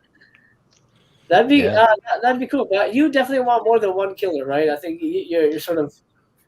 Yeah, I just want something different. That's my big thing. Like, I think it would be cool to see like 3 or 4 killers. It might get a little too complicated doing something like that. But going back to just like having one killer, that would be interesting too, because it would be different. Like you said, they just always have 2 killers in these movies. So just to do something different, that's what I want. Gotcha. Funny that Knight mentioned sort of a to be continued for the franchise. I was lucky enough. I never told this story, but I guess I'll share it now since we're talking Scream. I was lucky enough to pitch on this movie, and my take was, I said, well, look, my dream project is I won't make Scream 5, especially now that Wes Craven is gone. Scream is done as we know it. My version was gonna sort of like what Aaron was talking about. You have one opening death that is a shocker. So the opening of the film is Nev Campbell walks down. She's in a hotel. She's walking down the hallway. She presses the elevator button. The elevator opens up, and there's 5 guys dressed like Ghostface in there. So she walks in, and like you would think, oh shit, what the fuck? And she walks in, and the guys are just like looking at her. And one guy leans over and is like, hey, I'm sorry to ask, can I get your autograph? And she's like, okay. And then, she signs, but she signs Nev Campbell. So that's our first tip-off that something's different. So basically it goes on to her being killed in the opening of the movie. She's the first death. But we never kill Sydney. We kill Nev Campbell. What's revealed is, in this world, this is our world. Scream is a movie.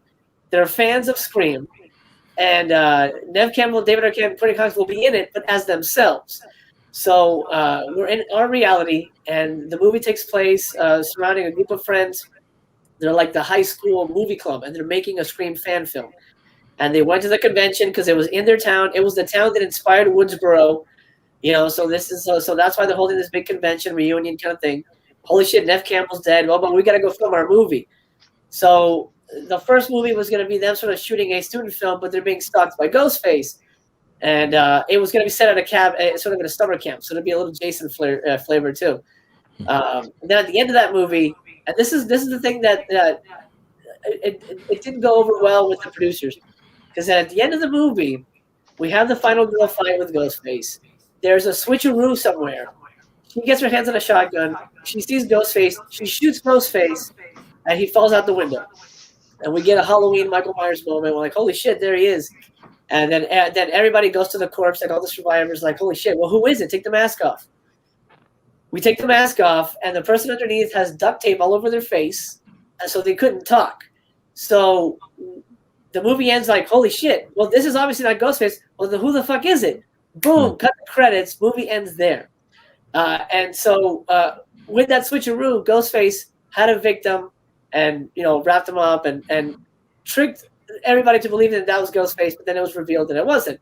In part 2, we would have been the same kind of movie. And then at the end of part 2, we reveal who the killer is.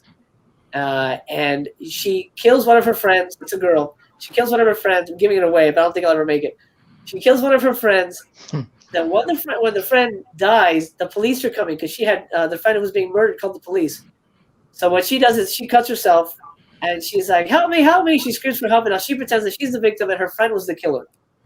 Part 3 would have been the Giallo version where we know she's the killer, and she thinks people suspect her, so she's trying to cover up the mess. Like, oh shit, I left my wallet at the scene. Oh shit, I think he has her cell phone or whatever. So she would have sort of been covering up her tracks, while at the same time her friends have found out she's the killer and they're setting up a big trap to have her reveal herself.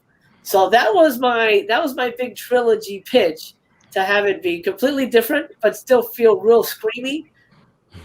But they didn't like the fact that we didn't get a killer in the first one. But I said, but that's kind of what's fun of it. That's we shoot them all back to back, so they're guaranteed. And the audience is like you're watching an episode, and then you go back and watch part 1, and you see all the hints. Oh, right, she did this, and she was over there when that happened. Anyway, long story short, it didn't happen, unfortunately. But I would like there to be a lot of killers. I think I would love a sort of a Orient Express type of take on it, where there's like maybe there's multiple killers, and they didn't know that the other people were killing other people, and at the end it's revealed, wait, you killed that guy? Oh, you killed that guy? Oh, weird. Okay, let's cover up for each other, and that's the end. And then whatever, we pay it off in the end. I don't know. I really like the new Nightmare approach to it. That's pretty cool. Where it's like it takes place in reality. Yeah. But with the same the actors. That's pretty cool. I'm digging that. Yeah, that would have been that. Yeah, another ode to Wes, a little new Nightmare edge. So let's talk. I guess we're pretty much tapped out when it comes to Scream 5 at the moment. I think we're all excited. Hopefully it comes out. Do you guys think we're going to see this in theaters? I mean, everything's opening up again, so maybe it will be in theaters. Jake, what do you think? I think so for sure. We're already like, from my limited knowledge about what's going on in the world right now, it seems like things are getting better. So I think we'll probably be able to see this one in the theaters. It is going to Paramount Plus and after like 4 weeks, I think, is what I was reading. Yeah. So there's that too. If you don't want to go to the theaters. That would be the only movie that would probably get me to the theaters. For me, Tony, would you see this in theaters, or are you going to wait for TV? It depends on what's going on in the world. I mean, I'd like to go see it in a movie theater because I think I saw every one of them in the theater. So I'd probably like to go see it. But if it's still not the best out there, then I'm fine with seeing it at home. But I would like to see it in the theater. Yeah. So hopefully everything's good by then, or at least calm down a lot. Yeah. By the way, off topic, dude, you have to see The Night Comes For Us, the movie they recommended to us. Holy shit. I added it to my thing. I was going to watch it last night, but then I was so tired. So I just added it to watch it another time. Oh my God. For the rest of you guys, on Netflix, there's a movie called The Night Comes For Us. Now, I've seen a lot of horror movies, and I've seen a lot of gore movies. This is the bloodiest, most violent action movie ever made. It tops everything. Everything. You have to see it to believe it. It's insane. The amount of gore and violence that they pack into, like, the damage that someone could do to someone. It's just a fucking karate fight. It's insane. Oh, you gotta watch it. You guys will love it. The Nightman Cometh. Yeah. That's what I keep thinking when it says it. Aaron, are you going to go to theaters, or are you going to Paramount Plus it? Well, we don't have Paramount Plus. So we got it here, but not the same thing. It's Canada. We don't get all that stuff. Right. But I would love to see it in theater. It's all same as Tony. It's going to depend on the way things are. If our drive-in was open at the time, maybe there. I prefer the drive-in. But yeah, I got a feeling I'm probably going to end up seeing it on TV, and that's going to suck. The last horror movie I saw in theater was Halloween 2018. Oh, wow. Wow. Yeah. Well, you have a lot of movies at home anyway, so. Too many. I got so many. I got like so many to review right now. It's driving me up the wall. Oh my god. Do you did you you can't take part in the Warner sale, right? Because of Canada stuff? No, we can't. That's the thing. I know that this is the last 4 for $44 sale, and Right. I'd heard that it's because they're kind of changed. Like this Warner shop's going to be there, but the people that do the sale, it's going to be different people doing it. My hope is that Warner can finally sell to Canada if they switch around. You know who's doing the Warner Brothers shop. Right. That's my dream because there's so much in the Warner Brothers stuff that I want, man. So many of the Warner Archive stuff. Yeah. Well, I'm glad you're here. We're gonna look at that. We're gonna look at the site in a minute. Night in theaters or Paramount Plus? If you had the choice, Yeah. everything was cool. If everything was good, yeah, I'd love to see it in theaters, no doubt. I Right. mean, I've seen the other ones in theaters, so I'd love to see this one too. I don't know if everything's going to be situated by then though. So the last movie I saw in the theater was The Invisible Man, so it's been a long drought. You don't look that old. Thanks. Gracefully on YouTube.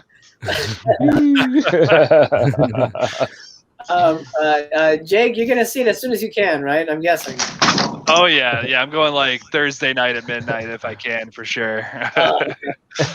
You know, it's funny when Part 4 came out. My daughter's a big Scream fan, so she's, "Oh, you have to watch it with me your first time." I'm like, "Yeah, sure," but I bought a ticket for like the Thursday midnight screening. I'm like, this is me time. I have to experience my doing it by myself. And, a friend of mine, Ryan Turek, who now works with Blumhouse, he had just made a documentary on Scream. He did what's it called? Still Screaming or something like that. And he was having a premiere.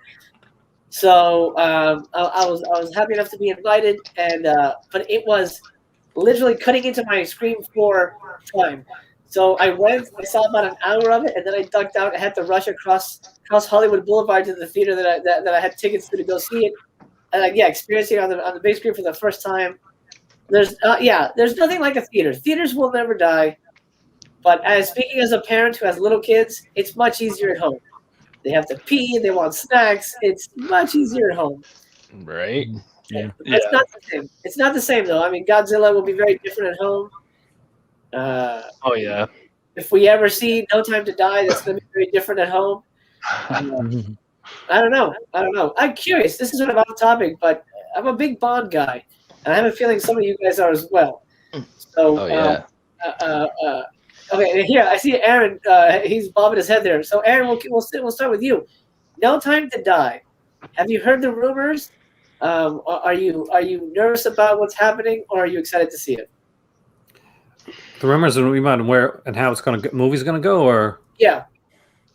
I've heard some. I tried to stay away, but I'm excited for it. There's it's Daniel Craig's last one. Yeah. Well, I'm not sure if they're just going to continue on or reboot, or if they've even said that or not. Are they keeping? I know they got one character that's playing, like not playing Bond, obviously, but is the new 007, which makes sense because Bond retired. Somebody's got to have that number. It's not like a sports jersey. You don't like retire when somebody goes. But what I like about that fact is they can make a Bond movie, and then they can make a 007 movie, and so I'm not waiting so long between freaking movies. So that I don't know if they're going to do that, or if she's going to turn out to be a bad person or bad guy, but that's what I do because you want to like maximize the potential, right? But a lot of people are going to hate on that. By the way, a lot of people are going, "Oh my God, no! You can't have somebody being 007 and not a female being 007." Like, really? Yeah. You can. But like, obviously, don't replace Bond. Bond, keep doing, make Bond. For my choice is still Dan Stevens. I watched The Guest, love The Guest, Dan Stevens kicked ass in The Guest, and I thought he's like, yes, this is what I want to see in a Bond. This is, and if you haven't seen The Guest, it's like Killer Captain America. Is exactly what it is. Yeah. But yeah, Dan Stevens, that's my choice for Bond, and I would like to see them branch out so we're seeing, and maybe not just that character, maybe we see other 007s.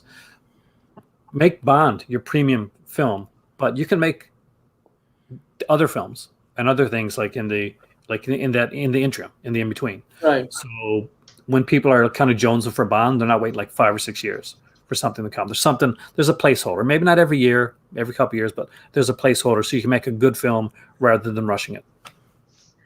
Well, they tried that. I don't know if you saw the rhythm section. Yeah. The rhythm section was going to be supposed to be a spin-off. Well, not a spin-off, but it was supposed to be some more water. No, I'm good. Okay. Missy Cass is here. Hey, everybody. Hi.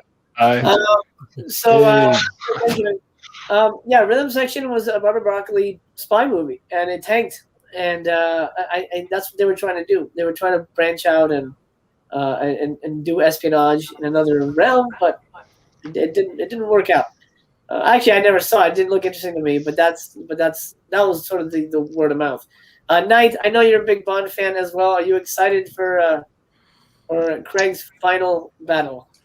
Yeah, I'm really excited to see what happens with it. The trailers look amazing, and if it wasn't for the pandemic, the pandemic really messed up a whole bunch of stuff. Yeah. It really did. But I mean, I really love the trailers, and I like Daniel Craig as Bond. And if we go by how each movie panned out, this one should be good. So, so we got Casino Royale and Skyfall were good, and Quantum not so much, and neither was the other one. Spectre, yeah. So this one should be good. And I think, like I said, I think it's going to be good. It's this last one, go out with a bang. I hope so. I hope it does. Tony, are you a Bond fan? Are you excited for this movie? I haven't seen any of the ones with the new guy. I don't know what the last one I saw. I haven't really seen a lot of Bond movies, to be honest. Okay. But I've seen like the Pierce Brosnan ones, and I like those. Okay. But I'm not a oh my god, new movie coming out. Like I didn't even know there was. So okay. What does that tell you? Jake, are you a Bond fan? Are you excited for No Time to Go? Yo, y'all are gonna hate me, but like the closest thing I've seen to a James Bond film is Austin Powers. No. Yeah, I know, man. I do gotta go and watch some of those. I want to be excited for it, but I've just never seen any of them, man. Yeah. Yeah, no, I get you. I mean, it's one of those weird things where it's maybe Bond doesn't speak to the new generation. I mean, it's obviously a very old-fashioned story, very old-fashioned. But you've seen the Mission Impossibles, I'm guessing. Oh yeah, oh for sure, yeah. Yeah, I think those are just more modern and I don't know, more exciting to a young audience. And Bond has this entrenched base of it's interesting because when Daniel Craig came on as Bond, I mean, they were really trying to retool Bond and make him more modern. They were taking cues from Jason Bourne. Yeah. And that's the thing that was really crazy is, Jason Bourne came on the scene and changed a lot of things about, a spy thriller. And then Bond comes out, and in Casino Royale, you see him doing parkour and jumping around and doing all these intricate fighting scenes, and it's like, wow, we've never seen Pierce Brosnan or Roger Moore or Sean Connery do this type of stuff. So they were really trying to modernize it with these Daniel Craig movies. Yeah, and then they turned them into dramas, where he has relationships and oh man, she broke up with me. I give up. I'm gonna quit. I don't know. I with that plot line, I feel like I don't know. They took his Bond in a weird direction. I don't know. Well, he was always trying to not be Bond. It's like what? Yeah. Well, hey, I'm probably gonna get going, but I just wanted to thank you so much for having me on the show. No worries, call me man. back anytime. Like, I'm totally down to do it again if you're ever interested. Thank you guys so much. Nice talking to y'all. All right, guys. Jake. Follow Jake links Later, to the Jake. Thank you, brother. Have a good one. Oh yeah, peace. Later, man. All right, that was awesome, man. He's a good dude, young guy. Yeah, he is. He I is. don't blame him for not seeing the Bond movies. That's perfectly okay. Roger Moore as the Saint. That was good. I love his run as the Saint. That was good Yeah. stuff. Do you have those on DVD, Aaron? Oh yeah, I got the monochrome and the color years. I still need to get Return the Saint with Ian Ogilvy, but I got the original. I grew up with Return the Saint, like that. Come on, like when I was a kid, the whole dun dun dun dun dun. It's got the best theme song ever. Yeah. But yeah, I used to love the Saint. So it made sense when Roger Moore played James Bond, and I kind of thought Ogilvy was going to get the role, and he didn't afterwards. But then they said, well, Brosnan, and I'm like, yeah, that makes sense. But then it wasn't Brosnan, it was Timothy Dalton. And then, that makes even more sense. Since Timothy Dalton was first, approached to play Bond way back in the day. Like, he was one of the original choices. Like, when they went back the Sean Connery years, like, Dalton was like, they went to Dalton. And he said, I'm way too young. He said, I'm way too young. The great thing about having the Bond set is all those amazing features. So you get to see all the behind the scenes stuff. And it was neat because he said, I was asked years ago, but I wouldn't do it. Persuaders is great, by the way, Dave. I love that show. I'm a Dalton guy. I think maybe it's because those are the first ones that I watched as a kid. But I love Dalton's interpretation. I mean, I wish we had gotten at least one more movie with him, so he would have a trilogy. But I don't know. I enjoy it. I like that one of them takes place in my hometown in Florida, so that was kind of cool. Seeing him fight sharks and shit. I love that. That makes me happy. That was also thanks to Pierce Brosnan doing Remington Steele. So that was what opened the door for Dalton too, right? Yeah. Yeah. He got these had finished Remington Steele, and he was getting, taking the promo pictures, getting done up for a Bond, being like suited and everything. ABC comes and says, we want to do one more season of Remington Steele. We're going to do a season of movies. He couldn't do the film. Oh, man. So Dalton was the choice. And Dalton's a good choice because he is for me, I read the books. Dalton's what the books are like. He is Bond from the books. Yeah. And he's as close as we've ever got. Yeah. I concur on that. It's one of those great tragedies of cinema, but it is what it is. I have some good news, Aaron. I have a sneak peek of a new release from Vinegar Syndrome, and I think you'll enjoy it. I want to share this with you guys because this blew my mind. And so, man, this is coming out. Hell yeah! It's I'll let it speak for itself.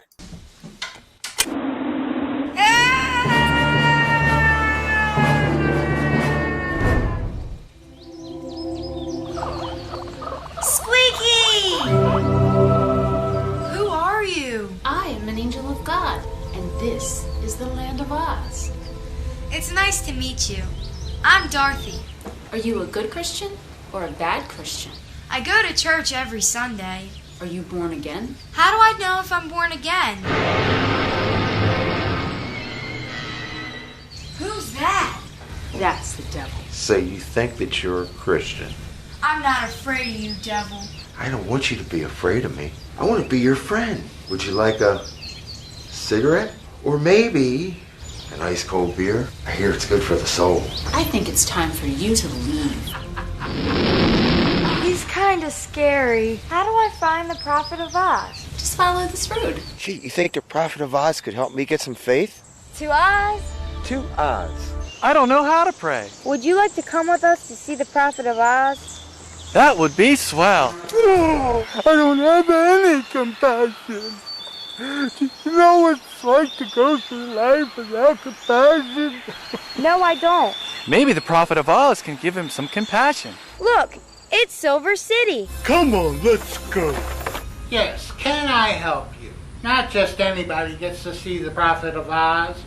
What makes you so special? The angel of God sent me. Well, that's good enough for me. I am the great Prophet of Oz. I've come to find out if I'm born again. And I've come to get some faith. I'm here to learn how to pray. And I've come for some compassion. Dorothy, you were already born once. Why would you want to be born again? Scarecrow, faith is overrated. Tin Man, praying is a waste of time. You never get answers to your prayers. Lion, who needs compassion? You've got to look after yourself. It's as simple as that.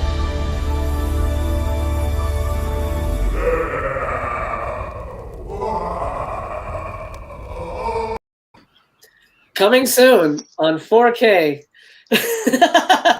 Wow. Wow. So, show of hands, who would watch the whole thing? I'd actually watch it. It looks like an AGFA release, man. Yeah. Looks like an AGFA thing. It'll be AGFA's first 4K. Oh my god. Oh man. Man, there's too much crazy shit on the internet. I don't even know what to say. You've messed me up. You've messed me up for the night. Everything is terrible. It has some amazing stuff. They do. They have It is. amazing clips. It really is. It really is. Let's see who's been traumatized. I thought the psychotic grass clown was bad. Yeah, that was pretty weird. Let's see. For a second there, I thought this was Osborne. Oh man. Close. Casey says the lion is pretty scary. He is quite quite scary. The Prophet of Oz looks a lot like it's Baby Ghost, Casey. Oh jeez. It's Baby Ghost. That's something I won't subject you, Aaron and Tony. I won't subject you guys to. I already tortured Tony with it. So, or Night. I'm sorry. So let's. We're almost at the end of the night, but something I wanted to do, especially since I've got Aaron on, and he's my physical media brother from another mother. I want to get his input. I want to get everybody's input on this. This is the Warner sale, and I think chat will benefit from this. So everybody in chat, if you're looking to buy something at the Warner sale, get your notepads out. You're gonna get some suggestions, and I want everybody to chime in. If you see something like, "Oh, I want to talk about the bishop's wife," then feel free. I'm just gonna scroll, and if anything jumps out, let me know. Oh, the Tex Avery is a must. Like, and if anybody doesn't have likes animation, doesn't have Tex Avery, that's a must. There's 2 volumes of that. Okay. It's incredible. Nice. And is this the Tex Avery stuff? Is what characters are those? Because that's not like Bugs Bunny and stuff, right? Well, it's some of his other stuff. Like, Tex Avery did, like Little Red, like the Sexy Little Riding Hood and the Wolf and all that. So he did a lot of stuff, and some of the best animation ever, in my opinion, anyways, from Avery. They got like that there. They got some there's some Popeye there as well. That's really, really good. Okay, so you would suggest the cartoons? If you're in animation, that's like you should have it in your collection. Well, here's Is part one. that the one where the wolf is there he is with his eyes? Yeah, that's the one. Oh yeah. There you go. What Droopy. it needs. Droopy. Here's a great Jimmy Stewart film, a Lubitsch production. I love Jimmy. I'm a big fan. And this is just a lovely little romantic comedy from back in the day. I like that one very much. Mr. Roberts, I've never seen this. Aaron, do you have any thoughts on this one?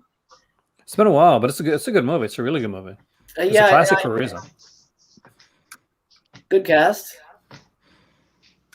Jack Lemmon. Wow. Yeah. Let's see. Where's the one? The Thin Wow. Man. Oh yeah. Fonda. The Thin Man. No, but this is only the first one. I remember having the set on VHS, and I love that whole franchise. It's one of my favorites. Absolutely. Let's see. Okay. There's one. Oh, The Hidden. Yes. That's good. Yeah, it's Check shoulder greatness, man. This is one I've been trying to buy since midnight, but I had issues with my cart. Yeah. I saw that. Now you're talking. Looks like it fixed itself, but I'll buy it when I'm off the air. But yeah, dude, the hidden is great. The original thing from another world. Yes, absolutely. Oh yeah, I agree. Games are nuts, man. The hammers, by the way, those hammer ones. Which ones? Like the horror Dracula's right there, and I think they got like 80, 70, 72 and Satanic Rites too. Are the hammer ones they have? Aren't these on other sites? Or I might be mistaken. No, some of them are put out like other, but these are supposed to be like really good, pristine prints. Now, 80, 72 and Satanic Rites never had good prints ever. Horror Dracula there is though, but the other two, the last two, there isn't. Satanic Rites, but still, it's good to have. Gotcha. Gaslight, I recommend. This is where the phrase comes from. Gaslighting. That's such a good movie. Really fun little thriller there. Aaron, did you get you got the Jello box set, right? Volume 3? 3. I'm like 2/3 of the way through it, and I'm going to say it right now. It's spoiler alert for a video I'm doing down the road. It's looking to be the best films so far. I'm with you on that. I'm also 2/3 of the way in, and I'm really enjoying it. I think these I'm really getting into these. Don't Be Afraid of the Dark is good, except the ending. I'm not a big fan of the ending. Oh, I love this movie. Yeah, that's a pretty good one. Those creatures are cool looking. Yes. Is that TCM3? It is. Yeah. Jeez. They have it here. I see. Where'd it go? I would have thought that this would have gotten like a. Come on, load it. Okay, now it's not loading. There you go. I thought this would have gotten a Scream Factory release, but. Yeah. I had the poster to this movie from Gorza. I think it was from Gorza magazine on my ceiling in college. Nice. I still had girlfriend. It is a cool image though. On your ceiling, so when you woke up, you would see Leatherface smiling at you. Oh yeah, the Saws family, right, with the big saw. Yeah. Yep. That's awesome, man. Thoughts on Jeremiah Johnson? I mean, I know I always use the GIF. I think I sent it to Knight recently. I love the GIF of him like nodding, but I've never seen the damn movie. Is this something I should get? Aaron, do you know about this one? I don't remember very well. Yeah. I'm sure it's good. I just don't remember it. I think I might just grab it. Body Snatchers. This is the Abel Ferrara Body Snatchers. If that's like in its original in the right aspect ratio, hell yeah. Because I remember for years that was like just a full screen edition you could get. Oh wow! So yeah, that was one of the ones that was hard. That's like Frankenstein. I remember Mary Shelley's Frankenstein for the longest time. You could only get full screen. It was really hard to find the widescreen edition of it. Yeah. So yeah, I'm definitely gonna grab that. I remember that movie very well. Village of the Damned didn't. Oh no, wait, didn't Scream If you like Factory? the old classics, I mean, it's a fun film. I thought they did. Green Slime, I like. Have you seen Green Slime? Green I haven't. Yeah, that was good. That's the bomb, man. Especially the music, the theme song. That's awesome. Yeah, that was good. That was really well done. Showdown in Little Tokyo. Oh wow. Yep. Oh, Brandon Lee, man. That's right, man. And Dolph Lundgren. Yep. What a team up. Right? What does I keep seeing this. Oh, I guess made on demand, MOD. Is that what that stands for? Oh yeah. Maybe. So these are pressed, I think, like as opposed to like just burnt, which is good for the Blu-rays. Gotcha. Green Slime, I highly recommend. I love this movie so much. It's so goofy, but and the theme song is so catchy. It is. Songs. This has like a dun, da, da, da, da, like it has like a real good like fun beat to it, man. Good movie. Okay. I love stuff like that. Action Jackson. This sounds like something up Tony's alley. Carl Weathers. Fat Samurai had that on his show, actually talking about it. Yeah. That is awesome. Yeah, Vanity and Carl Weathers. Yeah. That's a good one, man. Thank you. I haven't seen that forever, though. Oh, you got it. Death Trap. I recommend Death Trap. I did a play of this. I did this on stage. Oh. Oh, nice. Oh, you know what? I think you did. You mentioned that in a live, I think. Yeah. That's awesome. Okay, so let me hear about that. You had a burgeoning career as an actor. No, yeah. Third school. I was aside from I would go. That's what I was going to do. I was going to be in acting. So anytime I could act, whether that would be in school or outside, like off Broadway, doing plays. Yeah, I did everything. I did everything I could. I took all the classes. The movement classes, the mime classes, dance classes, all that type of stuff. Wow. And at the end of the day, when it came time to do it, I was really big for Doctor Who. Right, love Doctor Who. I said one of my dreams, I want to be in an episode of Doctor Who. So 1989, year I graduate. Doctor Who gets canceled. So my grandparents were like, acting's great, but why don't you get a career first? So I went in for I was accepted to Western Ontario, for drama, and I was accepted to a film school, and I got accepted to a third school, which was still in Newfoundland, and it was for journalism, and I was a writer too. And if you go in for journalism, don't be a creative writing person, because that's going to drain it from you for a while, because that's what it did for me. But I went in and I did journalism instead, and I ended up getting married young, having kids, that type of thing. So went in a different direction, but it was okay. I wouldn't take it back. Yeah, you have that experience. Let me check in with chat real quick. Asian movie enthusiast is with us. There you go. You got the thing and the one. Nice. That's a great release, man. Oh, Leatherface. That is so cool. I need that. Nice. Hey, Eric. Welcome, my friend. If you want to jump in, let me know, man. You have the link. He loves The Hidden. It's such a good movie. It is. It really is. I love this. Let's get physical media. I love it. The Hunger and Don't Be Afraid are goodbyes. Yes. I actually even like the remake with oh man, Tom Cruise. David Bowie. No. Isn't he in The Hunger? Or is that something else I'm thinking? No. The remake of Don't Be Afraid of the Dark. Oh, that was Katie Holmes. Yes. Shouldn't you know that? Was that? Shouldn't you know that? Isn't that your wife? Woo! I've blacked out. I couldn't believe what? The Great Race? I don't know that one. I'll look that one up. Oh. I used to get stuff in from Arner Archive to review, so I have a few here. No shit. Yeah. Nice. Now they changed. They changed it. Like somebody else is doing it now, and I didn't get an email back. Oh, that sucks. Night School. 100% Night School. Yes.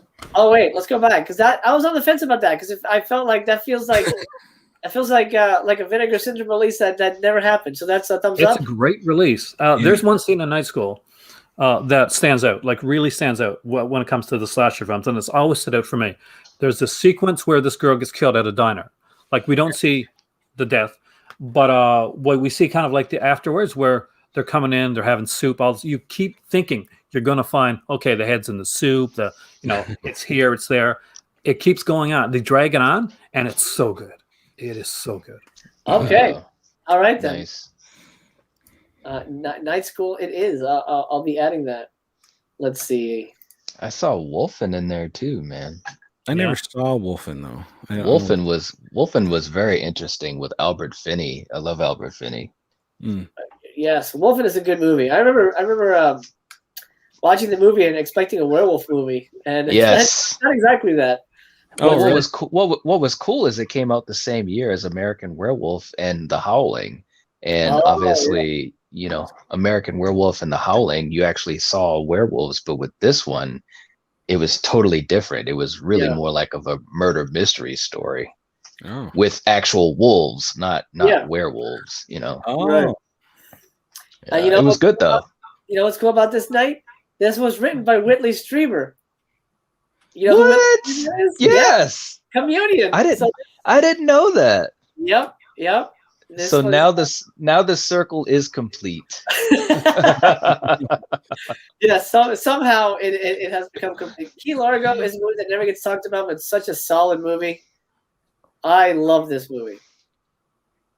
Thoughts on Key Largo? Anybody? I love it. Like that. Honestly, it's a classic for a reason. Yes. One of Bogey's best roles. Is that Barrymore's father? Drew Barrymore's dad? I think it's her uncle or something like that. Uncle. Oh, okay. Yeah.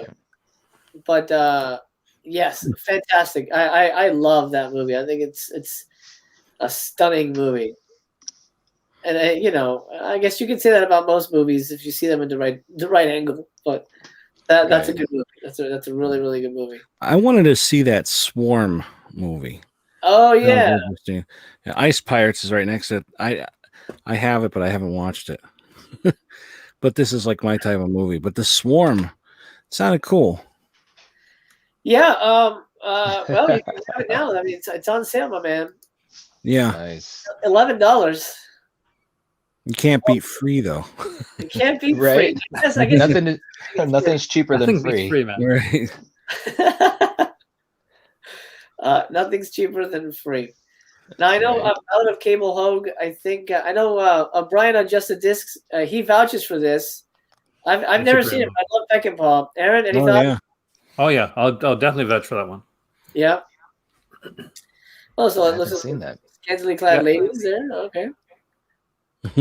I love Peckinpah. There's one here. There's one that only I'll get. What that I would get? Yankee Doodle Dandy. Love that movie. Saw when I was young. Wow. He's Well, so what's? I know you're a big musicals guy, right? yeah.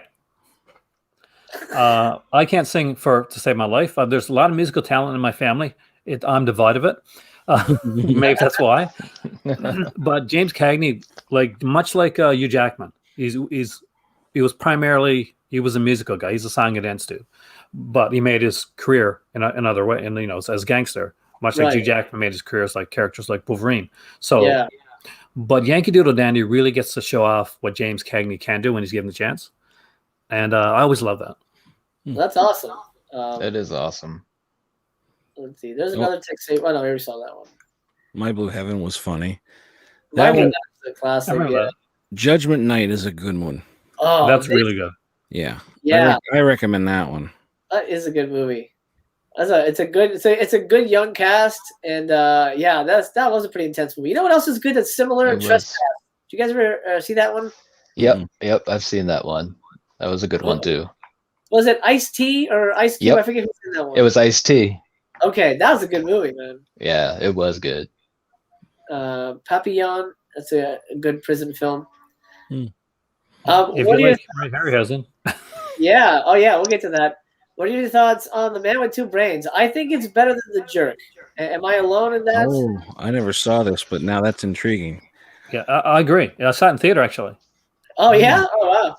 Remember the elevator scene with the killer? Oh man, it's so good. So much. I mean, it's on like a Naked Gun level almost. Like it has the humor is so outlandish. Yeah, I love The Jerk, but I think this one's a lot better. Ooh. A lot funnier. We got some Harryhausen. Yeah. Look at that. Is that Harryhausen? Wait, is that the Harryhausen one? Valley Guanji is. I Valley Guanji is his last one, I think. There it is. It was There you kind of a Western dinosaur hybrid. Not his last one, of his later ones. But if you like Harryhausen and we're in the indicator sale and you manage to pick up some of that stuff, this is not there. So definitely the fill out your Harryhausen collection. Did you get anything at the indicator sale, Aaron? No, it's my birthday month, so I'm not going to buy anything. During my birthday month, so Gotcha. I got them on Macabre pre-orders. I got those before they went out. Nice. Yeah, it's tough. It's a tough month. Jesus. It is. There's too much, man. I almost didn't get anything for indicator, but the Force 10 went out of stock, and I was like, okay, fine. If it's not there, I'm just not going to get it. But then somebody messaged me and go, hey, it's back in stock. So I rushed back over and I pulled the trigger. I grabbed that. I grabbed 10 Rylington Place and the Collector with Terrence Stamp. So Good choices, man. I'll have those coming. Do you have the Norman J. Warren set? Oh, I grabbed that like months ago. That's yeah. I got that last sale. So good, absolutely. And he just passed away, unfortunately. So I'm actually working on a video on that on the set because of that. Okay. Oh, I think a lot of people are probably. One of your ranking videos. Yeah, reviewed and ranked Norman J. Warren. I love it. Let's see. Alan recommends A Mighty Wind. Thelma agrees. It was a good one. Thelma also says Swarm is good. Yeah. Okay. So now you're gonna have to find a way to get it. I keep that guy. I'll have to go back to, Doc Savage. I was just having this conversation. I had Fat Samurai Guy on in the beginning, and we were talking about he really wants to see this movie. I told him I hadn't seen it, so I had no thoughts on it. But it's fun. It's cheese. It's total cheese. It's a cult film. There's literally a scene near the end of the movie where Doc Savage and his mortal enemy get into a fight, and they fight around the world. So you see them like fighting on this kind of like on a map, literally fighting around the world. Wow. Gotta love that. That's awesome. That's awesome. There you go. Fighting around the world. You know what? This is the sequel to Harper. I like this one better than the first Harper movie. I don't know if you guys have seen the Harper movies. No. The Paul Newman detective movies. I like Drowning Pool better. I think it's a better movie. But that's if you're into like sort of gumshoe detective type movies. It's a fun one. Pink Flamingo. Isn't that doesn't Criterion have that? That's odd that's there. I don't know. Do you, Aaron? Do you think that we're gonna get any information on the Vinegar Syndrome flash sale by the end of this month? Because some people were saying on the forums that last year at the end of March is when we were able to get pre-orders in for halfway to Black Friday. Do you think? I think it's going to be a little bit different this year because they're starting to announce things at the beginning of the month rather than like part of the way through. So I think it's going to be a little bit later than we normally get it. But I'm saving for it. That's what my taxes is going for this year. Nice. I hear you. Yeah. Do you work for them at all, Aaron? Oh God, no! Like people keep thinking that. No, about 6 years ago, I did this WTF year. I used to theme my years, right? So I did basically a WTF year of cinema, and Vinegar Syndrome kind of had a lot of WTF films. So I started ordering from them, and I started showing them on the channel. And at the time, nobody was doing Vinegar Syndrome. I think there was me and there's Celluloid Shot. I think were the only two that were showing their stuff at all. And eventually, for some reason, I got a name. Literally, they called me Mr. Vinegar Syndrome. Yeah, and that was my Twitter handle for a while. Oh. But I like a lot of these really Z-grade cheesy films. It's not all I like, but people tend to see that when they come to my channel. They're like, Vinegar Syndrome, right? You know Severin. And I'm like, I do. I know other stuff, but yeah. Yeah, I always thought you worked for them. I wish. That would be a cool job. It would be an amazing job. Brad Henderson. He's an acquisitions guy from Screencast. But no, yeah, they haven't hired me yet. They should though. I've sent so many movies that it's people their way. Yeah, I've asked to review for them a bunch of times, but I don't have the numbers right now. So one day. Same. I got a couple of companies that I work with that and I've been lucky. I've got a good friend that over in Australia that we've seen my channel. So then it's Jamie Blanks, who does Urban Legend, did Valentine. I talked to him a lot, and he's opened up a couple doors for me. So props to him. For some other companies to look into. Nice. So that's been interesting. Did he get you? Nice. If you can't say it, that's fine. But did he get you a hookup with Umbrella? I may have some Umbrella stuff coming in the mail right now, actually. Gotcha. Okay. Just Wink, so yeah, wink. I'll be. I'll, hopefully, fingers crossed. I should be reviewing some of the latest stuff coming out from Umbrella, like Psycho Gorman and Never. What's it called again? Oh God, there's a really good label they do that really gets underlooked, utilized, called Sunburnt Screens, and it's like classic Australian like cinema. Okay. So I haven't seen anybody like really focusing on it ever. So I wanna get some of that too. So I reached out to them about that. There's a couple companies actually reaching out to right now. Nice. Well, we'll talk off air, but I mean it's starting up because the channel was dead for a while, and I used to review horror movies for another website, and so I have contacts with MVD and Arrow. So I'll off air. I'll reach out to you guys, and I'll give you some emails and hopefully help you guys add to your collection and your content. So that's always helpful, man. Yes, That's awesome. Yeah, no worries. Halloween Tree, I recommend. This is such a fun Halloween just experience, and I kind of classic. this. I think I've seen that. I don't remember it, to be honest. I haven't. Oh yeah. Well, you got to see it, man. It's like one of those. Once you get it, you watch it every Halloween. Oh, okay. That's perfect. Looks like I'm not seeing any blues. I just as a sort of as a way to save money. I'm sticking to only blue or 4K. So yeah, there might be some great DVDs, but I'm just trying to not even look. Yeah, because like there's those good, really cool pre-code sets, man. Yes. Yes. Ah, damn it. No, I can't. I gotta be good. All right. Let me. You gotta hold back. You gotta hold back, man. I have to, man. There were two. I don't know if they're in the 4 for 444, but I recommend, of course, The Witches. Oh. Right.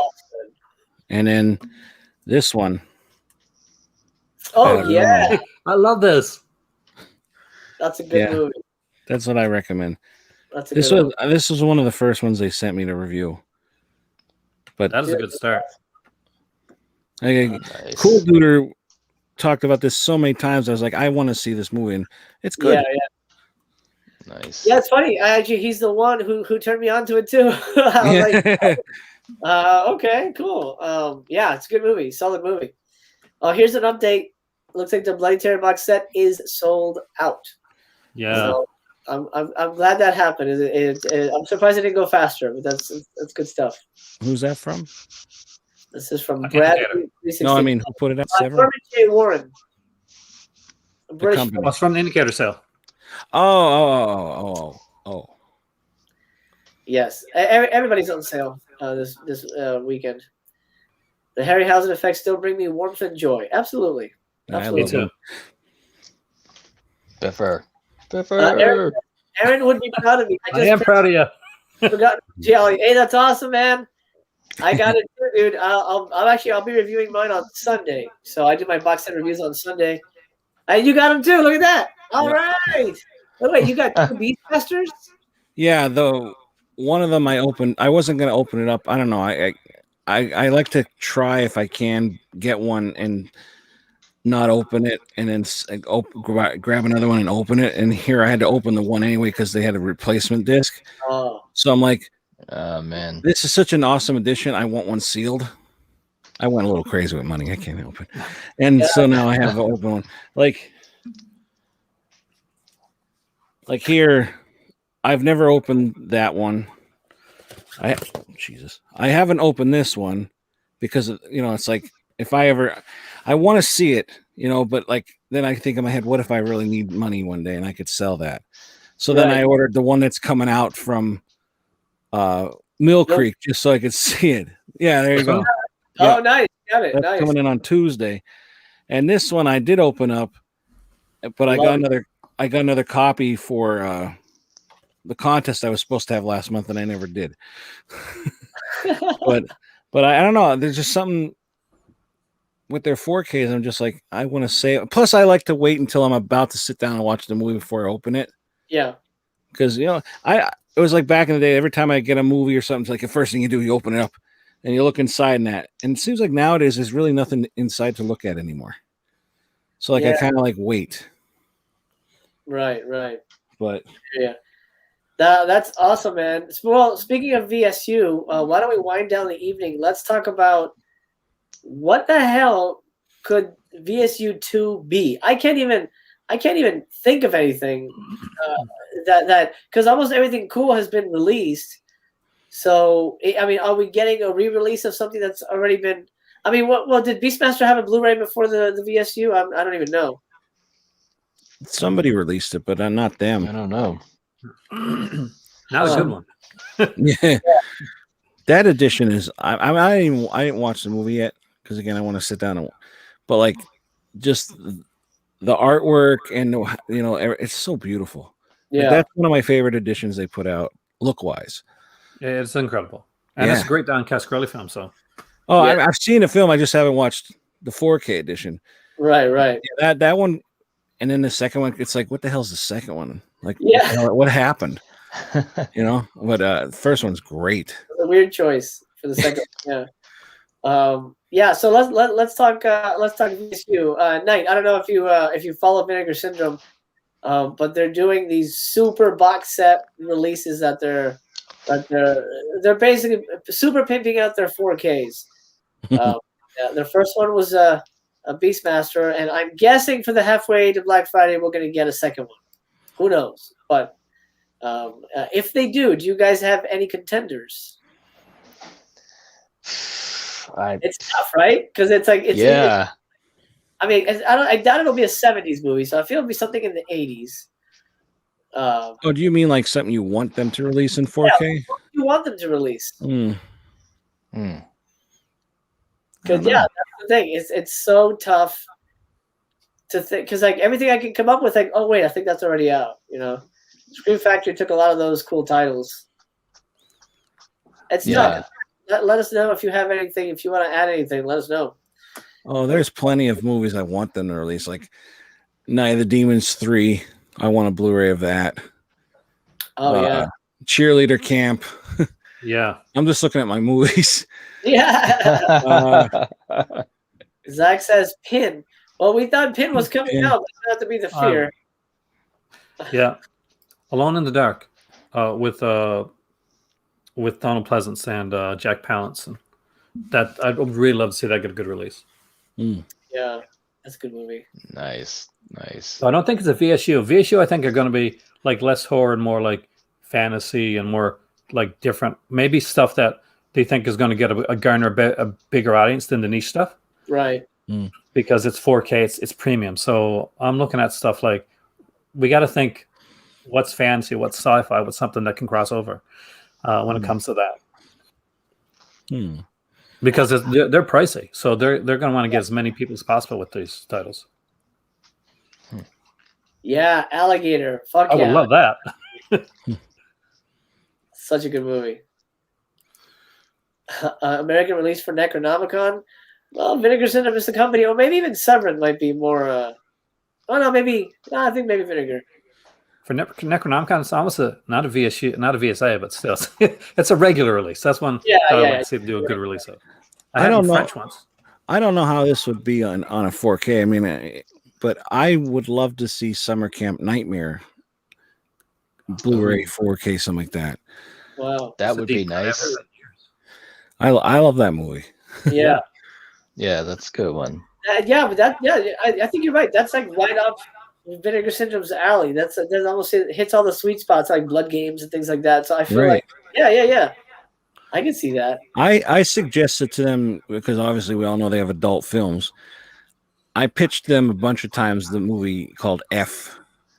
And if you've been on my channel before, I've talked about this numerous times, that even the chat's like, when are they going to put it out?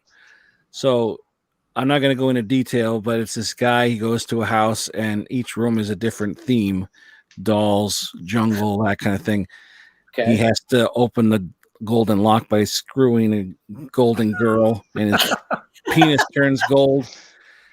And the thing that really grabs people in is I say there's a giant vagina running around a house and it eats people. And I'm like, if they don't put that out, there's something wrong. Could you imagine the artwork on the box for it? Yes, that's the artwork, yeah. It's like my favorite. I found it. I think my uncle had it on VHS, and we snuck it out of his room the one time, and I was like, "This is awesome! This is my favorite one." And it's very, very rare. Like I cannot find a copy of it. So if they did that, I guarantee you that would be the #1 adult film they've released.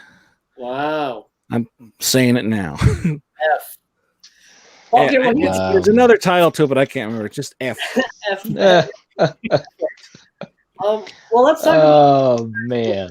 I don't collect adult titles, so you know, I do pornography, but I don't necessarily want them on Blu-ray. You know, so I don't know. It just it doesn't appeal to me, to my sensibilities. Tony, I'm guessing you do. You collect the adult films.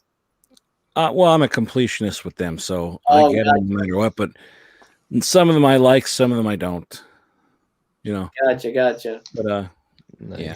So you have to get everything, no matter what. Not really. I was a completionist in the past as well, and if I watch it and I'm like, I'm never gonna watch this again, I usually just sell it or trade with somebody. But excuse me.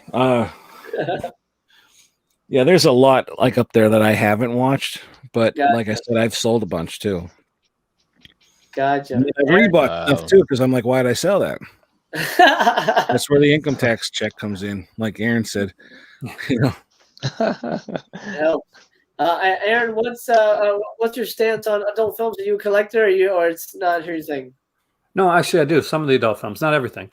But I think you got to have some in your collection if you're seriously studying, because it's, especially in the era that Vinegar Syndrome does this. This is like this, at the time that it was being done, this is a maverick style of filmmaking where you could get arrested, where the door could be broken down any second, where there's so many great, like, untold stories.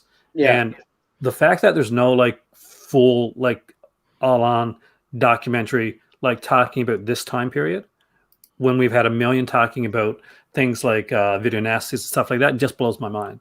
Right. And if I had my way and I had the money and the resources, I definitely would love to do a documentary on something like that. Just like the stuff that they went through, the behind the scenes, the you know, the stories, the nightmares, the big stuff, the good stuff, and it just has always interested me. There's this podcast called The Rialto Report, which actually talks to a lot of adult stars and goes behind the scenes with a lot of stuff like that.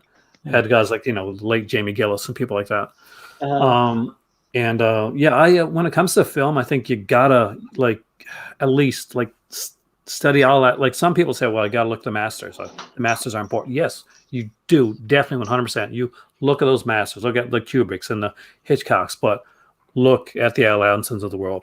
Look at the fringe parts of cinema. Like just get a whole breadth and scope to what's out there. And I'm eclectic when it comes to my film taste. Like I guess because of that. But it's I'm passionate when it comes to cinema. So I want to know about the behind the scenes of everything. Yeah. I love it, man. Knight, are you somebody who would be down for collecting physical media porn? I mean, I don't, but I mean, if it was something that interests me, I would. But I usually don't. But that's just me, though. Yeah, I mean, I guess it would depend. If there was someone, if they released a movie that had somebody that, one of my favorite actresses in it, like, well, I mean, there's talk that, Cafe Flesh isn't very good. I'm not a fan of that movie. But if they put anything out with she was a famous scream queen, but she did porn for a while. I'm blanking on her name. Michelle Bauer? Tracy Lords. Michelle Bauer. Well, they probably can't release any Tracy Lord stuff, but only one movie. She one. Don't even admit it, right? Tracy Lords, I don't think, like, if you bring something up to a convention of hers, like that's like from like a porn, I don't think, I heard she won't sign it. Oh wow. She's trying to like get away from that. Like, I'm an actress, not, Right. Wow. Well, I get it. Yeah, if they released a Michelle Bauer one or something with Brigitte LaHaye, I love Brigitte LaHaye. So if she was in something, I'd probably grab it and just I'll tell the wife, oh, this is part of the subscription. I just came. You can always just say I sent it to you. That's okay. Yeah, there you go. Yeah. Right. My pervert friend Tony, I can't believe him, but I got to keep it. It's a collector's item. I got to make sure it works. Let me put this in.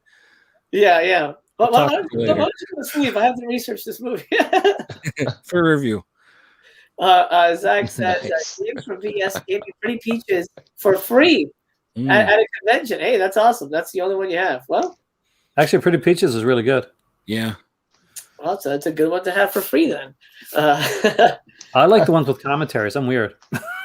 Oh, see, that's funny because I brought that up to my wife. I saw that the Smut Without Smut had commentary. I'm like, what the hell do I give a shit about the commentary for a porno? I don't know, but I can see how, since you like the history of it, that would be important. Eric says, I have seen a handful of action hentai. I've seen Mezzo and Kite. That's some crazy shit. You know, I that's another. That doesn't do it for me either. You know, animated porn, hentai. That does not do it for me. No, me neither. Yeah. Tony, do you have any?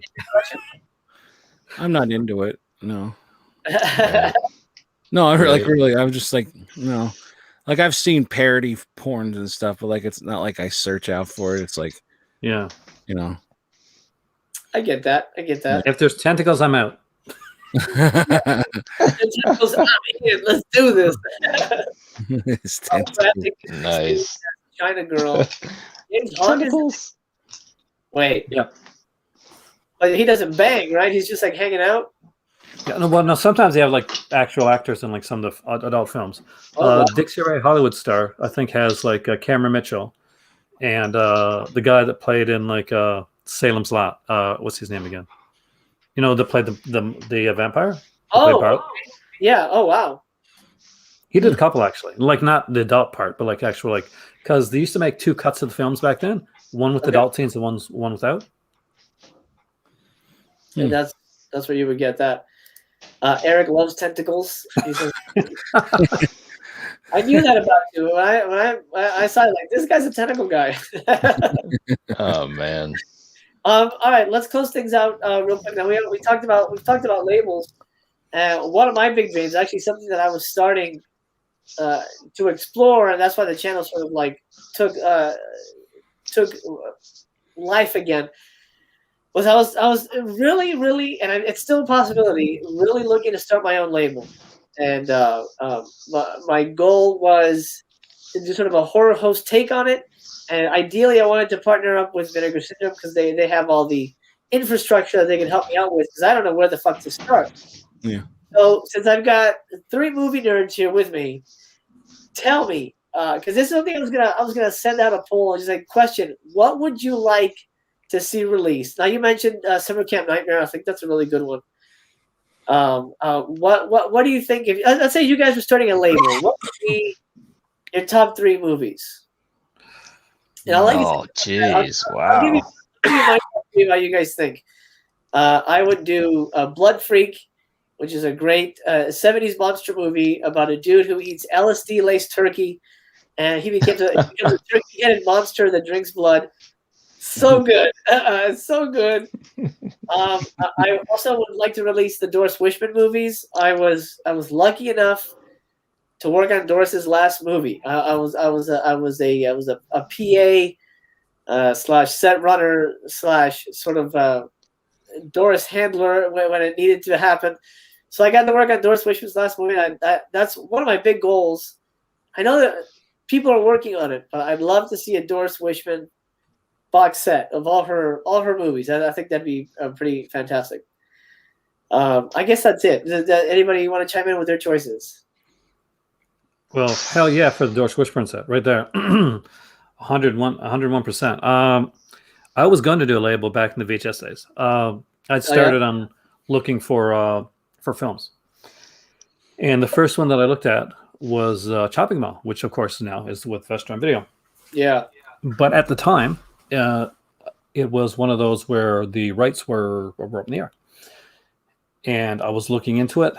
I didn't end up doing it. I really wish I had. Honestly, all the stuff that I want, the Alone in the Dark, stuff like that. But some of that stuff is really hard to get. So when you're starting, you want to find out what your brand's going to be, how you want to take it. If you're going to do horror, you're going to do action. If you want to do like a mixture, an eclectic type. But even with that, you want to find out what your throughway is going to be. So look at, okay, this is what interests me. This is what makes me excited. This is what I'm passionate about. This is what I want to see there. When Mondo Macabre came about, the guy wrote the book Mondo Macabre, and he couldn't find the movies anywhere when he was writing about international film cinema. So he made Mondo Macabre. He made a book called Mondo Macabre, and afterwards he started up the line. So along that side, I mean, like Doris Wishburne, you literally worked on her last film. That you should be the person that does that. I'm a huge fan of her. Because you don't want somebody that comes along and just says, okay, yeah, here's another name. Let's do a box set and you see this, and it's half-assed. But no, I would love to see. There's more slashers and stuff. Eric's Revenge, Phantom of the Mall, right there. That's my number one title. I wanted to see that for a long time. I love the film. You got like Pauly Shore, you got Morgan Fairchild. It's just insane. Pauly Shore. That's a good one. Knight, Tony, you guys have any? I've always been a fan of Night of the Comet. I've always loved that film. Yeah, Scream Factory put that one out, so that's. I know. That's a good movie, though. That's a good movie. I picked that up quick from Scream Factory too. Yeah, absolutely. Tony? Well, like I said, Summer Camp Nightmare would be one of them. Again, looking at my movies, I always wanted to see The Curve come out like on Blu-ray. Oh, that's Matthew Lillard. That's a good one. Yeah. I like Phantoms, and I don't know if that's on Blu-ray. Yeah, that is. And then probably for something fun, I'd like to see Mom and Dad Save the World. Oh, yeah. I haven't seen that one. That's a fun movie, comedy with what's his name? I can't think of his name. Is it No, it's the guy who was the bad guy in Howard the Duck that turned into the monster. Oh, from Ferris Bueller. Yeah, the principal Jones, from Ferris. Yeah, him. And John Lovitz is in it. And they just they're on this planet. They get from Earth to this planet, and they're just everybody's like an idiot on it. Oh, it's wow. I can't even describe it. It's a fun movie, and I don't think anybody ever put it out. So I would like that for a fun one. Yeah, that's a good one. There's a lot of others, I'm sure, but yeah, Go ahead. I was gonna say the Curve. I've wanted to see a Blu-ray release and a behind the scenes and interviews now with them. I'd love to see it because Matthew Lillard is such a great creepy guy in that movie, sadistic but likable guy in that movie. Oh, I'll have to rewatch that. I'm sure it's somewhere. I know I've seen it, but I can't place it now. Well, I won't say what it's about, but that would I don't want to ruin it. Yeah, the good thing about physical media, at least right now, the way it is right now, you can release anything and probably make your money back. Corey, yeah, go ahead. Ask a question. Feel free, man. I'll wait for you, and I'm gonna check it out. Zach. Zach says this is what he would release: Pin, Terror Intent, Killer already. Lunch Meat. Oh, Lunch Meat. Back from the Dead. What's Back from the Dead? I'm not familiar with that one. Alien from the Deep, and a good transfer of rabid grannies. Yeah. Are you guys familiar with Back from the Dead or Alien? No, I'm not. Not remember now. Well, I'm surprised what's that? I'm surprised Vinegar Syndrome hasn't put out Terror Tank Colored Bounty. Yeah, seems like a Vinegar Syndrome thing. Absolutely, yeah. And I'm curious how much they have sort of in the works. I mean, I can imagine It's not like they're working for the next month. They've got shit planned for maybe next year. But I'm curious how many movies they're juggling and how much work that is. I mean, because like they put out like 3 to 5 new movies a month. That is a considerable amount of work. Like sometimes there's like hidden ones that come out like surprise. Crazy. Yeah. Remember they had the 5-year anniversary, did those 5 films, 5-year sets? Yes. Just came out of nowhere. Yeah. It's crazy. It's crazy. But we appreciate their work. We appreciate their work. Zach says, I have Back from the Dead and Alien from the Deep on bad German DVD. Oh, wow. Jeez. Well, Germany gets a lot of releases that we don't have, and I don't understand why that is. But here we go. Here's the question, and we can all address this. I'm on the fence about picking up the Hammer 20 movie Blu-ray collection, but have heard the packaging is not great. Does anyone have it and worth it? I have it. Aaron, you give us your thoughts first. Yeah, I actually did a podcast, Cobwebs, about the set, where I reviewed the set, and I did it on the channel as well.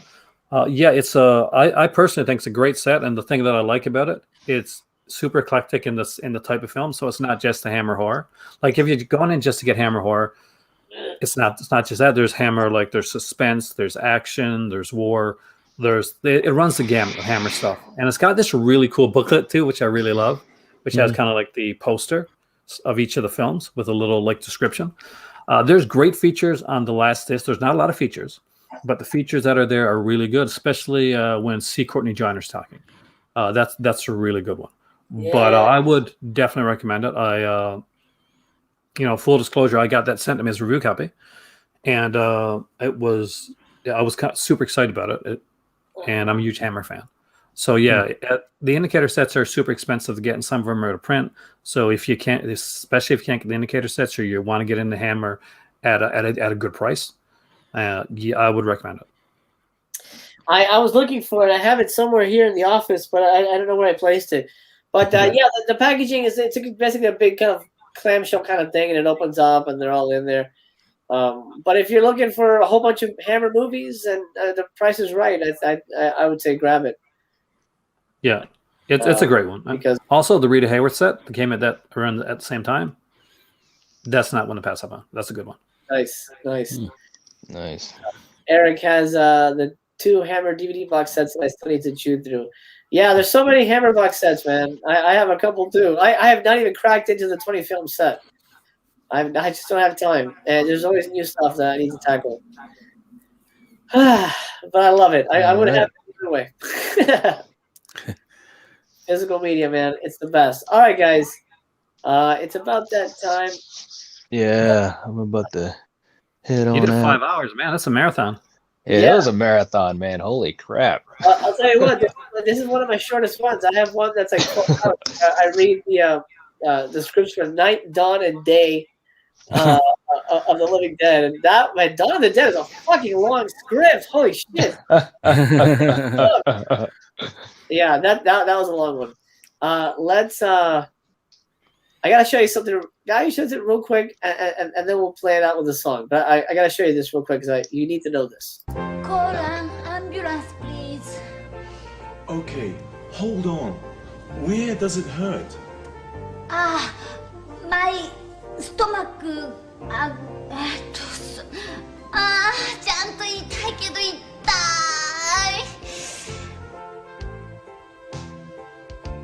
救急車を呼んでもらったからといって安心はできません。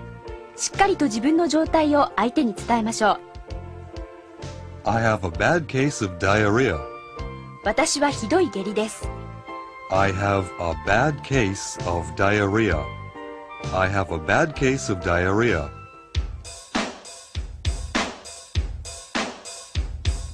I have a bad case of diarrhea. I have a bad case of diarrhea. I have a bad case of diarrhea. I have a bad case of diarrhea.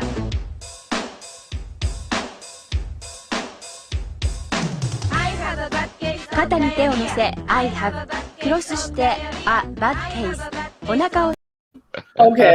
That's what I told you. I've seen that before. I know there's a 10-hour version on YouTube somewhere. Oh, man. Seriously? Yeah. Jesus. I Oh, have a bad man. case of diarrhea. Yeah. I toyed with the idea of instead of doing this, doing that, watching 10 hours of something and like just recording myself live watching it. But I was like, and it wasn't going to be that. It was going to be this. And this will be my last clip, and then we'll call it a night. But this is, you've probably seen this before. This is pretty famous. You on kazoo. Don't run, jump, or dance while playing the kazoo. Thanks. Ouch! Oh, hi. Wait a minute. Who are you? I'll tell you a secret. Sometimes I get a little quiet when I meet lots of new kids. You know what? I think we're gonna be friends. Special friends. And when I'm with friends, I like to have fun. I like to sing, dance, pretend, and kazoo.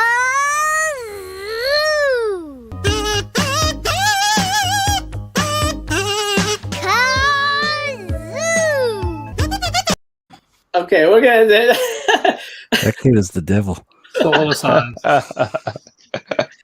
was gonna watch him. There's a 10-hour clip of him going like all the kazoo parts. It's like I think I will go mad and die. I would love to see that. Yeah, but when you did 10 hours through that, I don't.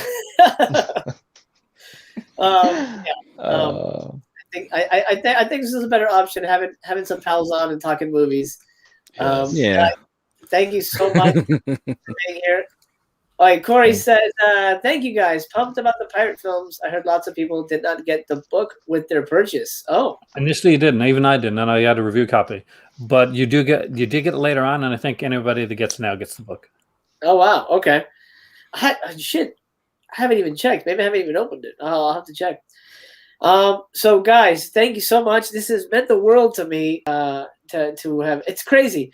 I mentioned this in the chat yesterday. I'm more social now than I've ever been in my life here on YouTube, doing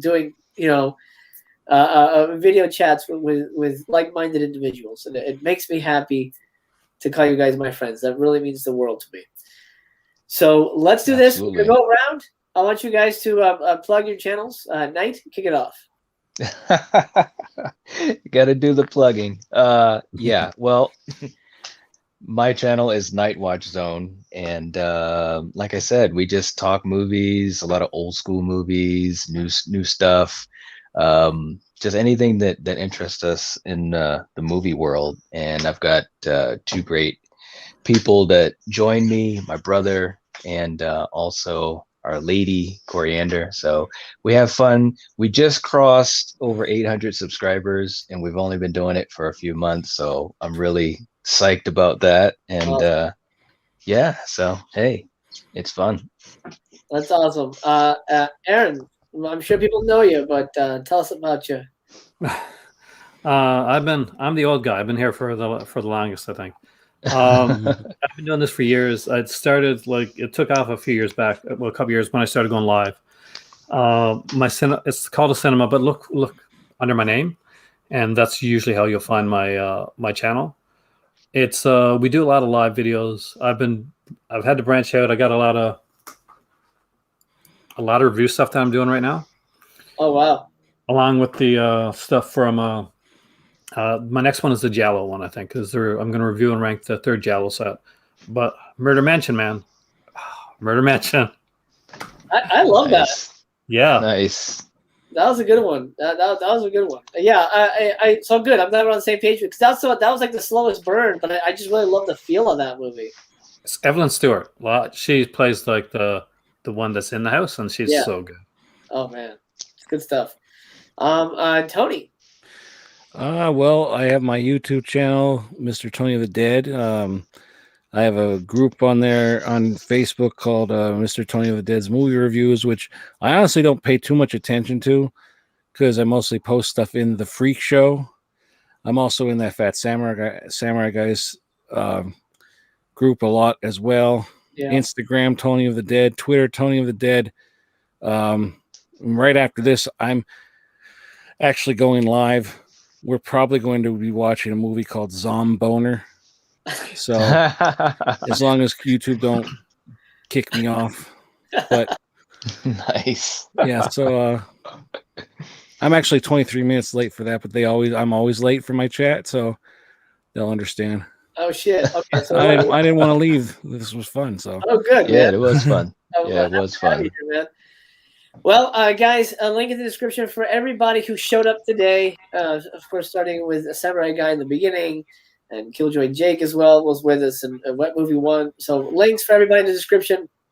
By the way, guys, if you want to email me your Twitter and all that stuff, do that, and I'll add that to the description as well. So all that info is there. Okay, this has been amazing. What a celebration! 250 episodes. That's a big deal for me. Going. Yeah. Congrats, man. Congratulations. Thank you. Blast, It's making a short film for every day for 250 days, because it's crazy. It's not just sitting in front of the camera. You guys know, there's editing and there's music and there's getting clips, and you want to provide content that's a little different from everybody else. So it's a lot of work. I almost burnt out actually fairly recently. I was pretty burnt out, but I rediscovered a passion for it. And I said, you know what? I'm only 100. My goal was daily for a year. I'm only 165 days away now, so I might as well plug forward and see what happens at the end. And do I continue daily? I don't know. We'll see what happens. We're too far away to decide. But that's it. My guests, I love you very much. Thank you so much for joining me. You guys are amazing. You make YouTube not only a wonderful place, but a safe place for fans. And you guys do good work. So I'm proud to call you colleagues and friends. Thanks, man. We appreciate that.